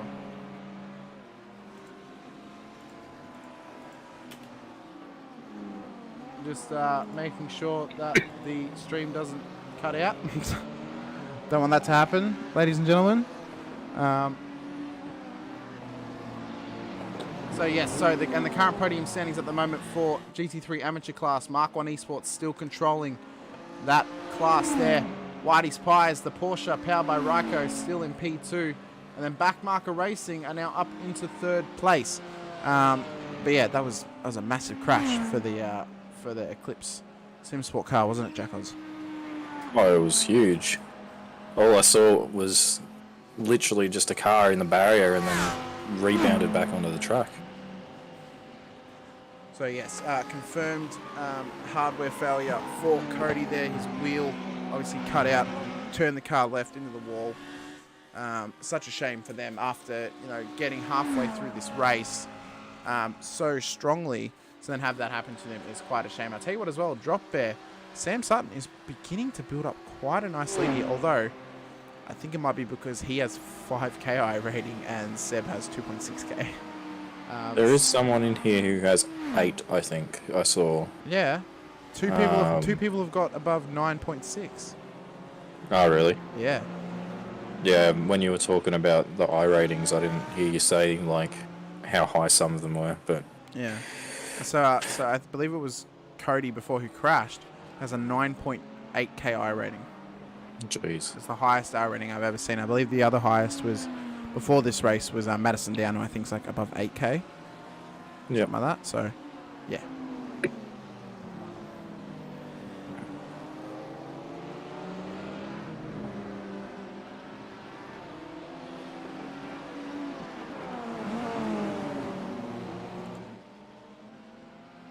Andrew Sharp saying Whitey Pies are so good. How? Adam Rocco saying practice. I mean, well, Whitey Pies, I don't know why, but they're actually now down into P3. They must be in the pits, maybe. Oh no, they're back. Well, they're currently P2 at the moment, but they're still 50 odd seconds back from P1 in class, Mark 1 Esports. So still quite a gap here, as I believe Mark 1 will be coming up on the Backmarker Racing car, currently in P3, very, very soon. Get a cheeky flash there from Velix Sim Racing. Oh, threading the needle.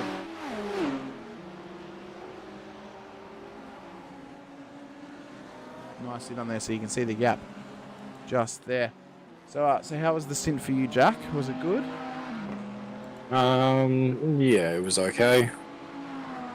I wouldn't say good, but I wouldn't say bad.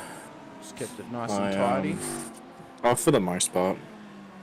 I almost rear-ended a GT that was not really sticking to his line, but yeah, it is what it is. I didn't come into any contact, and I think I kept it clean for the most part. Only a couple incident points at the bus stop, which is quite annoying, but it is what it is. So what's the current incident point count? We're only on 14. So Jack is running for Infinity Motorsport, so we're both drivers for that team actually, but I'm not driving in the series obviously because I'm doing the broadcasting. So yeah, and I'm only signed up for this one because there wasn't any other drivers available in our team for today, essentially. But I'm not sure if it's allowed, but I'm going to ask Ben later about if I can swap myself out for Jacko. Oh well. But I'm not sure. You might be able to send the answer through to the DMs right now. Who knows? But yeah, so no, it's good though. But I mean, those things happen. Some GT. Oh, that's very tight. Very close. Very, very tight indeed for Drop Bet. They've built that gap out now to 11.1 seconds. So obviously Sam is their fast driver. He's taking advantage of having Seb in the car behind him at the moment.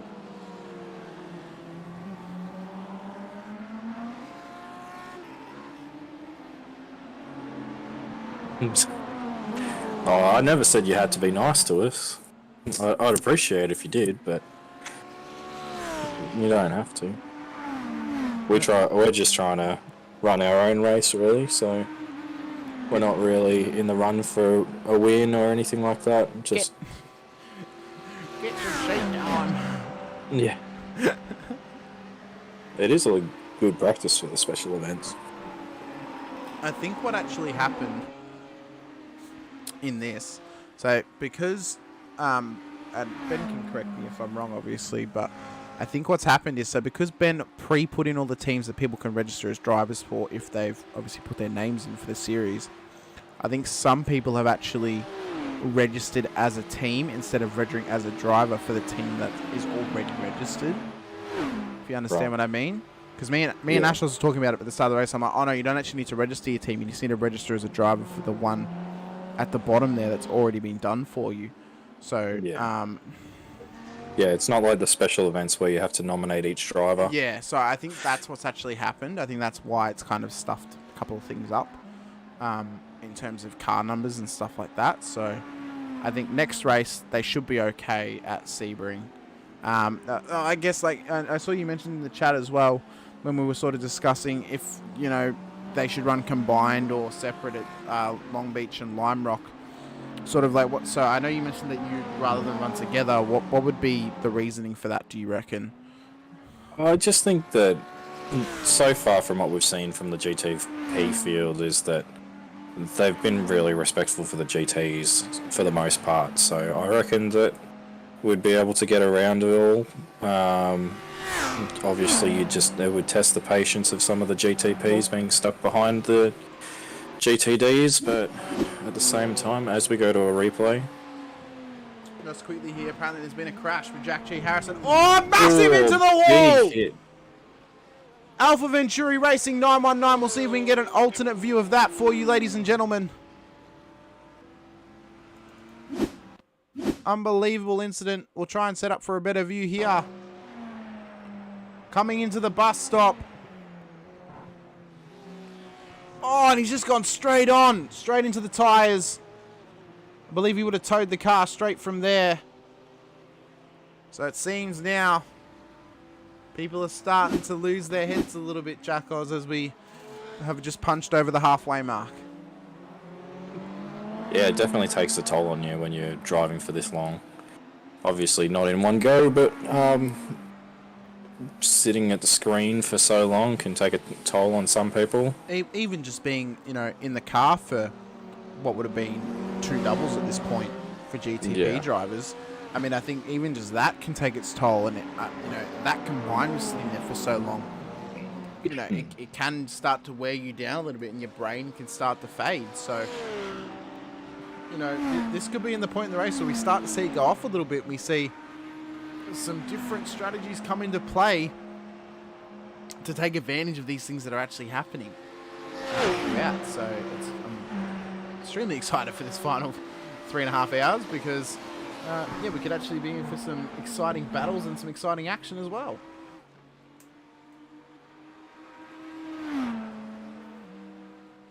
So yeah, just to go back to the conversation about. Also, I've just been informed car 89, SSR Wave Runner number 89 has retired from the race as well. So that car was driven by Tom Freer, I believe, in the GT3 Pro class. So one of the Pro class drivers out of this race as well. They've called it a day. 4.5 hours in. So yeah, so just going back to our conversation just quickly about running them together at Lime Rock and Long Beach. So you mentioned, like, you think the GTP drivers would actually be good enough to go around all the GT3 drivers. Do you not think, though, some of the GT3 drivers can actually be a bit of a hindrance for those prototypes trying to get around them and stuff like that, or? Not really. The GT3s have been pretty good, or GTDs have been pretty good so far from what, in my experience. There's been a couple cars that have occasionally not stuck to their line, but no, I think that it's doable, and I think that the drivers that we have in this series are actually good enough to get it all, get it done in a safe manner. There might be a few crashes here and there, but that's racing at the end of the day. Like, I think that it should definitely be both classes of cars together. It would seem weird having a series start with GTPs and GTDs and then just not include them for 2 rounds as well. So, but no. yeah, I think that we could easily get. What have you done? I'm trying to fix the overlay. Hang on. But yeah, I think it's definitely doable, and I think that the drivers that we have in both classes or all 3 classes are good enough to get it done cleanly and still produce some really good racing. It would just mean that the GTP drivers have to be a bit more patient going or when they're going to pass. But yeah, that's my thoughts. I think I don't agree with doing them separately because again, like there's only like 11 cars in GTP, Yeah. and that can be whittled down very, very quickly as we've seen here today. So I think if you're gonna not have GTPs and GT3s together, then just do them as a GT3 race and just let the GTPs have a break. You know, because it might be a bit safer to do it that way, I guess. But I'm not too sure. Yeah, but I think that especially with the high caliber of drivers that we do have, that I think that we could get away with. Like I think that we could do it, and it's definitely like the drivers are capable of doing it. So. Oh, 100%. I think the caliber of driver is good enough to be able to survive that. So I think, you know, Like I can understand where people would come from for thinking about maybe benching GTP, because I don't think that you should do 2 separate races. Like one for GTP class and GT3. It would just make it a bit.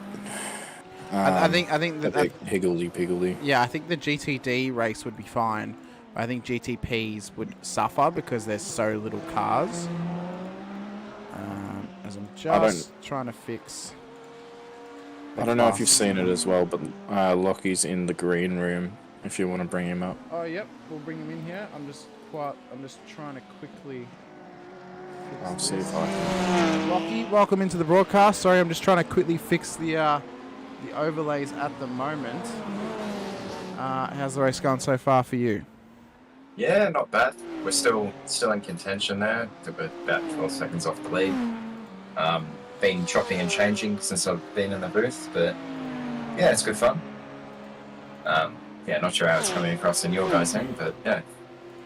Yeah, I think I think you guys are doing very well. I'm going to assume right now that Seb is kind of just off the pace compared to Sam in the drop bear car, because I believe Sam might actually just be their fast driver out of the 2. So do you think maybe if you guys can just keep the pace up a little bit, you'll still be within the hunt towards the end of the race, or? Yeah, so Seb's a little bit off the pace, not too much. It's just ebbs and flows of the traffic that we've found. Sam's getting a bit lucky here and there, Seb's getting a bit lucky, but in the end, it just the gap goes in and out and fluctuates quite a bit. That was happening a lot in my stint. I ended up in front of. It's where I was 8 seconds in front, and then we dropped down to 4 within a lap, and I. Just because of traffic through the bus stop or through the infield. So we'll see how it goes, and maybe he doesn't have the ultimate pace, but he's definitely got enough to keep it there or thereabouts. So yeah. Very, very good. So obviously we saw your little moment that you had coming onto the bowl. What was sort of going through your mind when that happened? Just Cold tires. Yeah. Just basically try and get it turned around as quickly as possible to mitigate the time loss, or. Oh, I definitely wanted to do that, and I could have just bloody kicked the clutch and just pressed the traction control toggle button or whatever, but I spent a couple extra seconds looking at getting my relative up and making sure there wasn't anyone there that would collect me, because of course there's no safety cars, no nothing to get us back in the race if I have to go repair the damage. So just being a little bit cautious there was my goal, and keeping our car in the race. Very, very good, mate. Obviously, we saw a couple of overtakes that you did make on. You traded back and forth with the drop bear car for quite a bit there. So how was that battle for you? Was it fun, or was it stressful, or how were you feeling throughout that battle? Oh, definitely fun. Like we know that those guys are quite fast and they're sensible. They're not going for any stupid moves, especially in the well, that was still the first half of the race at that point. So yeah, we trust them to not make any stupid moves, and I hope it goes the other way around, that they trust us to not make any stupid moves. And yeah, just the racing was quite fun. So yeah. Oh, just quickly here. So car 699 has retired from the race. Of course, they had that hardware issue and put the beamer into the wall. And I have been told about an incident from lap 171 in the second horseshoe. Jackos, do you have any questions for Lockie, mate? I'd like to, I reckon, what are your thoughts on the, what was it, the Lime Rock and the Long Beach rounds? Lime Rock and Long Beach, I reckon run them together. I think the whole point of those races being a bit shorter is to allow less cars to drop out over the length of the race. And hopefully people take them a bit sensibly and don't do any stupid moves, because of course it is a tight track and there's barely anywhere to pass. So yeah. Just quickly, we've just seen a massive moment there on the broadcast hit for TriStar Racing. Unbelievable. Thank you to Ben for letting me know of that incident as well. So, you know, we mentioned before, Lockie, I don't know if you caught it on the actual broadcast. You know, we're kind of at the point now of the race where it could actually start to go off here, because there's been people who have been sitting in their cars for 4.5 hours and they've done, you know, multiple double stints at this point. Do you think people are just starting to lose their grips just a little bit, and they're starting to make those easy mistakes that you might not actually make earlier in the race? Yeah, for sure. I mean, that incident there with the TriStar car is definitely an example of that. Just they went a little bit wide there and caught the grass, and bummer that it sent them out of the race, because they had suspension damage there. Like their front right wheel came off. So stuff like that's definitely setting in, and I'm going to feel bad because I'm going to have to leave a bit early to go to work. So my teammate's going to have to do a pretty long stint towards the end. So hopefully he doesn't have the same sort of issues with fatigue. But yeah, it definitely sets in for a bunch of people. Well, hopefully he can hold on, mate, and hopefully you guys can try and get a little bit closer to that DBM car and have a nice long battle over the coming hours of this race. I mean, the gap out now to 17 seconds. I think, you know, when Cameron hops back in, you guys should be able to make up that time again. Comparatively, over the course of your stints, you guys were faster than him, but I think Sam is the faster of those two drivers, so it's going to be very, very interesting to see over the final couple of stints, mate. Yeah, it definitely will. All right, thanks so much for coming back in here, Lockie. Much appreciated, mate. We look forward to seeing how you can go in your next stint, if you do have Cheers. one. No worries, Yeah, mate. fine. See ya. Thanks. Bye. Very, very good there to talk to Lockie once again, course driver for the Velix Sim Racing team. And I have now also fixed my problems that I had with SDK. You see there the DBM car now actually has a red line next to their name. Yeah, so very close between the Pat Oliver and the 66 or the 69 car, sorry, through the kink. more problems here for the TriStar Racing car of Brant Tucker. Oh, that was so close, and into the tyre barrier. Oh, there we go. That's what he was talking about. That's the wheel damage there. So that car will be in the pits for quite a while. Ladies and gentlemen, huge. that was absolutely massive. Let's get another view of that.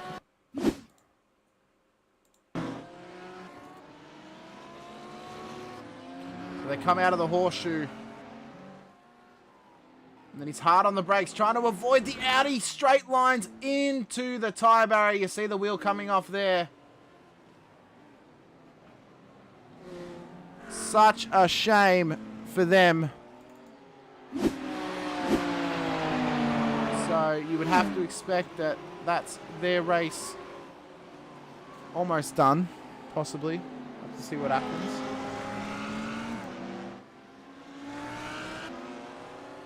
So, yeah, so they'd actually just come out of the pit, so they must have done their fast repair after that initial impact, and then they've just done it again.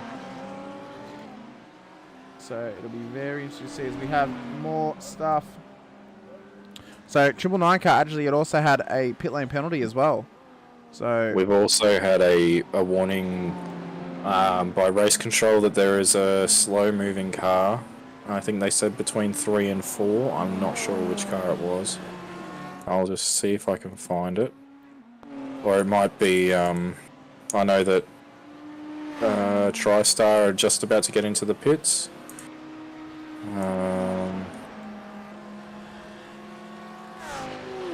see if we can find it and we'll get it on screen. I cannot find a slow-moving car.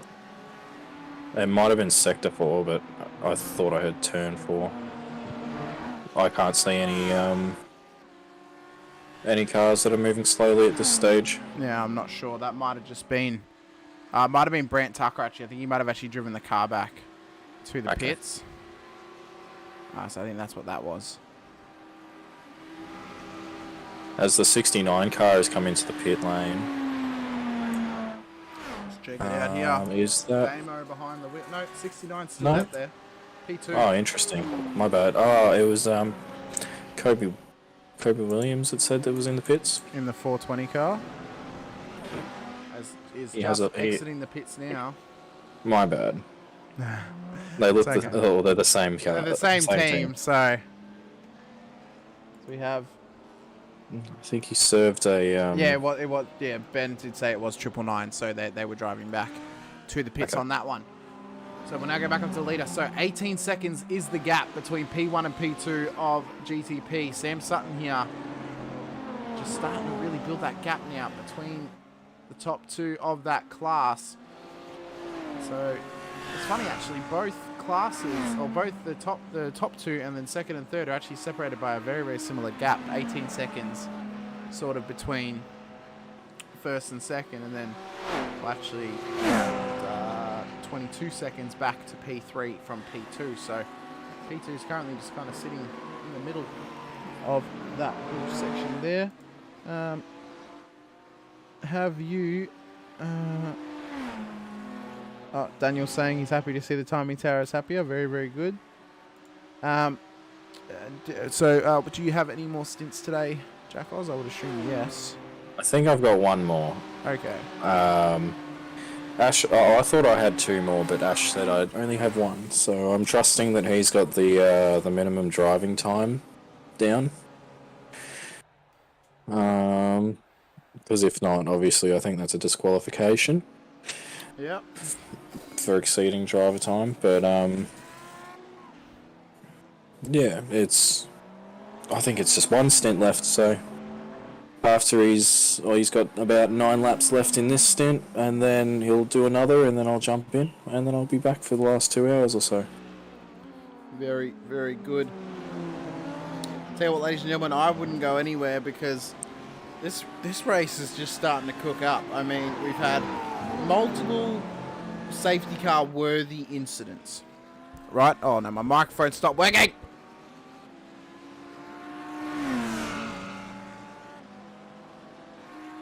Very sorry about that little hiccup there, ladies and gentlemen. So we've had multiple safety car worthy incidents in this race, meaning, you know, we've had Cody Deek going into the wall, the TriStar car straight lining into the wall as well. So, you know, these drivers, they're probably just starting to lose their concentration just a little bit now. And this is what is going to separate the extraordinary from, I don't want to say average, because none of these drivers are really average. It's the good from the great. It's the good from the great. The great drivers are the ones who are going to be able to keep their concentration, keep pushing all the way to the end, and actually cross that finish line at the end of the race. The good drivers are the ones who are going to make a mistake, end up having to go to the pits, and, you know, get a repair here or there over the course of the next, 3 hours and 15 minutes. So, it's going to be very interesting to see what can happen. Obviously, anything can happen at this point. We've seen how fast the DBM car is up the front there compared to the Velix car in behind. But, these guys, they could have a hardware issue. We saw the hardware issue with Cody Deek, Jack. We saw the sort of just spiraling out of control of the TriStar car. Number one, getting that drive-through penalty. getting the first incident into the wall, but then also getting that second incident into the wall after coming out of the pits. So it can almost be like a snowball effect. When something happens, it can then just get worse and worse throughout the rest of the race. Yeah, exactly. It can just change in it like the blink of an eye. Your race can go from going well to absolutely to going over. Like, what's the beauty of endurance racing? Anyone can win. It doesn't matter if you're the fastest car or whether you're one of the slower cars in the class. You can win just by attrition. Apparently, there's been an incident with car number 25 at the first horseshoe. Let's have a look here. Lockie Brown line. Oh, that's not good for the Velix Sim Racing team. Bit of a commentator's curse there. They've meatballed and they've towed. So not what you want to see for the Velix Racing team. This gives Sam Sutton a massive advantage now. Hopefully they have not taken their quick repair until now. I don't believe they would have. I don't think they've actually had a reason to. But that is... If you don't untick it, it automatically takes it if you have any damage. True. I don't see anyone in that car at the moment. Apparently, Lockie Brownlie is in there. But unbelievable bad luck. And, as we were mentioning it, anything can happen at this point in the race. Daniel Yeaman suspects that Seb has had a display error of some kind. Could have quite possibly happened. Do you think his screen went black? Yeah, apparently. Daniel then followed up with because he lifted out before running off the road. So I'm not 100% sure there on that one, but that'd be a real shame as well. But, we mentioned could be hardware issues, could be an actual sim issue. Anything can happen over the course of endurance racing, and that's what makes it so difficult but also so enjoyable, because you can never predict what's actually going to happen. You might get someone who's all the way at the back of the field. Over the course of 3 hours, they could just maneuver their way through the field by having no problems at all, where the front guys just continuously are having issues. So, like Velix, they're still in the pits at the moment, so I actually suspect that they don't have their fast repair, unless they just don't have enough. Maybe no, they're they've cleared their black meatball flag, so I would assume that car is now fixed. I would assume so. Looking at it, it looks perfectly fine now, so they're just doing the pit stop portion. Okay, so that must have been just the tow time then. So they have now lost a lap though on the leaders here in DBM. So, and they could very well possibly lose. Yeah, I know they're at the pit exit now. Just coming out. So, Lockie Brown, Lee coming back out of the pits here. So, that Velix racing car will come out in P4. 1 lap down on the leader. There's now only 2 cars left on the lead lap. The DBM car, currently driven by Sam Sutton, the 296. And the Rapid Team Rennsport car, currently driven by Timothy Cook, the number 911. So, as we see, Sam Sutton now into the pits for his pit stop, taking advantage possibly of the moment there that happened with the Velix Racing Team car.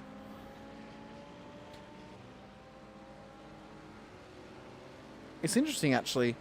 The DBM car has they've still taken an extra stop over Velix, but they're still leading this race. And Seb is in the green room. Let's have a chat to him about what happened.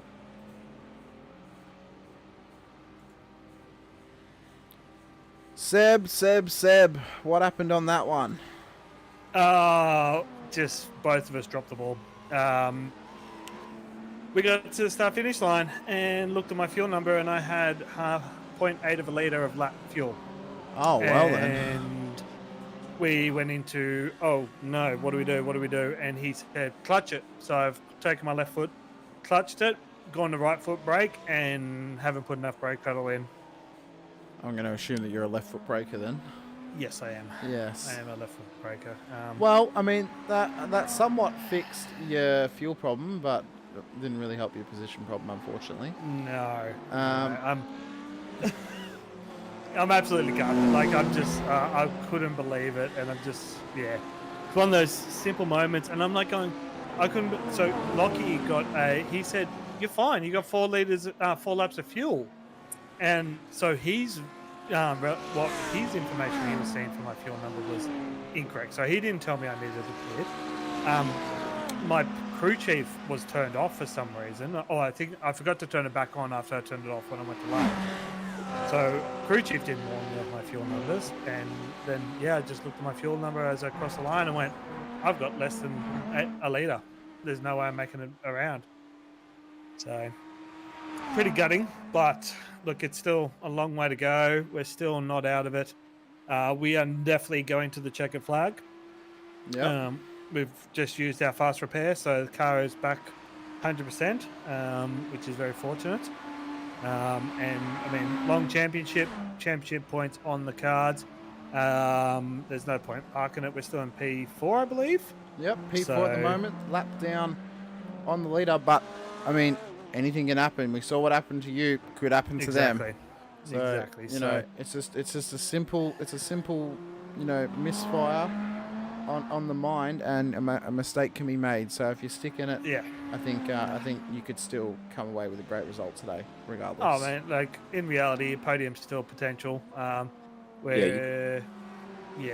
it's a long way off, but there's still options on the card. So we're gonna keep pushing on. I'm gonna go take a moment to hang my head shame and get some fresh air, and then I'll come back and cheer Lockie on before I jump in for the final double. All good, mate. You had plenty of pace, so just head down and you'll be able to claw some time back and most likely get on the podium. So that's just that's endurance racing for you, though. It's amazing how quickly one tiny little mistake will snowball on you. Just a simple thing of not seeing the fuel number, and what was a potential race win is now hoping for a podium. So, but look, it's still a long championship, still a lot of racing to do. So we're not out of it. 100%, mate. Well, great to chat to you once again, and good luck in your final double of the race. All right, thanks, guys. Thank you.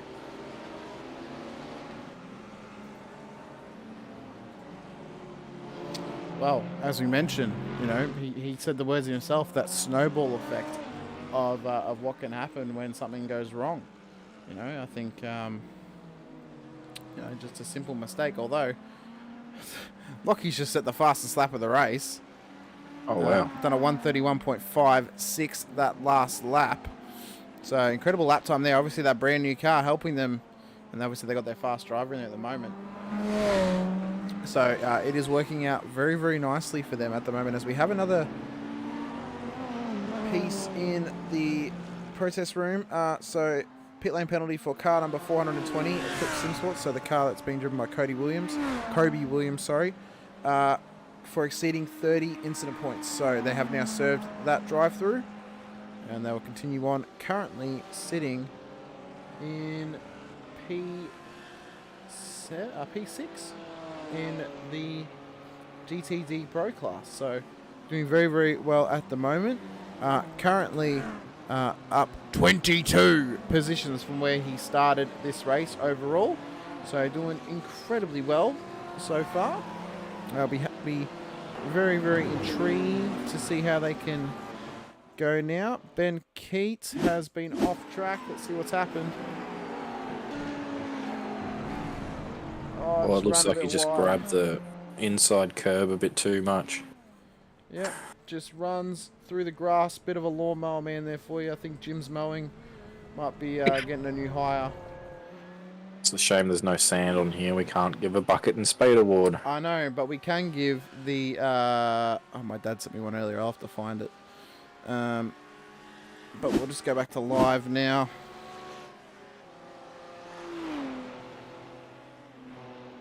I mean, we are in Daytona, though, so this track used to be a sand track. The Boral Premix Concrete Award for big wall contact. I think it has to go to either Cody into the Evolution car, or the Eclipse car, sorry, or the TriStar car. I think. Also, notice as well, I believe it was Evolution Racing that Sean Minstell races for. Is that correct? Yeah. So no Evolution car this weekend. And We did have one, but they retired early. Did they? Or maybe that was his car. That was he just Ethan didn't Rigdol drive. in the GTP. Oh yeah, in the GTP. So no GTD car for them. Also no Sebastian Flock this round either. So they were actually going to be running the McLaren on field. He was at practice on Thursday. Yeah, I'm disappointed in that. I won't lie. I love McLaren's probably my favourite just because of the flames. Definitely a favourite to watch. It would have been great to see it, especially since it's a night race at the moment. It's See the flames in. It's the Johnny Storm, the Johnny Storm of the GT3 cars. You know, flame on. I see Michelson and Ferguson giving support there to Ashos as well in the Discord. Yeah. Which is good. Good on them. So, yeah, we'll currently got no new chats yet. We'll quickly head up to front of the field. So the gap currently sits at 51.7 seconds, just about, between Sam Sutton in the DBM car and Timothy Cook in the Rapid Team Rennsport car. But as we mentioned, anything can happen throughout this race. If you focus on the car number 69, Eclipse Esports, driven by Damo, he's currently in second, 0.8 behind the leader. I think that might be one of the closest battles for positions that we have. This could be a close battle. We saw them come together earlier in the race when the Porsche ran up the rear end of that Eclipse SimSport BMW. Let's see here how they can go. They've got a couple of lapped cars in behind them. I believe they are possibly from the amateur class. We need different coloured number boxes. It's Luke Rosella. Yep. In 8th behind, and Nicholas Loveridge behind Luke Rosella. Okay. Yep. So yeah, I reckon maybe. I will happily design some number boxes if you would like, Ben. That would be nice, Jackos. Maybe even a banner as well. Yeah, I could do a banner, but you also don't want to encroach on people's. Like a lot of teams have their team logo on the banner at the moment. So I think if we can get a number box made up, that'd be good. You know, maybe just then the boxes are actually the whole, like it's similar to the actual GTDs and GTPs where their whole box is the actual colour, and then you could just do like the series name above it or whatever. I think that'd be quite good. Yeah, I can do that. Just to help us figure out who some of the lapped cars might be, and then maybe if they can have like a Pro or an M on the back of their car as well, that'll make it a bit Has easier. to be Jack Mara getting into the mix with his GTP. Yep. Through the bus stop, making his way through. Adding a bit of spice to this equation. spicy? That came out of nowhere. Don't get me started on weird voice memes, because I'll hit you with the. No, I know what Sorry, you're going to do. no, I can't do it. But I was going to do the why can't I do it? Just stop trying. Yeah, I can do it. I'm just not able to do it right now. Beans. There we go. Got the beans out.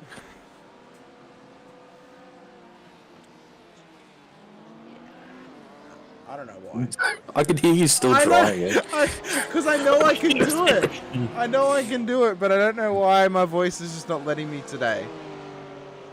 You watch. It'll get after the broadcast, and I'll be able to do it. Yeah. So this is a great battle here. We see. Oh, look at this. It's first and second in GTD Pro, and then first place in the GTP class. Oh, just encroaching on him there was the Team BGZ car.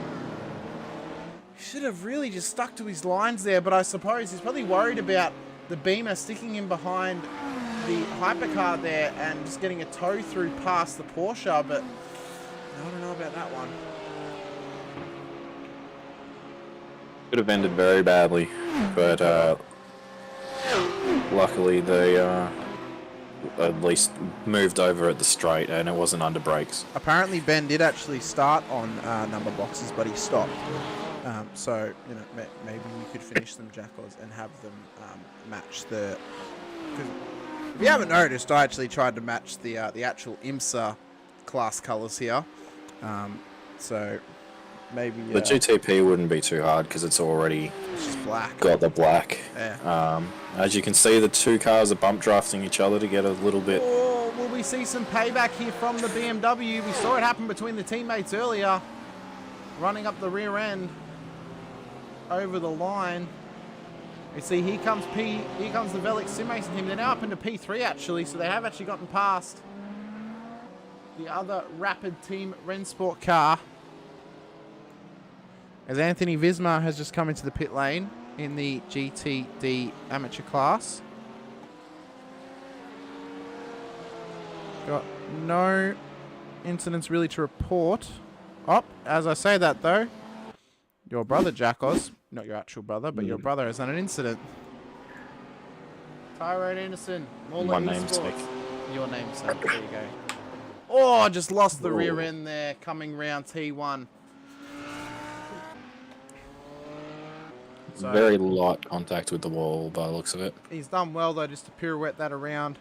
Good car control. I suspect his spotter just would have given him the knowledge to know that he could just do that quite safely. So very good from him. He can now continue on. So we'll go back to this incredible battle here for the lead of the GTD Pro class between Team PGZ and Eclipse SimSport. Damon Woods currently in the car for Eclipse.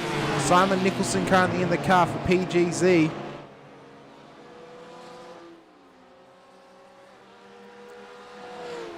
So what a great battle for this. Just to give an update as well for the Taipan Esports car. Anthony Visma has now hopped out of the car. Greg Favell has hopped into the car. So, nice little driver change there for them. As I don't believe they are on the timing tower at the moment because they are a bit too far down. Just check them out. The Eclipse SimSport sister car is also in a very tight battle with Number I'll just 420. double check. Yep, the number 420 is PCD in a Racing. yes, they're in a very close battle as well. So, it's number 420 versus number 7 here. And then a bit further up the field, number 69 versus number 118. They've got the Infinity GTP car just in behind them, as well as the Velix car as well. As it looks like Ashos let him by a little bit. Oh, that's very close there. Threading the needle nicely was Lockie Brownlie. Done very, very well there. Of course, we saw him just before. There is Ashos. Currently racing around. Currently P7. He's doing well. I wonder if he could give us a little wave. Yeah. I'm sure if you asked him, he'd do more than that. Yeah, I was going to say you just get a Snapchat of you know what. Yeah. But driving quite nicely at the moment. 4 laps down in the leaders, but you know, just chugging along. P7 at the moment. Doing what is required, as was mentioned by Seb. Long season, many opportunities to gain some speed, get some opportunities to, you know, make gains on the championship, and just, you know, have some good results. Now go back up with the leader at the moment, Sam Sutton. 54 seconds is the gap back to Rapid Team Rensport 911. Team down the inside here of Greg Favell in the Taipan Esports car. I got a good question, Jackos. Yeah. What's your favourite livery, except for your own, because that would be cheating? Oh, well, ours is not my favourite livery. Oh, okay, what's your favourite livery on track at the moment? I know that the Rusties one would probably be your favourite overall. Favourite GTP and favourite GTD. Yeah. I'm not sure. It's a tough one. There's a lot of good ones out there. I'm just going through them. I do really like how the Eclipse SimSports livery pops because of the day glow. Yeah, that one does look Um, pretty good. I reckon though it does need a little bit of black, just like around some of the yellow bits. I think it just needs that little bit more. Just a little bit of colour separation. Yeah, maybe between the just- white and the Just some like outlining or something like that. I think would look really, really nice. yeah. Or the Team PGZ one stands out really well with the yellow, like the black on the yellow, yellow on the black. Sorry. That one does look pretty good. I think. Mark One Esports is also very nice with the yellow, the blue, or the darker blue as well, and the triangular shapes. I don't mind the CXR livery. Yeah, I think it that one actually definitely looks quite nice. definitely is a massive improvement on the last time I saw a CXR livery. I actually enjoy that, like looking at that one. It looks really good. I think, that we can see there on screen the Taipan car. That looks pretty good still. I think it actually suits the Beamer quite nicely. One thing I would say, though, is I reckon the grille should actually be red to match the red on that car. You can't go past the drop bear cars though. They are one of the nicer liveries on the platform, They do especially look very good. especially when you take into account their the spec maps with the little the logo. I can't remember what logo that is, but the little patterns that they've got that show up under certain lighting. It just makes it look really good. So it's good actually. We've got two of them on track together at the moment, as well as the fact that I believe TriStar Racing is out of this race now as well. They have now been passed by the top two in the GTD Pro class. Yeah, those drop bear cars actually look really quite nice. I don't mind. I really like actually the color combination. And it'll be very interesting to see if any of these teams actually do run sort of a special livery at some point throughout the season, maybe for some of their favourite races. Maybe, Long Beach, maybe they run some palm trees on their car or something like that. I actually wouldn't mind that on our car, Jackers, just quietly.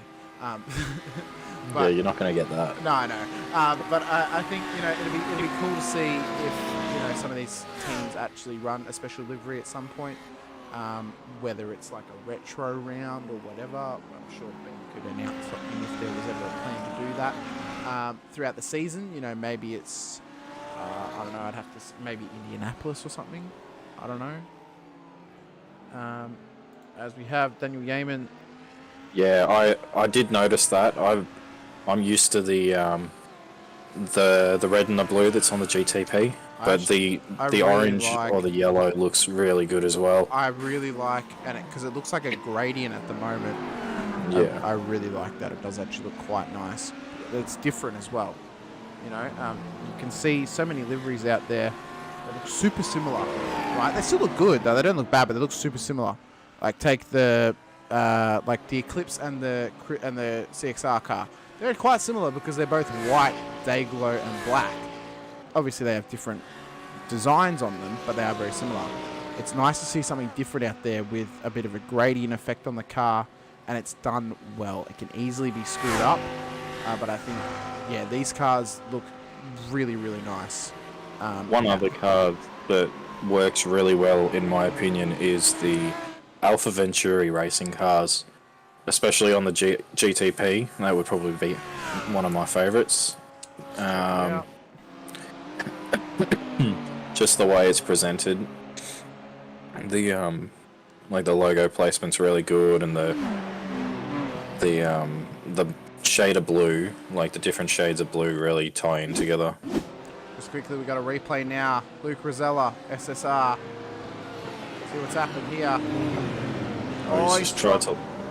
He's tried to go around the outside. do the good thing and let everyone. Oh no, that was my bad. I got the cars mixed up. Yeah. I thought he was in Mark 1 for a second. Yeah.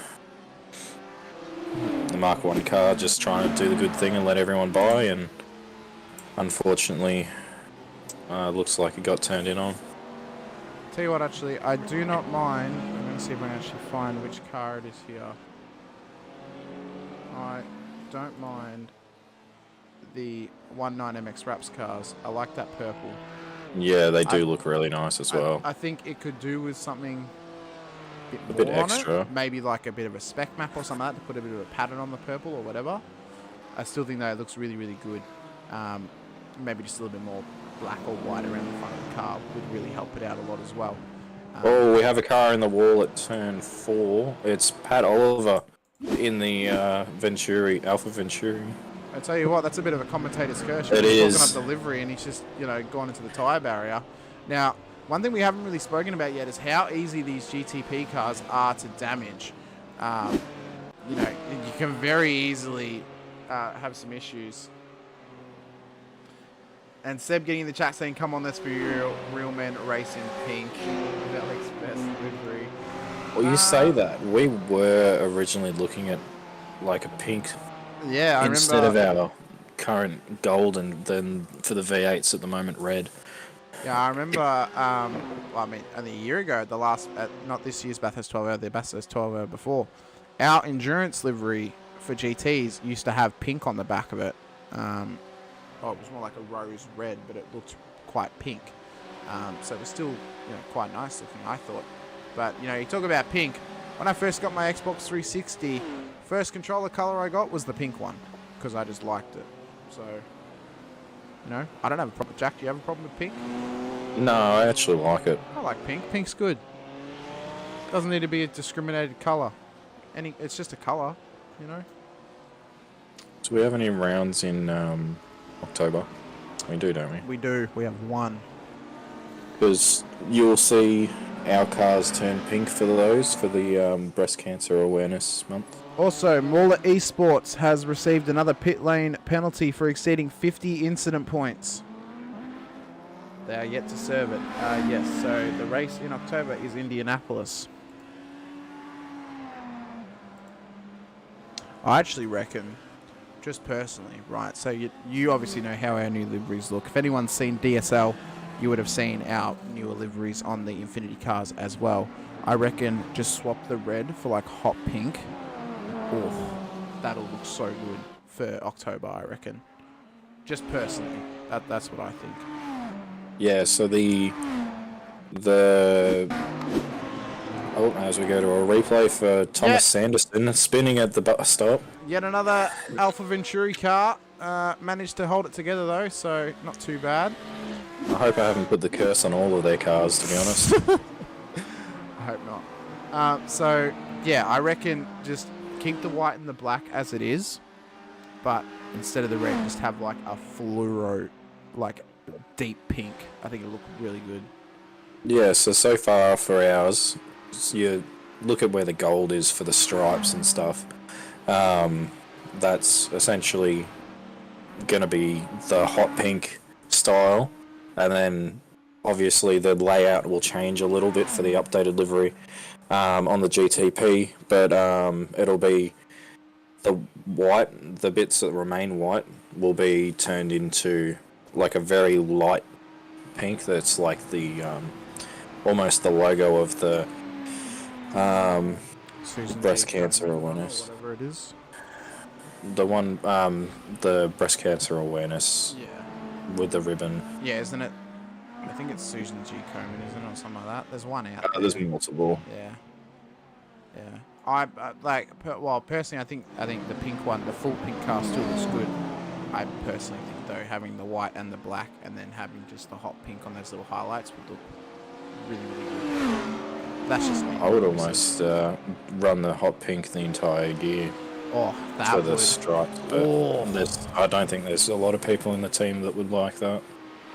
I mean, you could just do it for GTs. I'll be happy. Well, there's certain people, like been in talks with a couple people in our team. Inside scoop to everyone else. There's a couple people that I've been in chats with that we might go back to doing a bit of a personal colour occasionally for some cars. Good to see I'm part of these conversations, ladies and gentlemen, eh? Well, I'm going to have to put a poll in the chat for everyone, like all of our team members, so then majority rules. How the times have changed. Also, pit lane penalty for car number 692 for exceeding 30 incident points. They have now served it. The Muller Esports car has also served their 50 incident point pit lane penalty as well. Just to get in on that quickly. Tell you what, Drop Bear starting to run away with this thing a little bit here. Yeah, a minute gap. So is that a minute on your timing? That's a minute. That's a minute and 2 seconds. So they're about 30 seconds away from lapping the whole field. You see here, just getting caught up in the traffic now, which is something that they all have to deal with at some point in the race. So you just bite your tongue a little bit and just keep on moving on. Keep trying to get as far forward as you can.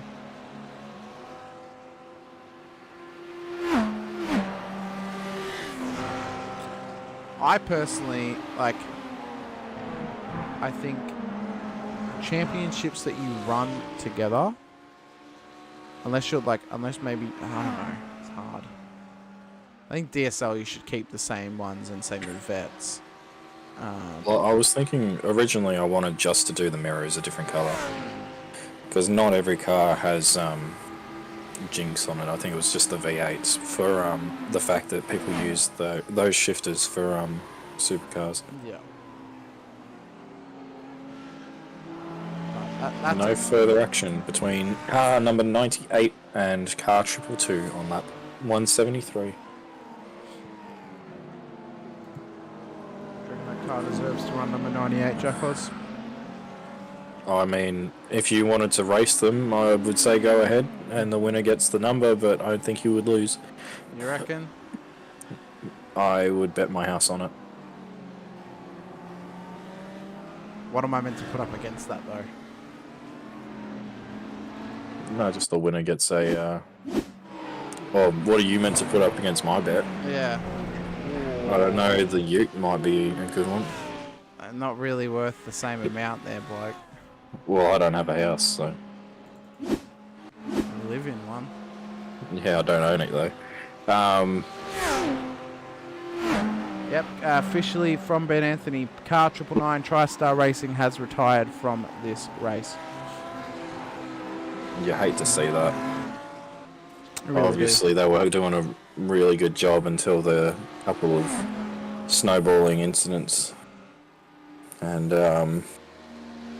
yeah, you hate to see cars retire, but obviously they had a lot of repairs after those couple incidents. Tell you what, though, we are edging closer and closer to 2.5 hours left in this race. Not long to go now. I think this race has been it actually has kind of been a story of two races, hasn't it? The first half was more or less people just sticking to their guns, keeping smooth, keeping clean. The second half of this race has been more about sort of the incidents that have been occurring, people taking advantage of those incidents, and sort of how the trying to think what the word is. Oh God. How the fatigue is now starting to kick in for drivers after driving for so long and being in the rig for so long. Manage themselves. Yeah, which Sort of. the longer the season goes on, they will be able to. Obviously, we'll have shorter races, so we won't actually encounter this that often. It's only really going to be for this round, Sebring and probably Road Atlanta. Maybe Watkins Glen, 5 hour.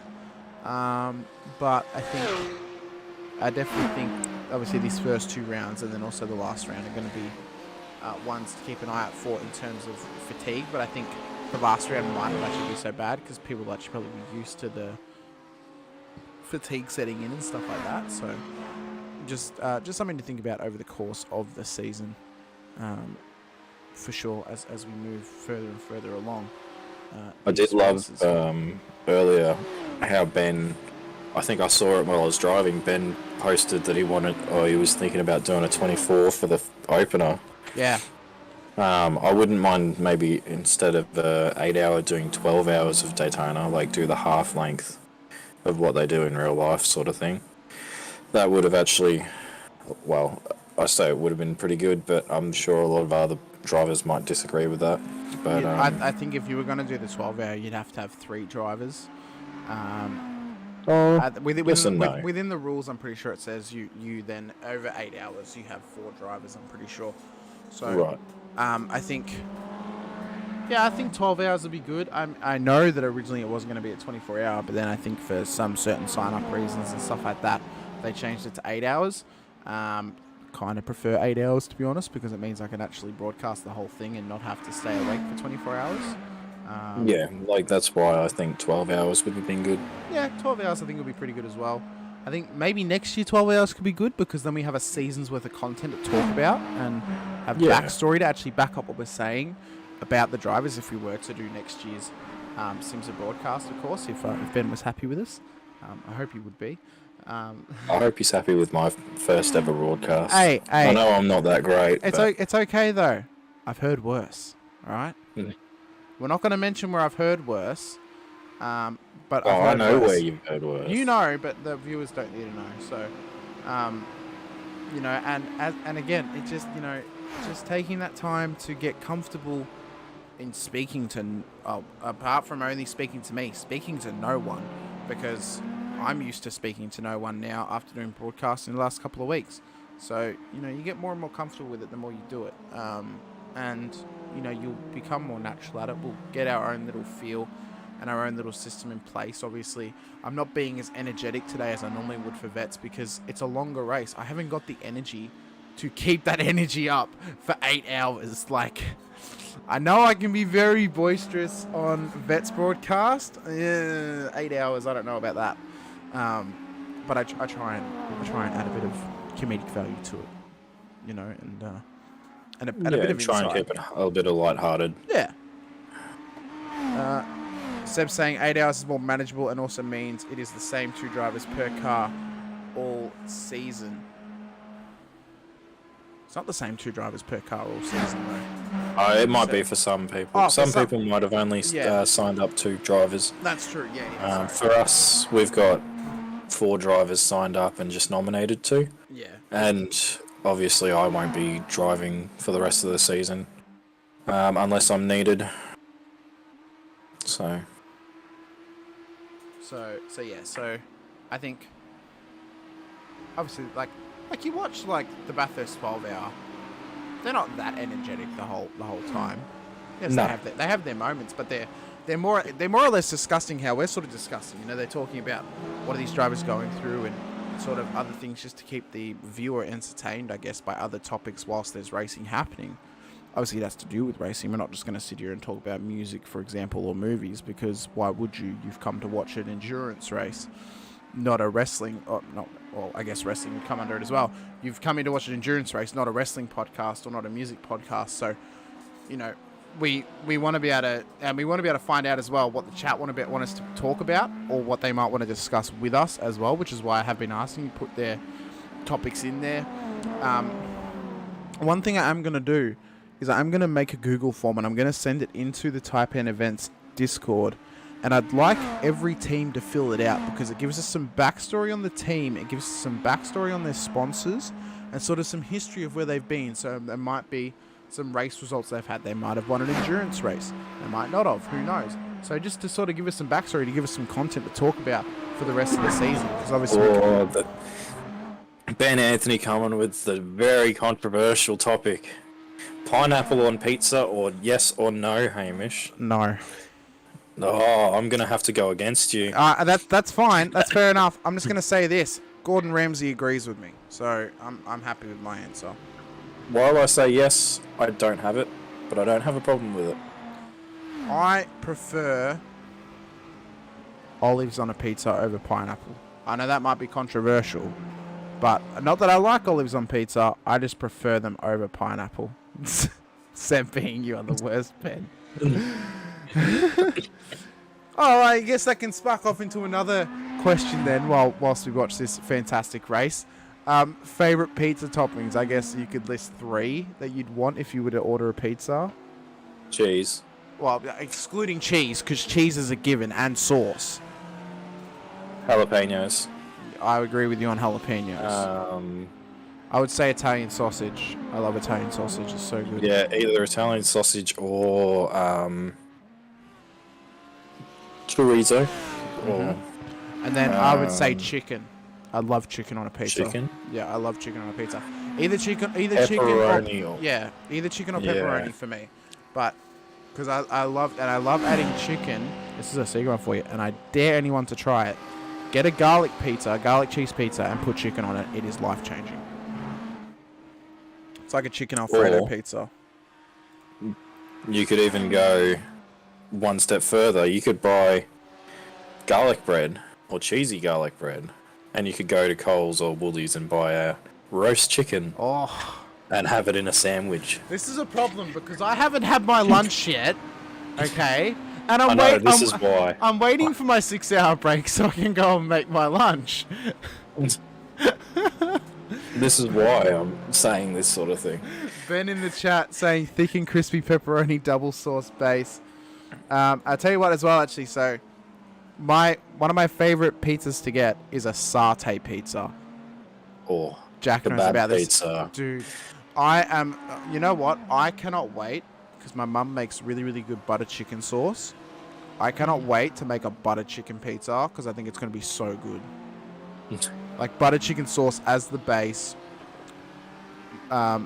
mozzarella, and then chicken, and then a bit of extra sauce on top. Oh, and maybe a bit of onion. I think it's gonna be so Well, good. I know my teammate who's driving right now, Ashley DeVries, his favourite pizza from pizza. where he used to live was a HSP pizza. chicken kebab pizza. Yeah. Or it was a mixed, I think, kebab pizza. Yeah, And it was one of the best pizzas I've ever had in my life. We need to go to where Ashros used to live, in memory of him used to living there, and get one of those pizza jackals because I need to try it.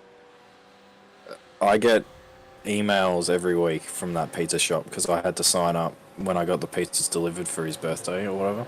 So, Yes, So- it has turned into a food yeah, podcast. so now we've gone into we've gone exactly opposite of what I said before about how we should be talking about car racing. Yeah. But you know what? It's allowed because Ben brought it up. Yeah.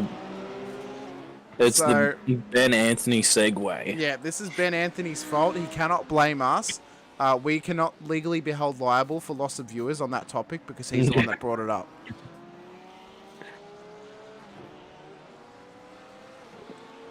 So Seb, what's your favourite pizza? Yeah, what's yours? Also, you can get a bit of everything with this broadcast, so why not invite your whole family? You know, you might have someone who enjoys food topics, someone who enjoys music or movies. Bring them along, watch the race, get in the discussion. Why not? It's like a box of chocolates. You never know what you can get. Life is like a box of chocolate. I wasn't gonna try and. Yeah, I love you, Jenny. We're not going to bring out the... Still never seen that movie. I haven't. I've seen portions. I've never seen the whole thing. I have it on Blu-ray, but I'm yet to watch it. Now it's a movie podcast. Now it's a movie... Don't get me started on movie podcasts. No, I know. It'll never end. We've got 8 laps left in our stint, or 7 laps, so just a heads up, and then I'm going to be jumping back in the car. Oh yeah, I'll be flying solo, having to figure out what I want to talk about. A Moroccan lamb with roast pumpkin. Oh, I don't like pumpkin that much, but that sounds pretty Neither. good. But yeah. That sounds good. Not gonna lie. Actually, you know what? Sweet potato. I reckon HSP will be so good with sweet potato fries. Just on that HSP topic. You for a also moment. have gravy on your HSPs. I do have gravy on my HSPs. Oh, lock up, Brownlee. That's had a problem. Let's check it out. Into the kink. We spoke about at the start of the broadcast. Danger zone. We made it through the kink safely. Oh, But gets too far out of whack. did a very good job to keep it off the wall He there. was lucky he was already on the brakes coming into the corner there. We've seen that be the danger zone for them before now when they ran out of fuel almost and ran it into the wall. See him trying to scrub the tyres up now. I believe that was the second horseshoe, wasn't it? That was Not the first. That was the second horseshoe, yes, coming up towards the entry to the bowl. Yeah. So, yeah, the sauces I get on my HSP is gravy, garlic, and sweet chili. Crucify me all you want. It's better than the barbecue. Mine is just literally. I'm the Yours- opposite. I've yours- literally just got barbecue, garlic, and sometimes sweet chili or Yeah. hot sauce. Yeah, so it just trust me. But although to be fair, not all kebab places have a good gravy selection. Yeah, not many some places. where I some live. gravy is trash. Place where I go, top tier gravy. So, yeah, crucify me all you want. It's a great combo. You got to get on that gravy train. You got to get on Don't get me started on Young Gravy. No, I never said Young Gravy. No, but you said Gravy Train, and at the start of one of his songs, Yeah, because he's got a Gravy. song called Gravy Train. Yeah. But I didn't mean it like that. No, I know. But yeah, It's good though. If you so honestly, any of the viewers out there, next time you go to a kebab shop, you got to get HSP. Ask them if you can taste their gravy. If it tastes good, try it on the HSP. yeah, just get a tub of gravy on the side just in case. Yeah, do that, and then just pour a bit on. I hope Jordan's listening to the broadcast I because hope so. he lives right around the corner from the kebab shop that I go to. But getting back to the race, finally, Yes. We've only- Marcus Watson and Eddie Beswick, 0.5 of a second separating, and as they come out of the bus stop, Let's I've got check. Timothy Cook passing them in the GTP. See where they are on track. There they are. And as you see, Eddie in the draft, just getting them swag lines, catching up. Getting them swag. Oh, the draft looks so OP. It Yeah. is so overpowered at Daytona. So OP. I'll tell you what, ladies and gentlemen, I'm actually a little bit sad that I couldn't race in this race because I actually missed out on the Daytona 24 hour this year for reasons out of my control. But it's still great to be involved in the Daytona race, I think, even in this capacity. Also, all that chat about non-racing topics, we only lost one viewer. We have just heard on the race control, they've just warned car 912 to be more patient when overtaking GT cars, especially going into the bus stop. So the Rapatine Ren Sport car, I believe Velix must have pit, possibly. Although, actually, no, they would have lost the spot after that incident that they had. But we are lap 209, so they actually had a pit stop on lap 205. So Adam Ferguson will be close to coming back into the pits once again very, very soon here. So I would say probably within the next 2 or 3 laps as he comes up to his teammate now. He's actually gotten past him for position here, but will need to pit. Obviously, his teammate just come out of the pits there, Jared Bailey. So it'll be very, very interesting to see how these guys can continue along. When do you have to get in the car, Jackals? Very soon. Which lap? Where are we? So you guys are 207 at the moment. Yes, so we're on lap 206 at the moment. Yeah, We've got 4 laps left. fair enough. So I'll probably jump over in about... Oh, actually, I might just do it now, just to get it out of the way. Oh, fair enough. Well, Jackals, we'll see you when you come back. Maybe try and think about some discussion topics for the I'll final. ask the boys. Good, for the final 2 hours of the race. And yeah, look forward to speaking to you then. Oh, good, mate. Thank you. Have fun. Will I will do. definitely be in the chat. Very good. All right, there we go. Back flying solo once again, ladies and gentlemen.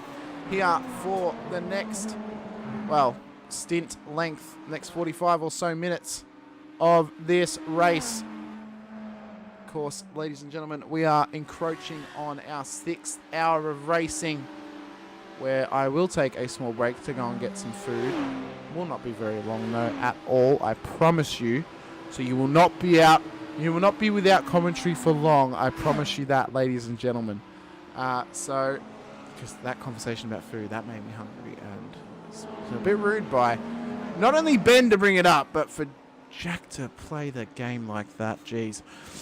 Anyway, regardless, ladies and gentlemen, we are now back on our own.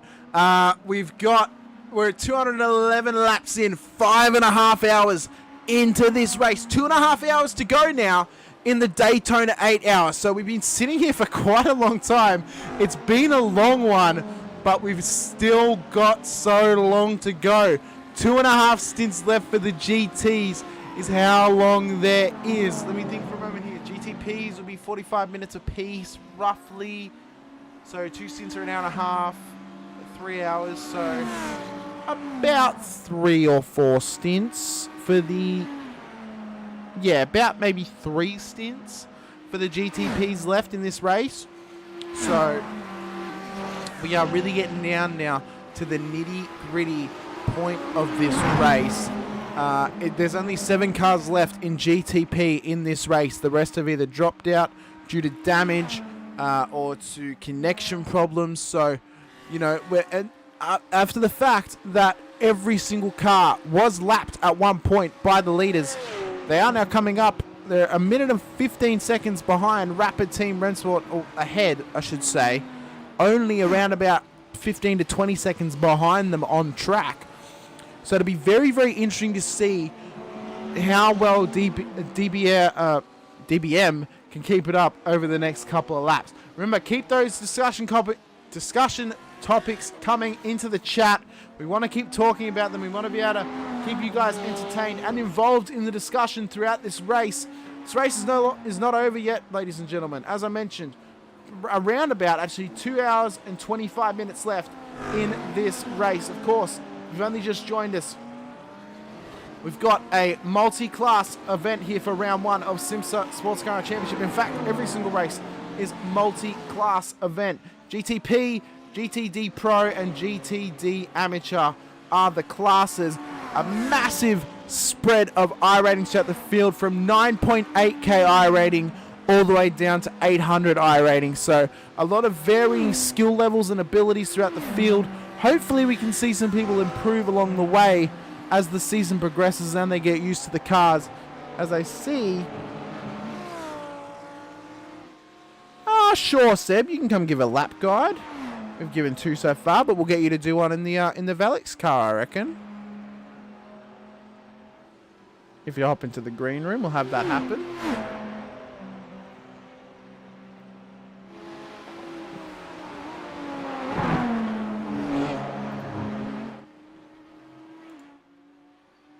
So I have actually shared the stream into here. That's right. Let's bring that up then. Hello. Welcome back into the broadcast, Seb, and we'll get it into the roll bar cam. Yep. It is up All on right, screen. so coming into turn 1, there is 2 markers on the middle of the road. We brake just between the 2. Down to second gear, hold it tight. It's very, very easy to lock up the front left. Through here, we just got to be gentle, full throttle, but it's very easy to make a little mistake with a little curve on the inside. Brake just after the pit exit line, down to first gear, bring it in tight. Short shift to second on exit to manage your wheel spin. Flat through this kink, we're going to get a GT car, which we're going to have to manage here. And then we're going to come in, brake just in between the middle of the 2 sets of cones. Again, down to first gear. Keep it tight, short shift on the exit to manage your wheel spin. This one is a second gear corner, brake quite late.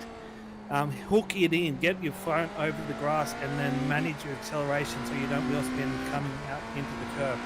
Now we're just going to sit here and long straight to wind up before the bus stop. Now the bus stop. As we're coming along, we'll see a 3, a 2, and in between the 3, 2 and the 1, there is a light post on the outside. We brake as we just passed it. It's a yellow light post, straight in, 4th gear. Hook it in, hold it, hope it sticks. Try not to get off track on the exit, and then go straight to the end of the lap. Very, very good, mate. Thank you for that. Obviously, you'll be coming up on your final stints of the race very, very shortly, actually, I would assume. How are this you will be feeling for that? Lockie's last stint, Yep. and then I've got to bring the car home. Yep, so pitted He's, on lap 205, and your stint lengths have been how many laps? 25? Yeah, he's got about 18, it'll be 17 at the line, so Yep. yeah, a bit over 25 minutes. So- and then, yeah, I'll be doing the last 2 hours solo, which is not unusual for me, but it is a long time. He's working tonight. He tried to manage shifts around. Originally, he was going to be working all day and not going to be able to race, but then he was able to get shifts swapped around, so he starts work at 7 p.m. Well, at least he was able to commit to being able to actually do the race during the day. And I suppose, I mean, it's 2 hours solo. It's not too bad, really. Just lets you concentrate a little bit and yeah, just kind of work on your own to make your way through the field, I guess. Just make sure I don't run out of fuel again. That's all that matters. Yeah, I would have that fuel black box up the whole time and just be checking it every lap. Right, we've got so many laps left, and just keeping that in the back of your mind. But I mean, you guys have done very well so far. You kept it pretty neat and tidy, apart from that small moment at the second horseshoe a bit earlier. I believe it was in the stint. So you guys have done very well to come back from here. You're back in third at the moment.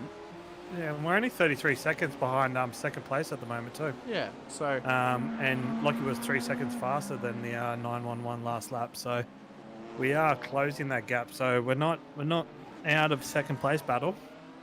Definitely not. And you know what? You could still be well within the battle for first place, because your car's not sitting in the pits on the jacks, and anything can happen to them over the course of the next sort of 2 hours and 20 minutes. So not out of the woods yet. Could definitely still be on for even a win, but at minimum, I reckon you guys will be on for a podium at this point. To be fair, I was looking at that drop-out car and how pacey. I mean, Sam Sutton's a very, very talented steerer. Cameron Dance is also, so they were going to be a hard task to beat. So to be up there battling with them has been a really quite an achievement for us. And I think the biggest saving grace was that we had that fast repair. So even though we had a couple minutes tow, we only really lost about a minute in total with that incident. So it was not too bad in the end. Just to give a quick update as well, because I've just been told by Ben Anthony, the Type N Esports entry number 268 has retired from the race. So the car that was driven by Greg Favell and Anthony Visma has retired today with 2 hours and 20 minutes to go. So obviously not a fun day at the office for them. Hopefully they can come back strong next month at Sebring and have a stronger outing in the amateur class. So, but yeah, I think you guys are still very strong. As you mentioned earlier, it's a long season, long races. There's 3 more extensive races left this season in Sebring, Watkins Glen, and Road Atlanta. So you guys still have a big opportunity to take advantage of longer races, and I think you guys have got the pace to still be up there in the shorter races as well. So. I think you guys should be on, I would think, for a win at some point this season regardless. So that's the dream. So we just keep chin up, keep going, and we'll have a good finish to the race. Lockie doesn't have long to go, so I'm going to go and get myself prepped for a long, big stint. I enjoy the rest of the stream, and I'll hopefully be there at the podium and come in and say hello at the end of the race. No worries at all, Seb. Thank you so much for being here across the broadcast, mate. Good luck in your final couple of stints. Cheers, mate. Have a good one. No worries. As we just caught here on the replay, ladies and gentlemen, for Eclipse Sim Sport number 420, Eddie Beswick just losing the rear end there, coming onto the bowl. Great to have Seb in for a bit of a lap preview there, a bit of a lap guide in the Valix car. So doing very, very well today is both Lockie and Seb. So great to have him in here. Much appreciated to all the drivers that have come into the booth tonight or today to have a bit of a chat and a bit of a discussion about how the cars are going and everything else like that. So as mentioned, if there's anyone else who wants to come have a chat who has been driving today, more than welcome to hop into the green room. I'll pull you in here for a bit of a chat, a bit of a convo, whatever. But regardless, I believe now, yes, my broadcast colleague is back in the car. So, Jack Anderson now back in the Infinity Motorsports GTP BMW V8 Hybrid here at the Daytona 8 Hour. So he's now started his final stint. We will look forward to having him back fairly soon, I would suspect. We'll see what lap they pit on. Lap 207. We're currently at 217. So he actually pit 10 laps ago. He's been in the car for 10 laps. I just wasn't concentrating, apparently. So 10 laps. He's been in the car now about 13 minutes or so. So we'll see him again in about another half an hour's time. And he'll be in the booth with me till the end of the race. But yeah, so if there's anyone in the chat who has any discussion topics you guys want me to talk about, feel free to chuck them in there. I'll be happy to talk about them with you here over the course of the final 2 stints. We are getting very, very close to the end now, ladies and gentlemen. Of course, Drop Bear Motorsport has been leading this race for a fairly long time now. We see here Cameron Dance back in the car after the pit stop. They've still got the lead of this race, 1 minute 17 seconds back to